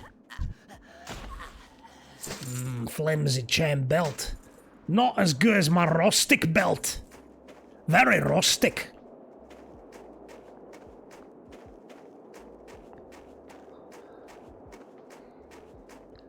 Whelp is closer to cub, so in World of Warcraft's logic, trolls are closer to animals. They are, yeah. The trolls are the oldest race. They're the oldest sentient race. And they're very close to nature.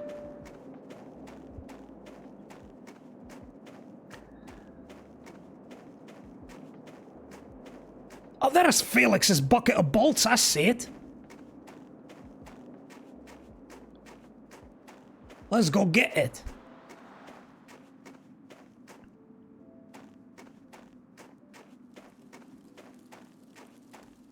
Huh. All the trolls are already dead.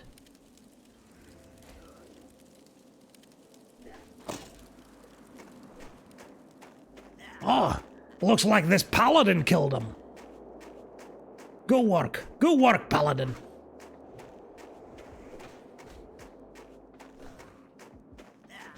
Ah, he seems to have got this. Doesn't need my help. Oh, let's head back to Anvilmar. Slowly. Let us slowly head to Anvilmar.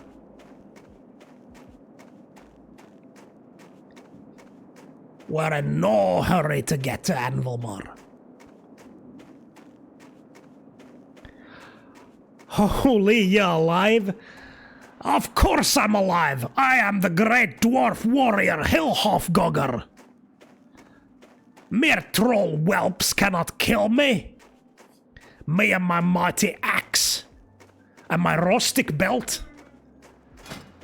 I do like this rustic belt. So rustic.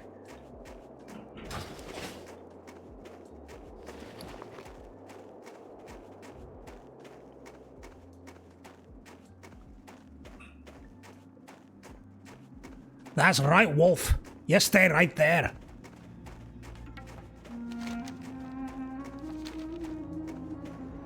Oh, there's the gates of Anvilmar. Almost there.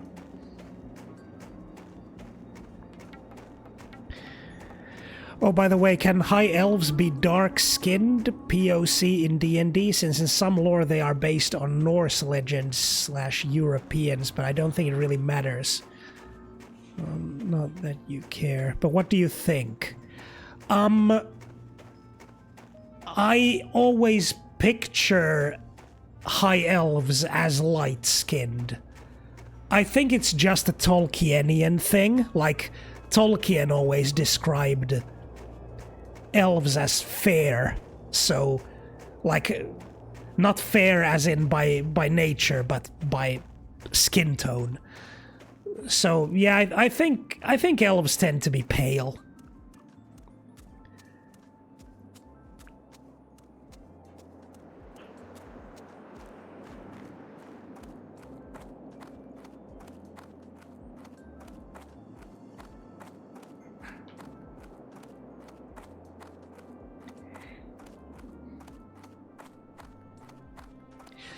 But like I said, it doesn't really matter one way or the other. Like if I saw an elf be depicted as dark-skinned, I'd be like, okay, that's fine.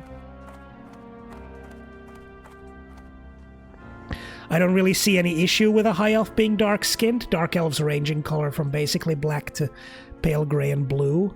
Yeah, that's true. That is true. I guess it's just when I think about them like lined up, the like dark like the black-skinned, pale gray-skinned and blue-skinned drow somehow like fit the same palette in my head. Like it's just an aesthetic thing. I don't really mind high elves being dark-skinned. It's just that because of different works of fantasy, brown-skinned elves give me different connotations than high elf, you know? Like, when I see, like, a brown-skinned elf, I'm conditioned to think that it's some kind of a special elf. Like a special kind of elf. True, but in D&D, dark elves are mostly drow. Yeah, that's true. Well met.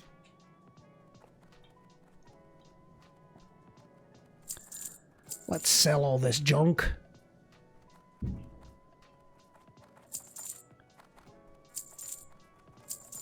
There you go.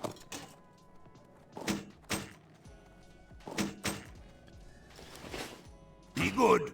Oh. What's on your mind? Fix my gear, will you? There. Safe travels. 9 copper for fixing this gear? That's highway robbery. Hi, how are you? I got your stuff. Huzzah! You found them! You're an absolute savior, my friend. Here, it's not much, but it's something for the trouble I've put you through. Thank you! Well, it will buy me like 5 repairs of my gear. You have a great day now. All right. Anything else?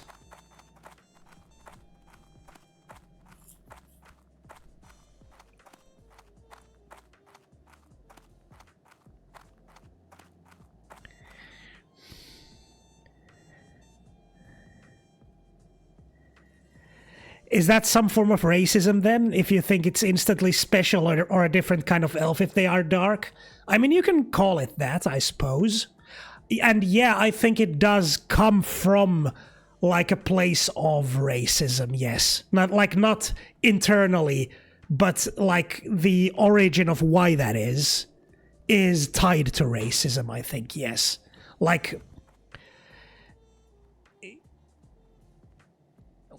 the fact that elves are depicted as generally light-skinned, and like a brown-skinned elf is instantly like recognizable to me as some kind of like a special elf. And when I say special, I mean it's like a lore thing where, well, brown-skinned elves are some type of like what could they be? I don't know, like a special kind of mountain elf or something. Like, I've just seen so many fantasy settings do that it does give that connotation in my brain.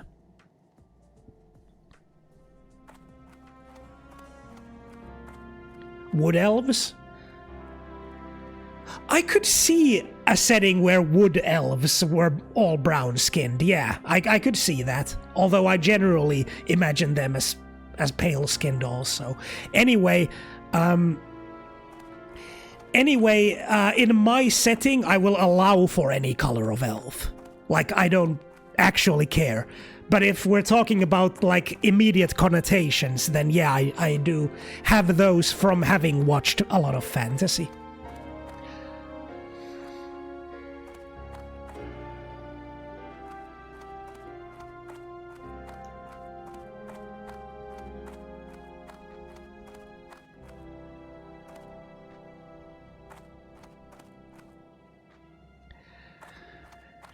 Yeah, I could see a setting do that, Yimmy. I could see that, yeah.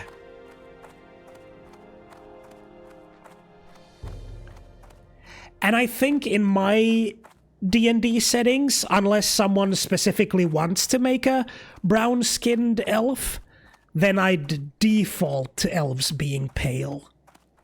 Just a genre convention, I don't mean anything by it.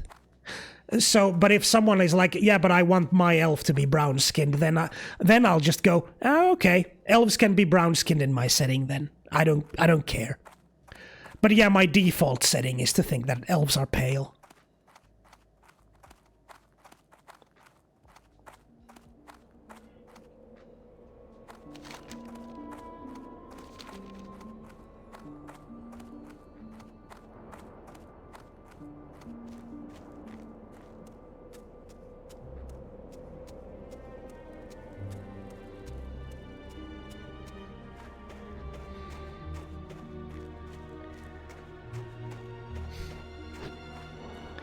Like to imagine the sea elves as surfer bros.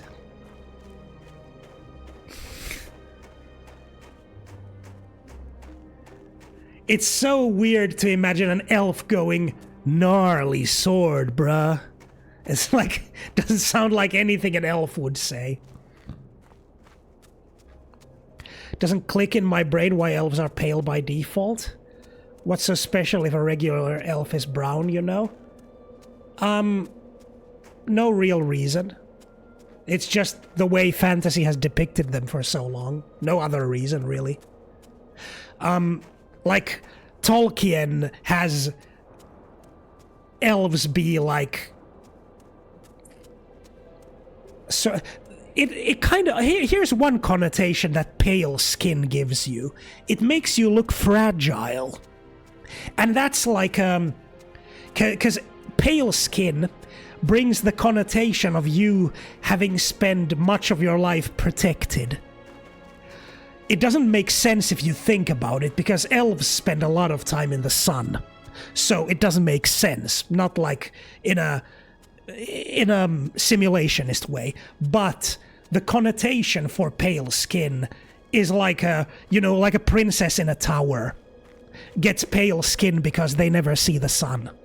So it's that same connotation with an elf. You see completely pale skin and you think fragile. You think they're like sort of untouched. And that makes them seem a little bit more magical. I think that's why Tolkien decided for them to be pale.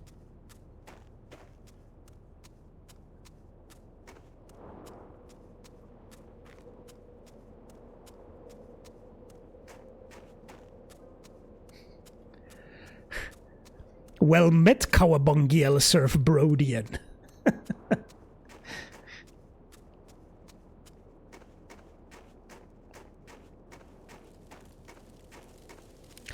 Oh yes, boar hunting. Nothing like a day of boar hunting. I've got time for boar Here hunting. in Coldridge Valley, there are so many boars it almost takes the fun out of it. No need to get them charging. They're all angry and ready without any help. In fact, recently there have been so many boars in the area, it's become dangerous for me to do my daily hunting. I'm pretty sure you told me this already. Help me kill some of the boars, I would appreciate it. Talon keen eye. What a blabbermouth. Ah, but I'll do it. I'll do it for a pair of tight, shiny, black dwarven leather pants. What's your bet? Nothing quite like it. Alright, boars. Get over here. Damn snowflakes! Damn snowflakes who don't like black, shiny leather pants. Make me angry just thinking about them. More boars. There.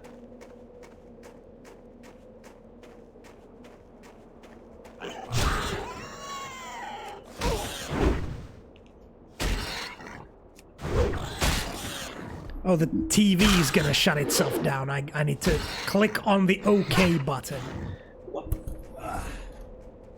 There we go.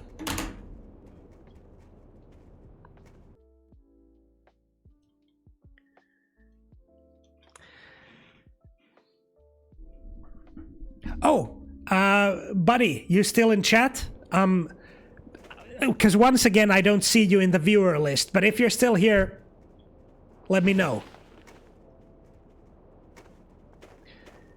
Nyt näyttää, että meidän kaveri on poistunut chatista, joten voimme vaihtaa takaisin suomen kielelle. Ei sillä... mä en pysty Hillhoff-goggarilla tehdä aksenttia, jos mä puhun suomeksi.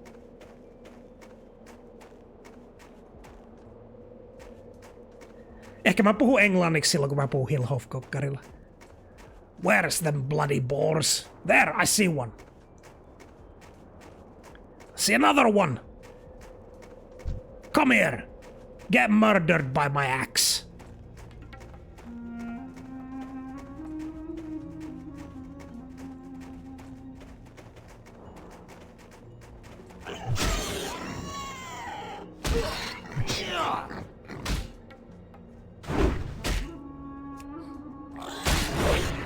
Damn snowflakes! Oh, he's already dead.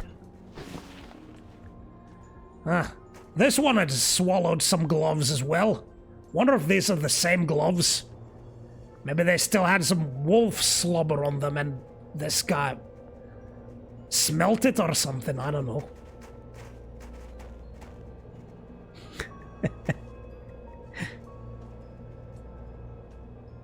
That damn snowflakes really was the best one. Hillhoff-goggar has a thing for black, tight, shiny leather. Yeah, he just likes it.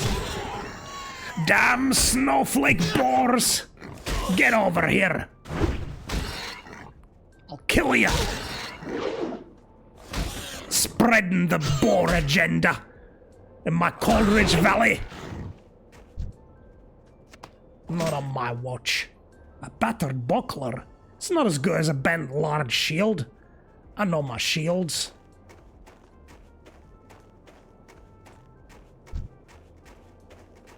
Get back here. Heroic strike.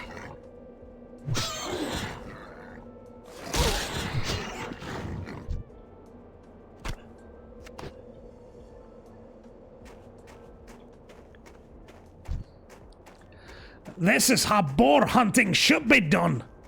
With a two-handed axe. As the ancestors intended. Ha!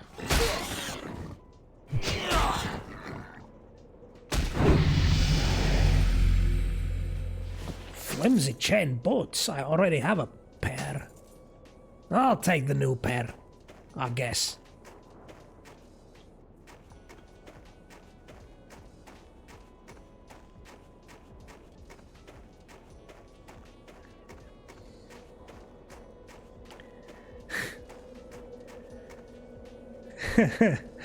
Fuck yeah, I'm taking all the credit. Mikä on villisian agenda? Se, ettei sikoja pitäisi metsästää liikaa. Joo, se on. Se on villisikojen agenda. Ja Hillhoff-goggar ei tykkää siitä.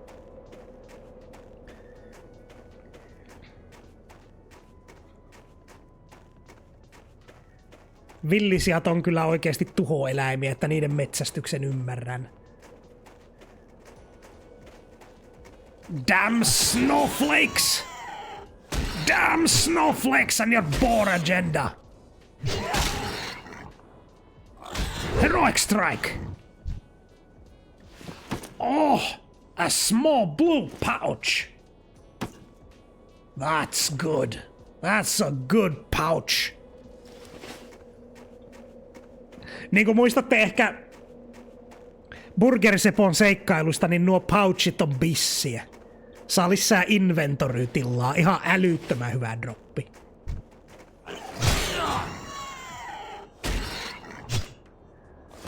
Heroic strike!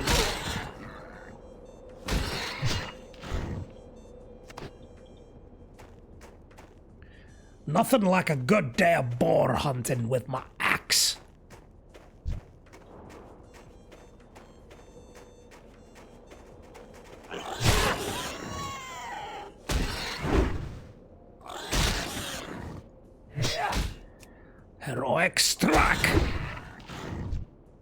2 more boars. Then we'll get our black, tight, shiny leather pants.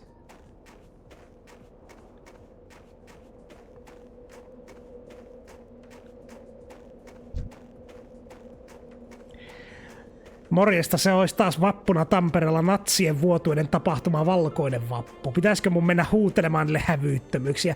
Ehdottomasti pitää, ei toista puheettakaan. Ja morjesta takaisin sinne Tampereelle.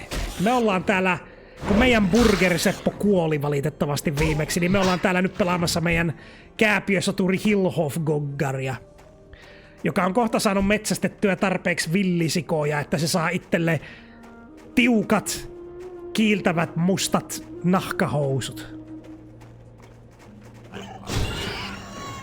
Damn snowflake boars! Get back here and taste my heroic strike! No niin.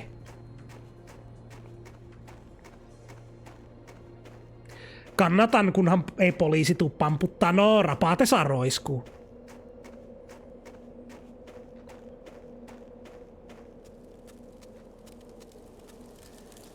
Excellent, I can go back to my leisurely hunting now.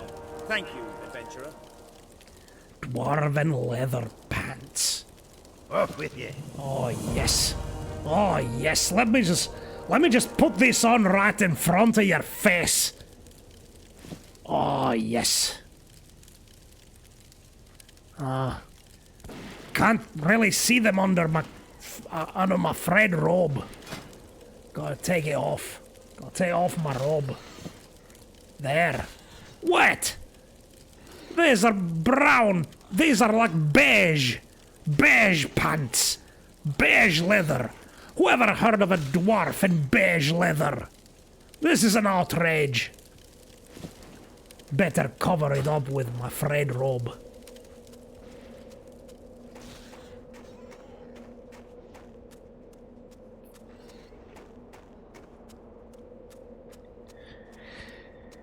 Toisaalta hyvän asian puolesta ollaan asialla ja varsinkin tykkää pamputuksesta, niin ei semmonen haittaa totta. Se on kaikkien oma juttu, jos siitä tykkää sitä pamputuksesta. Kannattaa tosiaan olla varovainen, poliisilla on näköjään ollut tapana ottaa tuolla kiinni vain vastamielenosoittajia. Helvetti! Damn! No kyllähän sitä aina tietää tietenkin millä puolella poliisi on, kun natsit osoittaa mieltä. Helvetti.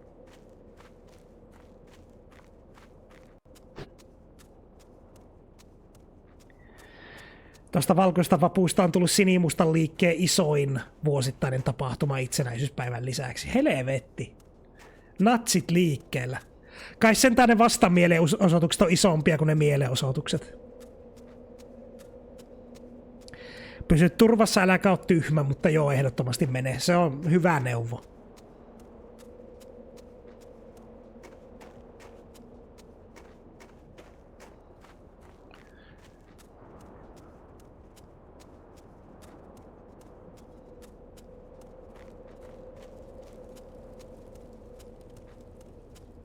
My brother, Sanir, and I were sent to different parts of Dunmarok to investigate the threat posed by the trolls. The Senate has its hands full with the trogs, so they've no need for further annoyances. From what I've seen, the trolls aren't well situated here in Coldridge Valley, mostly the southern cave. I'd say that the army will not be necessary. A few strong arms should be more than enough. Perhaps you'd like to assist in this endeavor? I have the authority to offer compensation for your help. I'd kill trolls for free. But surely I'll do it. Oh, an Anvilmar hammer.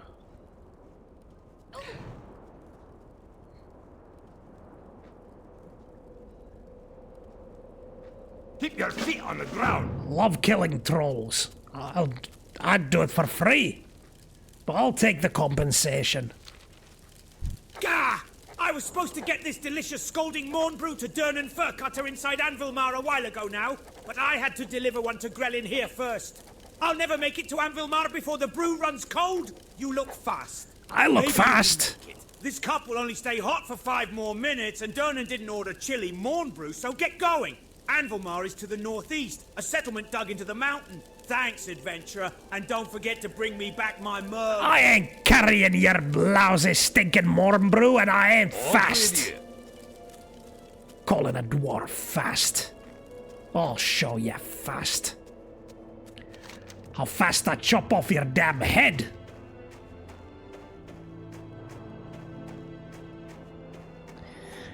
Vituttaa, kun ne tulee mun kotikaupunkiin aina vappuisin. Menis vaikka johonkin muualle välillä. Veikkaa, että ne tulee siksi Tampereelle, kun Helsingissä on se itsenäisyyspäivän tapahtuma.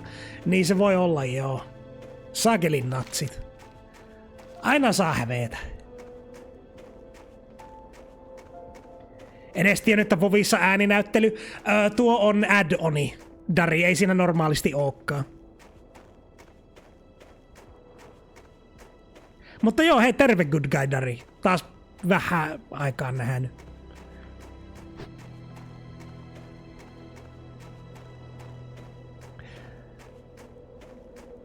Trolls.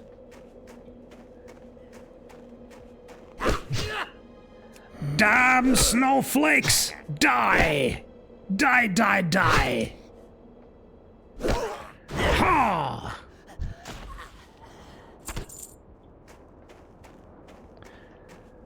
No niin, Hillhoff-Goggar murhaa täällä peikkoja omaksi huvikseen.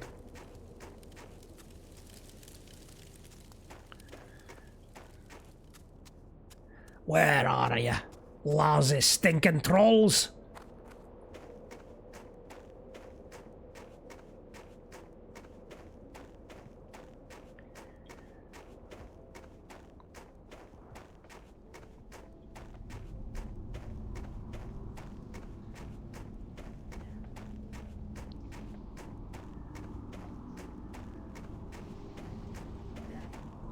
Onko tuolla hahmolla tappara selässä? Hyi saakeli, tee Ilveksen mies. Kyllä se jonkin sortin tapparalta vähän näyttää, joo.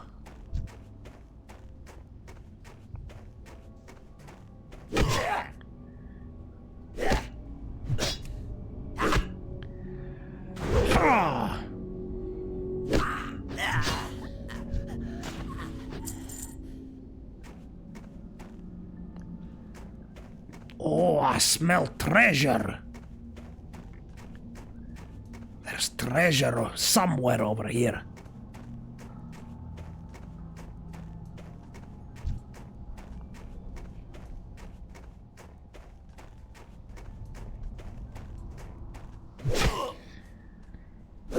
Die, whelps.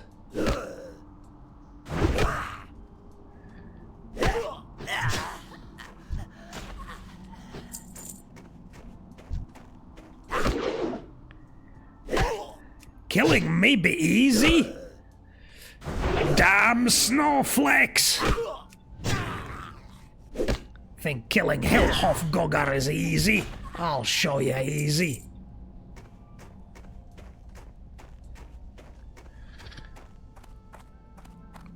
Treasure. I smell treasure. Frostman novice? Ice spells?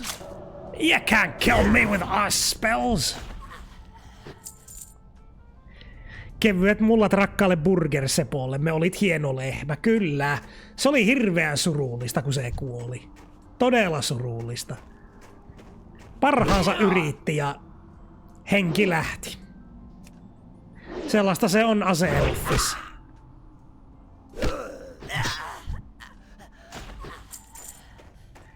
Nyt meillä on sitten kääpiösoturi. No niin. I knew I smelled treasure.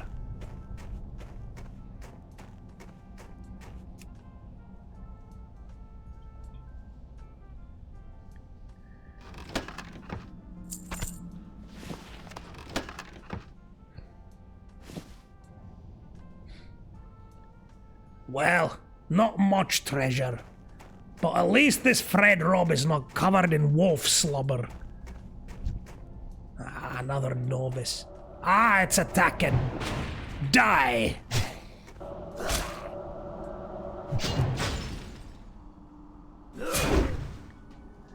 Heroic strike!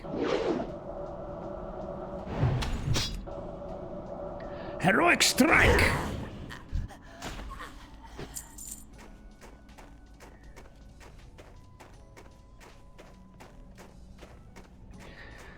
Täällä tää Hillhoff-Goggar vaan hitaasti ja rauhallisesti kulkee ympäri peikkoluolaa ja tappaa peikkoja. Niinku mikään ei ois vikana.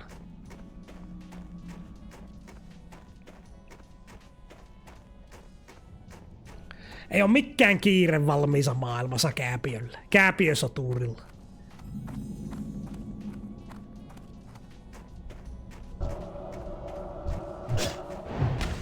Another novice!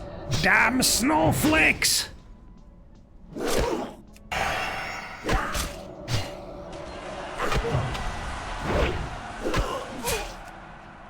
Two of them had to use my dwarven stone form.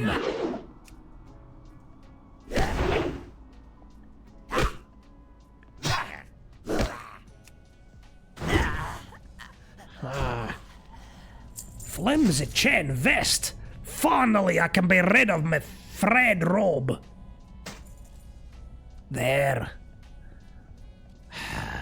But now I have to look at these disgusting beige pants. Ugh.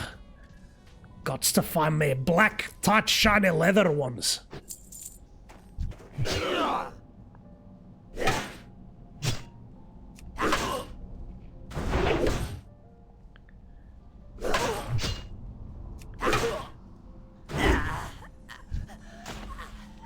Another bent large shield?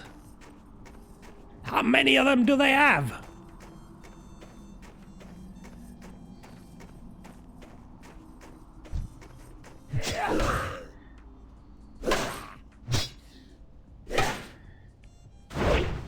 No, sentään täällä on nyt Hillhoff-Goggarin seikkailut on mukavassa vauhdissa. Täällä on hitaasti kävelty pitkin Coldridge-väliitä ja kieltäydytty meidän arvoamme alentavista lähettitehtävistä ja sen sijaan tehty vaan arvomme mukaisia tappotehtäviä.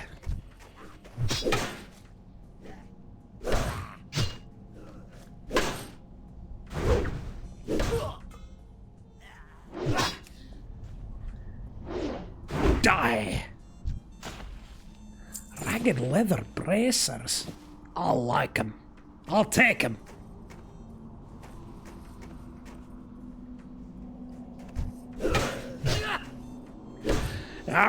Sneak up on me, damn snowflakes!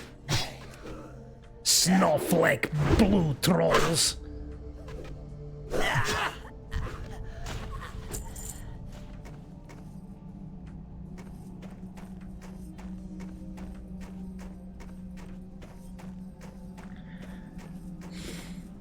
En kestä, että meidän vahvasta kääpiöstä tuli saman tien joku Tom of Finlandin kääpiöversio. Nahkafetisseineen. Siirry syrjään Tom of Finland.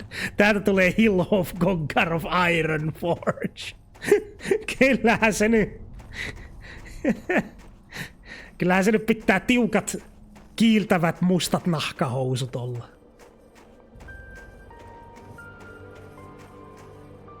Paitsi tätä isommilla leveillä pitää kyllä oppia käyttämään myös mailia ja pleittiä, joo. Se on harmillista, koska ne on... Ehkä se voi recreationally käyttää aina, että pitää inventorissa yhdet tiukat mustat nahkahousut niin, että sitten voi aina vaihtaa niihin. Ja itse mä en ole varma, onko koko pelissä olemassa tiukkia, kiiltäviä mustia nahkahousuja. Jos ei ole, niin sitten se tulee sen... Hillhoff-Goggarin questi löytää sellaiset tulee olemaan ikuinen. Tai ainakin sen kuolemaan asti. Minkä kaikki toivomme, että ei tapahdu nopeaa.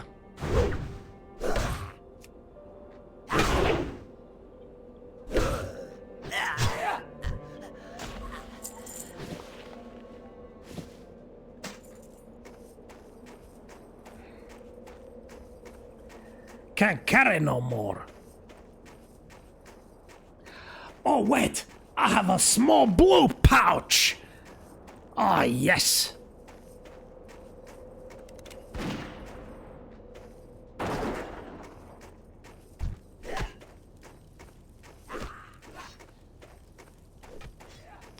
Mulla ei ole ikinä ollut nahkahousuja jalassa, ties vaikka tykkäisin niistä. Niin, ei sitä koskaan tiedä. Whelps! Damn snowflakes! Ha!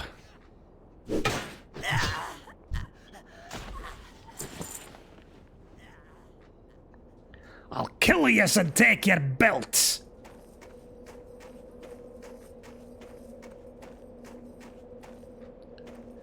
One more whelp. Where can I find one more whelp?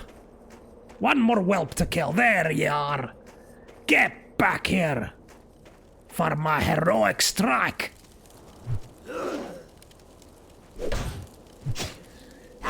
Heroic strike. Whoa. There. That's 14 of them dead. Kuule, meidän goggareista tulee God tier-soturi, niin? Kyllä se näin on. Tarkistin Wovheadista, on olemassa mustat nahkahousut, item level 23, ne voi tehdä itse, jos saa letterworkingia. Oho. Chatti saa päättää Hillhof-goggarin professionit, joten niinku... En yritä vaikuttaa päätökseenne, mutta...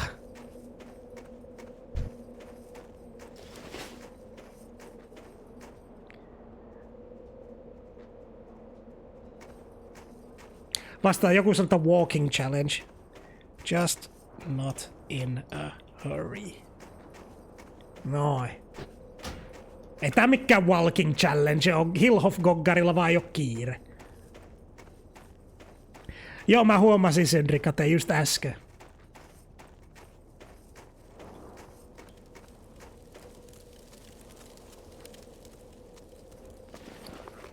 Alright. Ah! Those light-blasted trolls! A group of them came in the night and stole my journal! I knew better than to trust that good-for-nothing APR. What are you talking about? No niin. Nyt on valinnan hetki, chatti. Nimittäin minä muistan, että silloin kun tätä hahmoa nyt on itse aika optimiaika nahkahousuille. Ai niin, ne on ihan mukava, jos on oikea keli niille. Se on vaan aika harvinaista, koska ne on kylmässä todella kylmät ja kuumassa ihan järkyttävän kuumat. Niin. Elikkä. Käyttääkö Hillhof-goggar pelkkiä kirveitä vai käyttääkö se kas vasaaraa? Koska tässä meidän paras pikki olisi vasaara.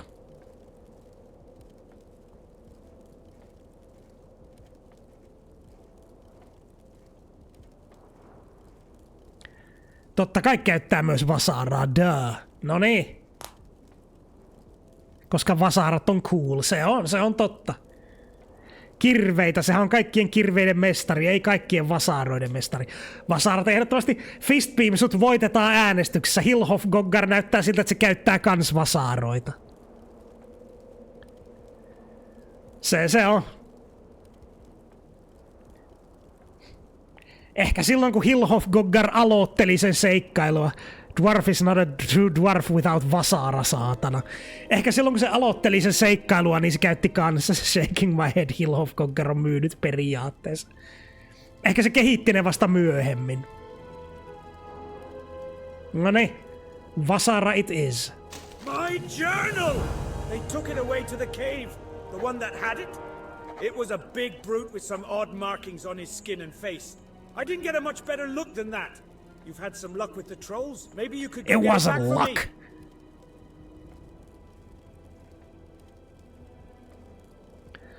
me. Alright, I'll get your journal. Gives me a chance to kill more trolls. Let's equip this hammer.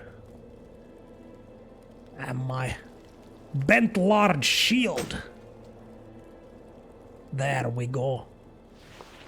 But first, let's go back to Anvilmar and sell all this gear and learn some new techniques from our warrior trainer. slowly walk back to Anvilmar.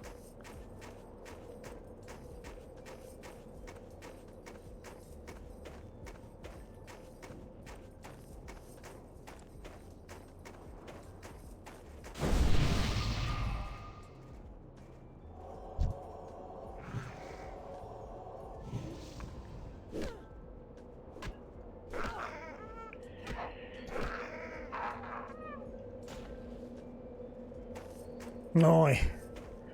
Salute tehtiin väärälle kohteelle. No, se nyt sitten meni väärälle kohteelle.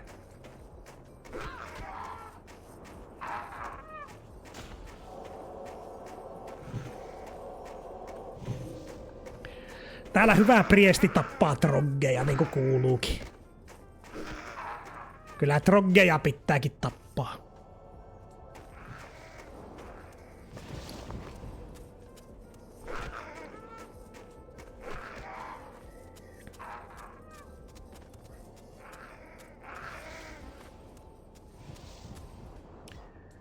Vastappa itekin yhden troggiin ihan vaan huvin vuoksi. Damn snowflakes!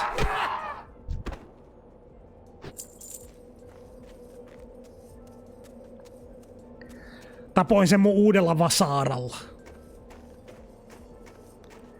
Mun uudella Anvilmar vasaaralla.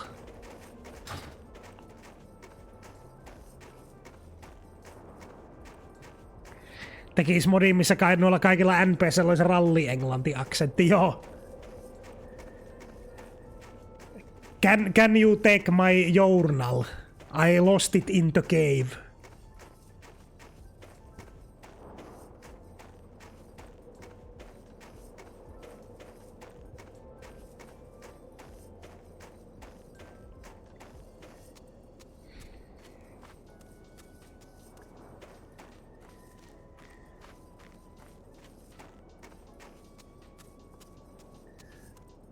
No niin, nyt ollaan Anvilmarissa.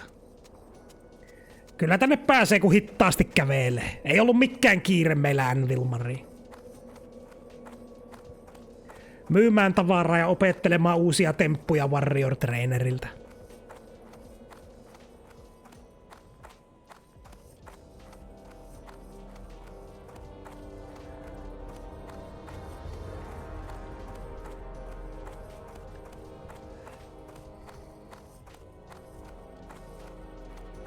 What's on your mind?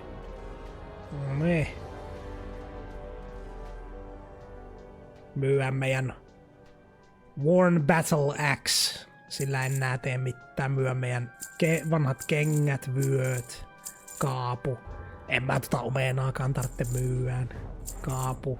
Vanhat housut. Splintered Tusks, Flimsy Boots. Joo, voidaan myyä nää huonommat kilvet. Noin.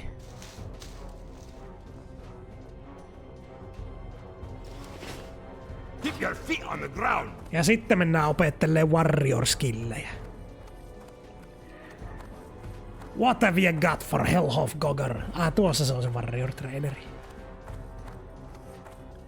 Thran Corman. No. The big wars might be over for now, but we still have to keep our skills sharp. Opin Chargen ja Rendin.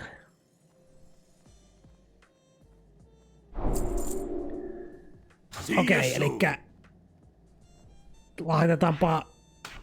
Mites mä nyt nuo laittaisin? Laitetaan Charge vaikka tuohon. Ja sitten Rendi tuohon noin.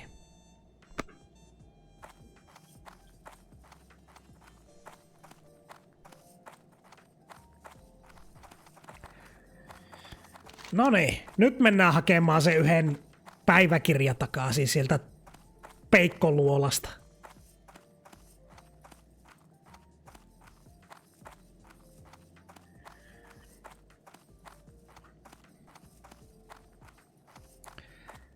Nyt kun meillä on meidän uusi Anvilmar Vasaara ja mikä large bent shield, Your bent large shield.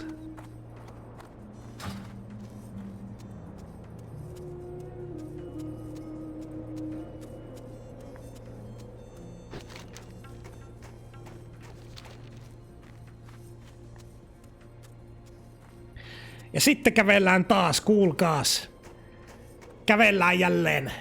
Laittaa autovalkki päälle ja kävellään kuule koko Coldridge Valleyin läpi sinne peikkoluolaan toisella puolella mettää. Koska meillä ei ole mikään kiire. Täällä voidaan ihailla Coldridge Valleytä samalla kun kävelemme.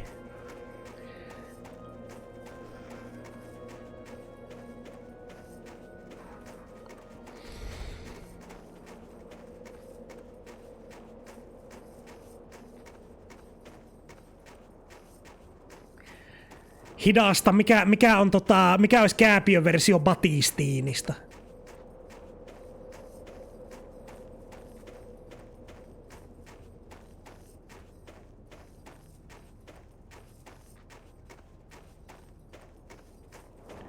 Mikä on kääpiöversio hitaasta Batistiinikävelystä?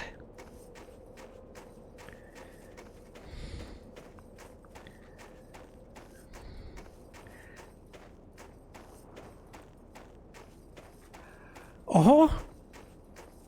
Trump on mennyt niin sekaisin, että sen omat tyypit poisti sen kokouksesta Iranin sotaa koskien, kun se vaan huusi eikä osannut rauhoittua.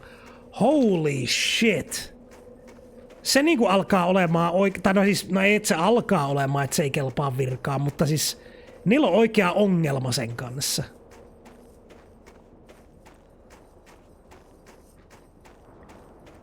Huh.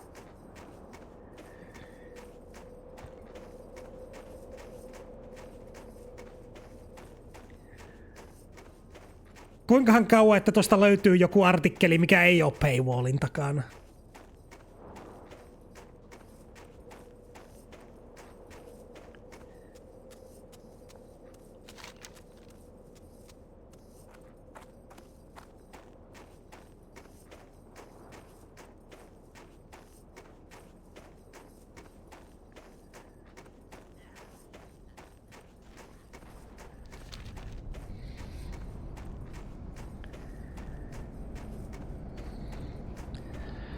Alright, let's see.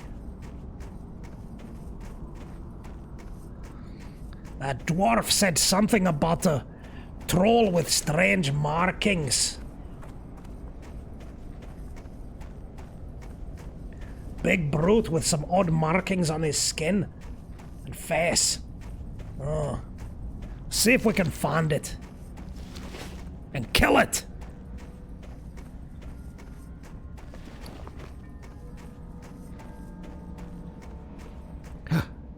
I smell treasure. I smell treasure.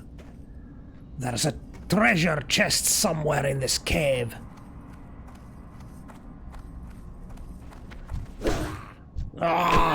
Whelp! While attacking me while I'm looking for treasure. Damn snowflakes! Take this, Rend. Heroic struck. Huh. No match for Hillhofgogger.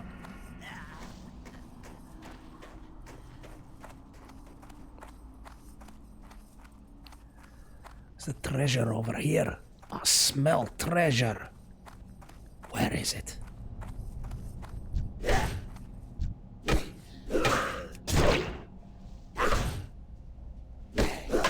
Heroic struck!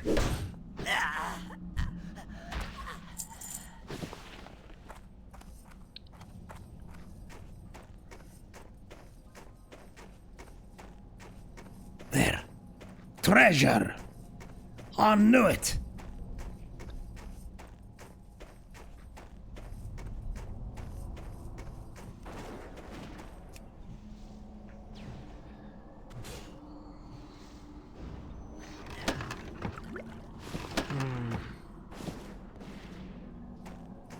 Another pair of ragged leather bracers. I'll take them.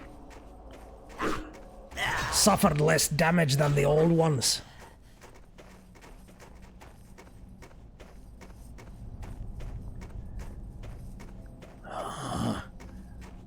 Where's that big brute?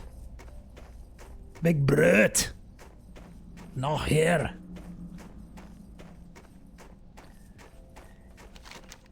Get over here, big brute. Come fight Hellhofgogger.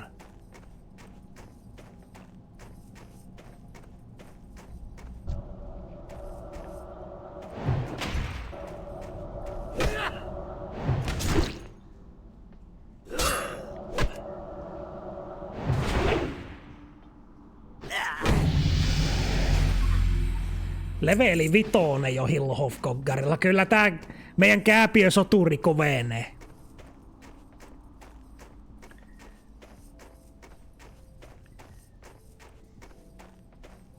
Big Brut.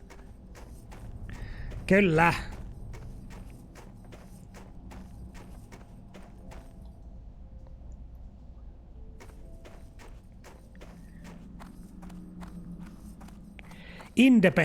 Independentillä kans juttu. Okei, vilkastaanpa tuosta, kun ei olla luolassa.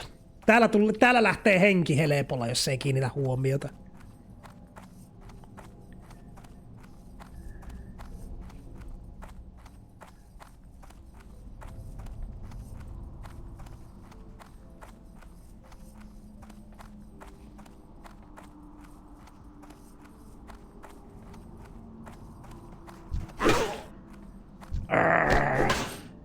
Attack me, will ya? Damn snowflakes! I need a target.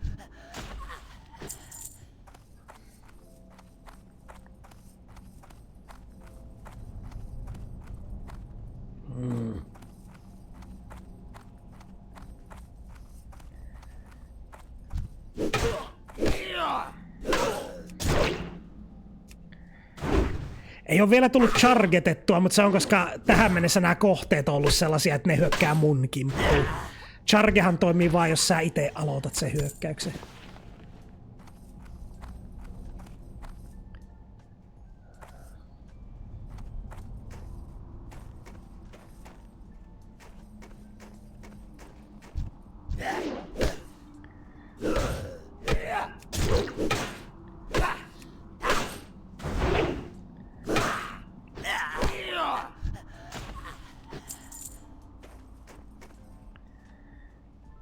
Joko sä oot mukaan oppinut charge? Joo, on mulla charge.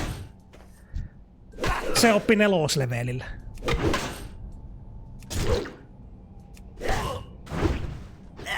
Tuossa se on, charge.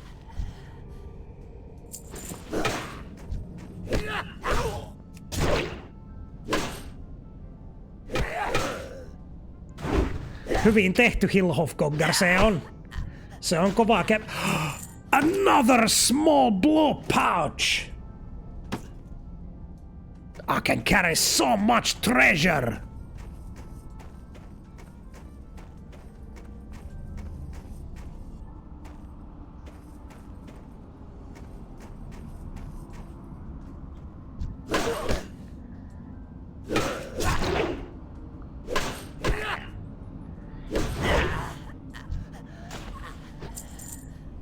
Siniset nyytit tirsk, niinpä.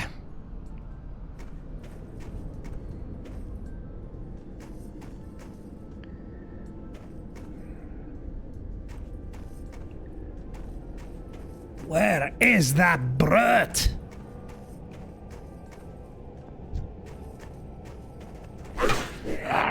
Get in my way, damn snowflakes!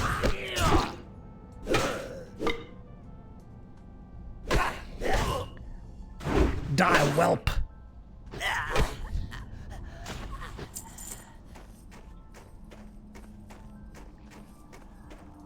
Where is that journal and the big brute?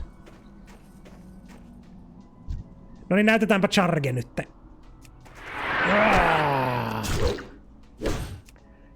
Killing me be easy. Then how come you're dead?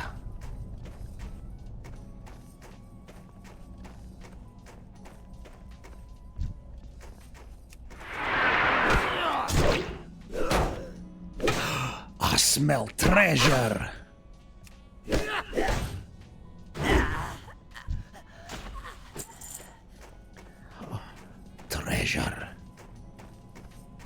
Bring me the treasure.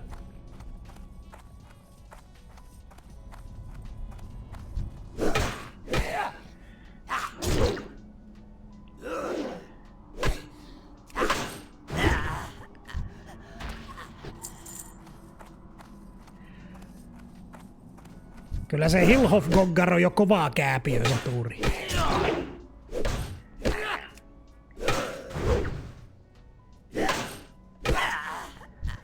Täällä tappaa peikkolapsia left and right.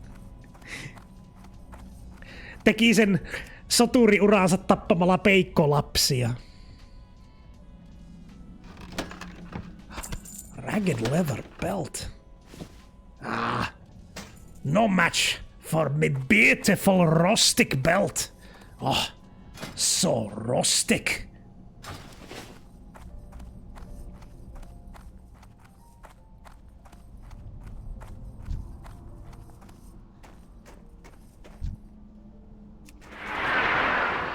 Damn snowflakes!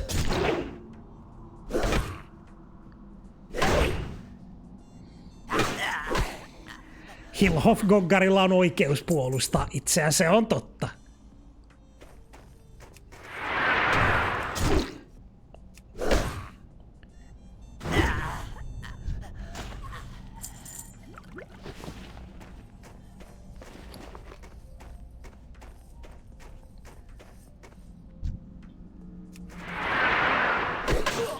Kyllä se säntäilee se Hillhoff-Goggar silloin, kun se ryntää taisteluun.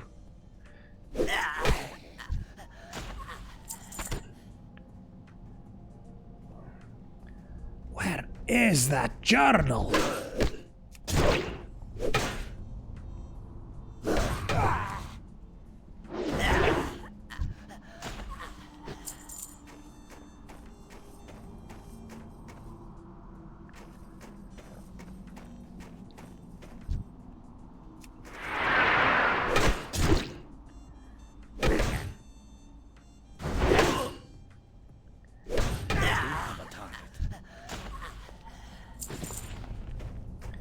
Trump on myös tänään julkisesti väitellyt oman energiaministerinsä kanssa siitä, että laskeeko bensan hinta vielä tänään vuonna. se on...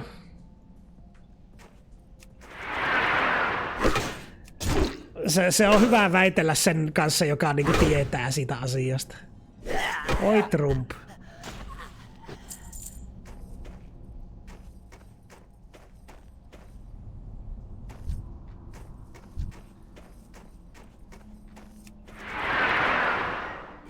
Siinä oli komia ryntäys tuolta all the way huoneen toisesta päästä.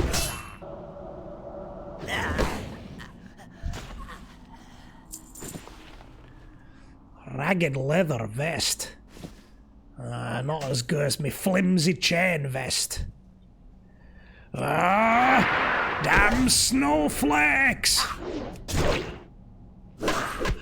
Need more range.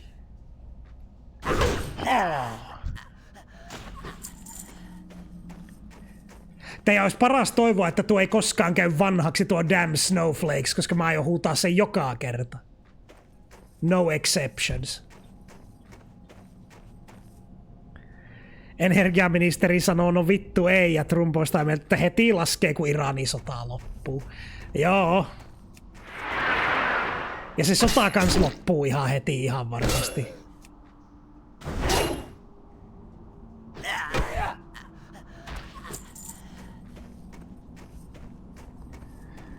Se on aina hyvä asia väitellä asiantuntijoiden kanssa.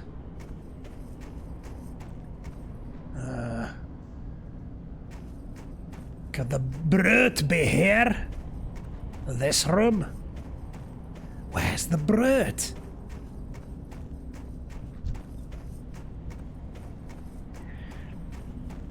Johan ne sen mukaan voittanut se on varmaan 10 kertaa. Totta. Ne voittaa, mutta se sota vaan ei pääty.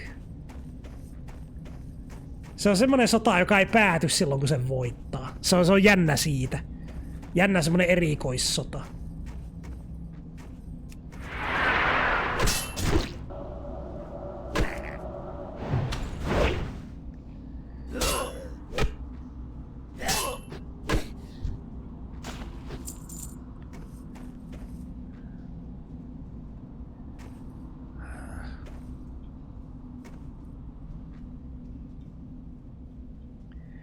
Ei oo täälläkään se. Missä se Brute on? Mistä mä en oo tarkistanut? Mä en löyä sitä.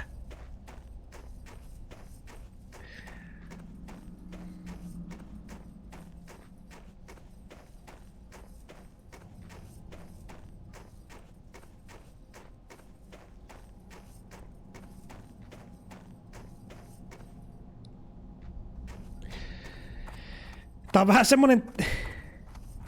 Ei sulla ole aikaakaan enää kuin 8 minuuttia. Jep, en taida keretä tänään lukea artikkelia, kun kaikki aika menee tähän damn snowflakes!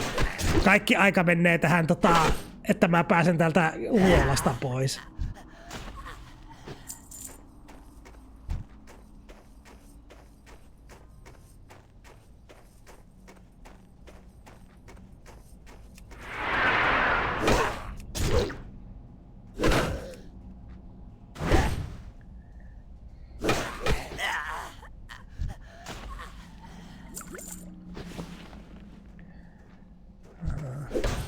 Huh? Little whelp, hit me from behind, will ya? Heroic strike.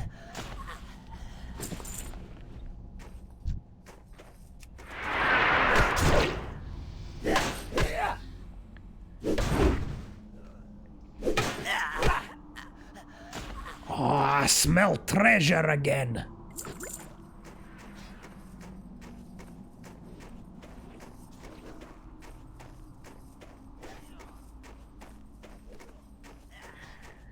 Voi olla, että on huomenna parempia artikkeleja, tuosta muutenkin vissiin aika justiin tullut tietoa. Mä en tuu striimaamaan huomenna, mun striimi on taas yli huomenna, koska meillä jengi haluaa saada ton Warhammer-seikkailun loppuun vedettyä, mitä me ollaan vetämässä. Joten niinku... Nyt me vedetään niitä vähän niinku joka viikko nyt niitä sessioita, että me saadaan se seikkailu loppuun. Koska sitten me päästään vasta syksyllä pelaa uudestaan. Mutta joo, striimi on keskiviikkona sitten tämän jälkeen. Mutta siihenkin mennessä varmana on parempia artikkeleita, joo.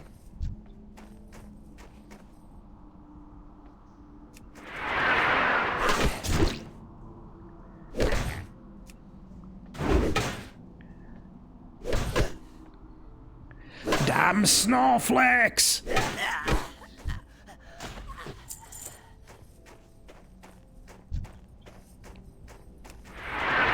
Siinä oli kunnon juoksu. From downtown.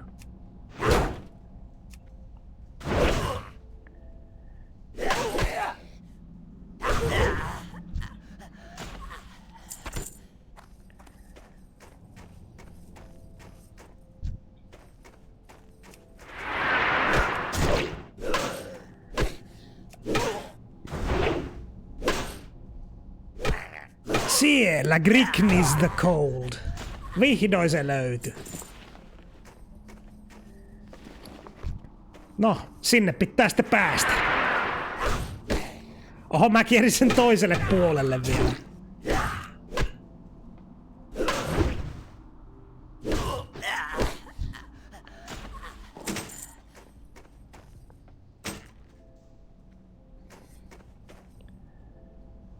No niin.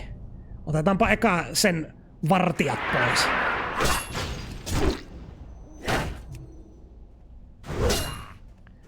Oh.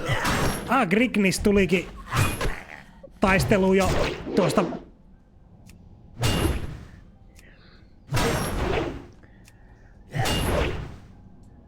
No, kyllähän me voitettiin Gricknis the Cold. Toista puheettakaan. Nyt otetaan Grelin Whitebeard's Journal.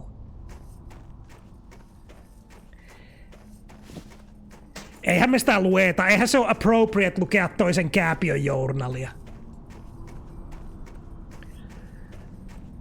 Tosin nyt tänne jää aarteita ja mehän ei jätetä aarteita ottamatta. Unclaimed treasure. Kun meidän kääpiön nokka haistaa aarteita, niin kyllähän me mennään hakemaan ne.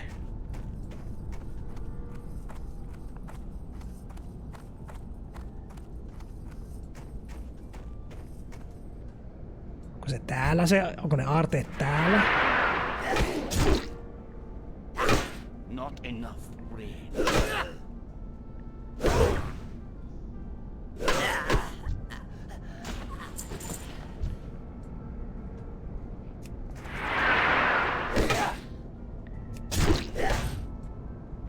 Se saattaa olla toisessa huoneessa.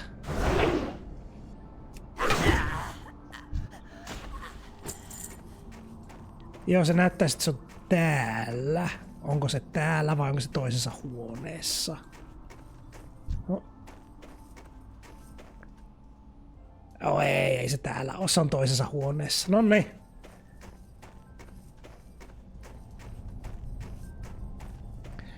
Sittenhän me mennään etsimään se sieltä toisesta huoneesta. Kyllähän meidän nyt aarrearkku pitää saada. Tässä on enää niinku alle 4 minuuttia aikaa, mutta pitää se nyt aarrearkku hankkia. En lähde hyppimään, minä kierrän.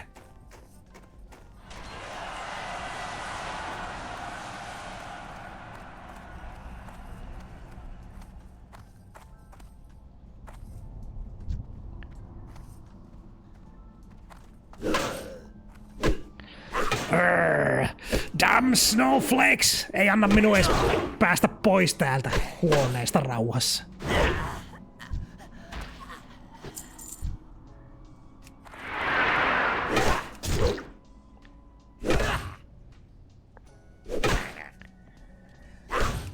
Sinuna painuisin kotiin, hyvä Ilonkokkar.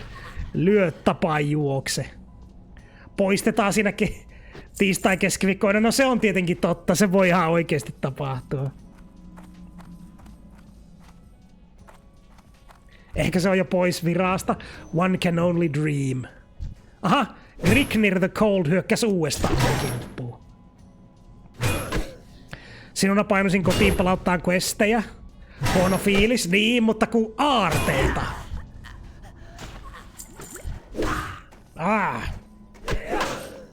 Pitäähän se nyt aarteet käydä hakemassa. Sieltä hyökkää kuule vielä.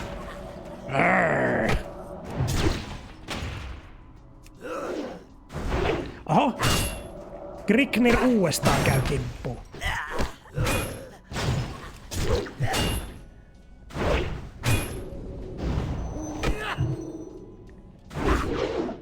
Tää oli melekoneen fightti. Tässä meinasi jo käydä huonosti.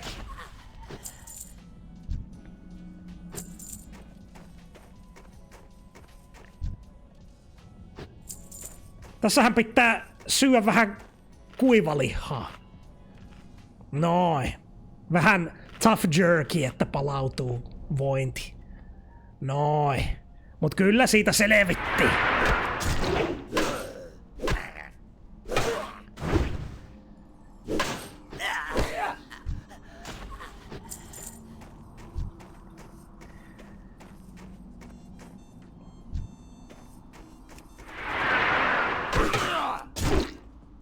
Paljon vaivaa näin, että ei tarvinnut hypätä, mutta se on kuule. Näin se kuuluu tehdä. Damn snowflakes!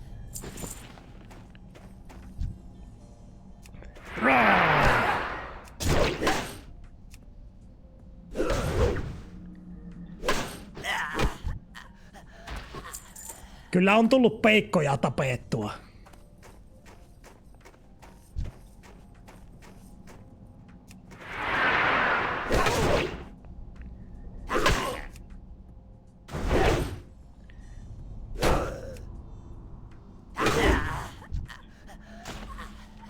No niin. Täällä jossakin mä haistan aarteita.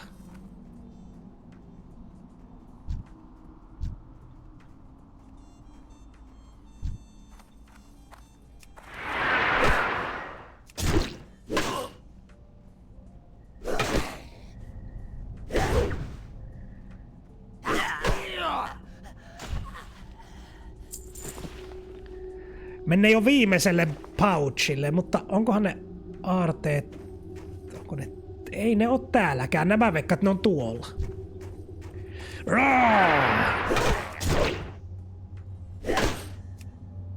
Tässä on jo aika loppu meille ja aarrearkku vielä hakematta.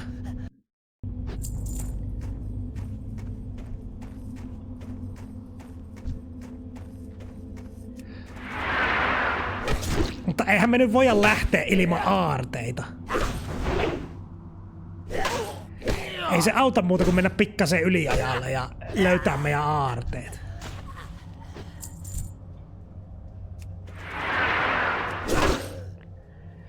Damn snowflakes! Piilotatte teidän aarteet minulta.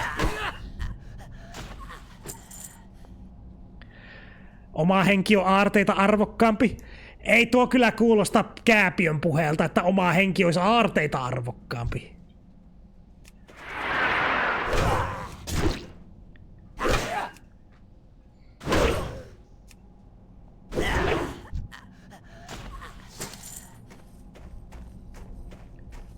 Kyllä menee aarteet saahan. No jossakin täällä. I can smell the treasure. Somewhere over here. Bring me the treasure. Roar!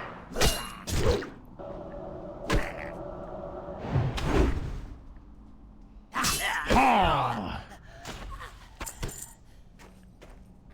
Se on tää. Tuol! I see it! The treasure! The treasure is mine!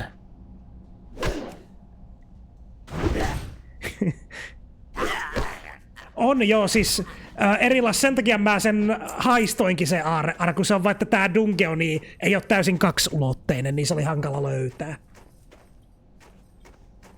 Kääpiö haluaa aarteen, minkäs teet se on? Ah yes, treasure is mine. Ragged leather pants.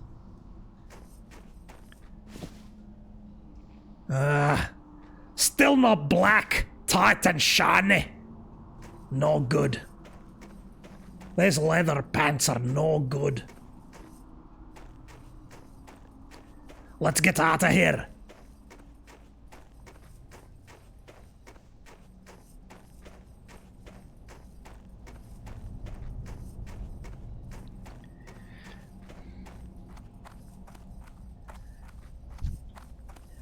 Roar! Damn snowflakes! Ha! Siellä ei chatissa uskottu Hillhofgoggariin, mutta Hillhofgoggar kuule, jos se haisto aarteita, niin sen piti saada ne aarteet. Se on vaan miten Hillhofgoggar operoi.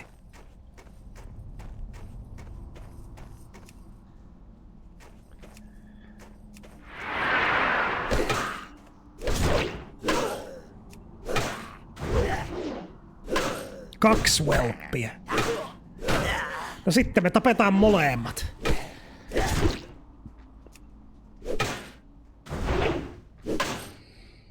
Noin.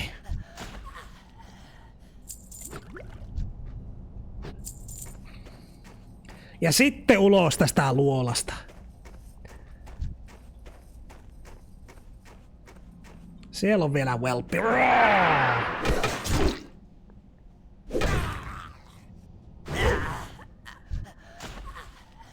Toinen flimsy chain vest. No, pistetäänpä se, kun siinä on vähemmän lommoja.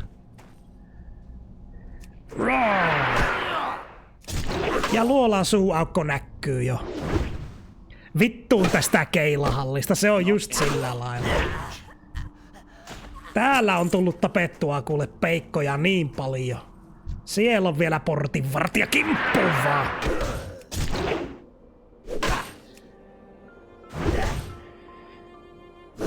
Noin. Taas yhdet ragged letter bracerit. A treasure chest. A treasure chest. I smell treasure. Täällä on tullut yö täällä ulkona sillä aikaa, kun Hillhofgoggar on täällä riehunut. Levelikin tuli. I smell treasure. Where is the treasure? I smell... There it is! Treasure!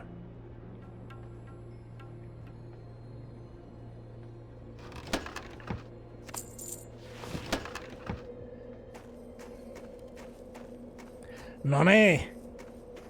Nyt palautetaan se yhden päiväkirja, jota me ei lueta, koska eihän Hillhofgoggar nyt lue toisten päiväkirjoja. Ei se ole kunniallisen kääpiön touhua.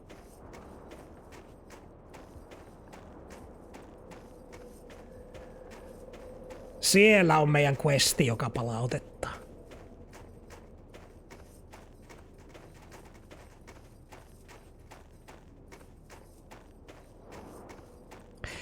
Tehdäänpä silleen, että nyt kun ollaan yliajalla, niin mäpä menen tähän leiriin. Kun täällä ei tuu vihollisia. Niin mäpä lopetan tähän. Ensi kerralla palautetaan tää questi. Tai ei, palautetaan questi nyt. Me saadaan meidän geari siitä. Well met. Wonderful adventurer. Many thanks for retrieving my notebook. Well, it would seem that the troll situation here in Coldridge Valley is under control and not much cause for worry. After I put the finishing touches on my report, I'll need someone to courier it to my brother Sinje. No niin, ja nyt me saadaan Dwarven Kaitsieli. I was planning on sending my apprentice to my brother Sinje with my report, but I would feel much better were it placed in more reliable hands. That is, of course, if you wouldn't mind. You'll have to take the tunnel to get to Karanos. Speak with Mountaineer Thalos before going through the tunnel. It's completely infested with trogs now. Follow the road back to Anvil Mar, then keep heading east to the tunnel. Thalos is stationed nearby. Does Hillhofgoggar look like a courier to you? Get another courier. Safe travels. Mä en, Hillhofgoggar ei ota tollasia ihme kuriiri. I suppose. Maksuna siitä, että mä saan käyttää sen telttaa. Hitto, mä tykkään susta Dozer sun hauskoista äänistä. Kiitos kivasta striimistä. Kiitos kans sinne. Mulla on inventory täynnä. No ei voi jakkaa ottaa. No. Sitten minä yövyn täällä ihan Nonni. Tänne laitetaan maate. Tänne telttaa. Ja pelistä ulos. Noin. Alright. Kiitos kaikille, kun olitte mukana. Kauniita unia sinnekin avaruuskakuulle. Ja mä lähetän teidät Holgerille. Elikkä sanokaa Holgerille damn snowflakes. Kautta raid Holger Shark. Bye. No niin, ja mä olen keskiviikkona liveenä uudestaan. Keskiviikkona 18.00. Kiitos kun olitte mukana. Silloin katsellaan näitä uusia Trump-juttuja. Sanokaa Holgerille damn snowflakes ja siihen asti stay woke.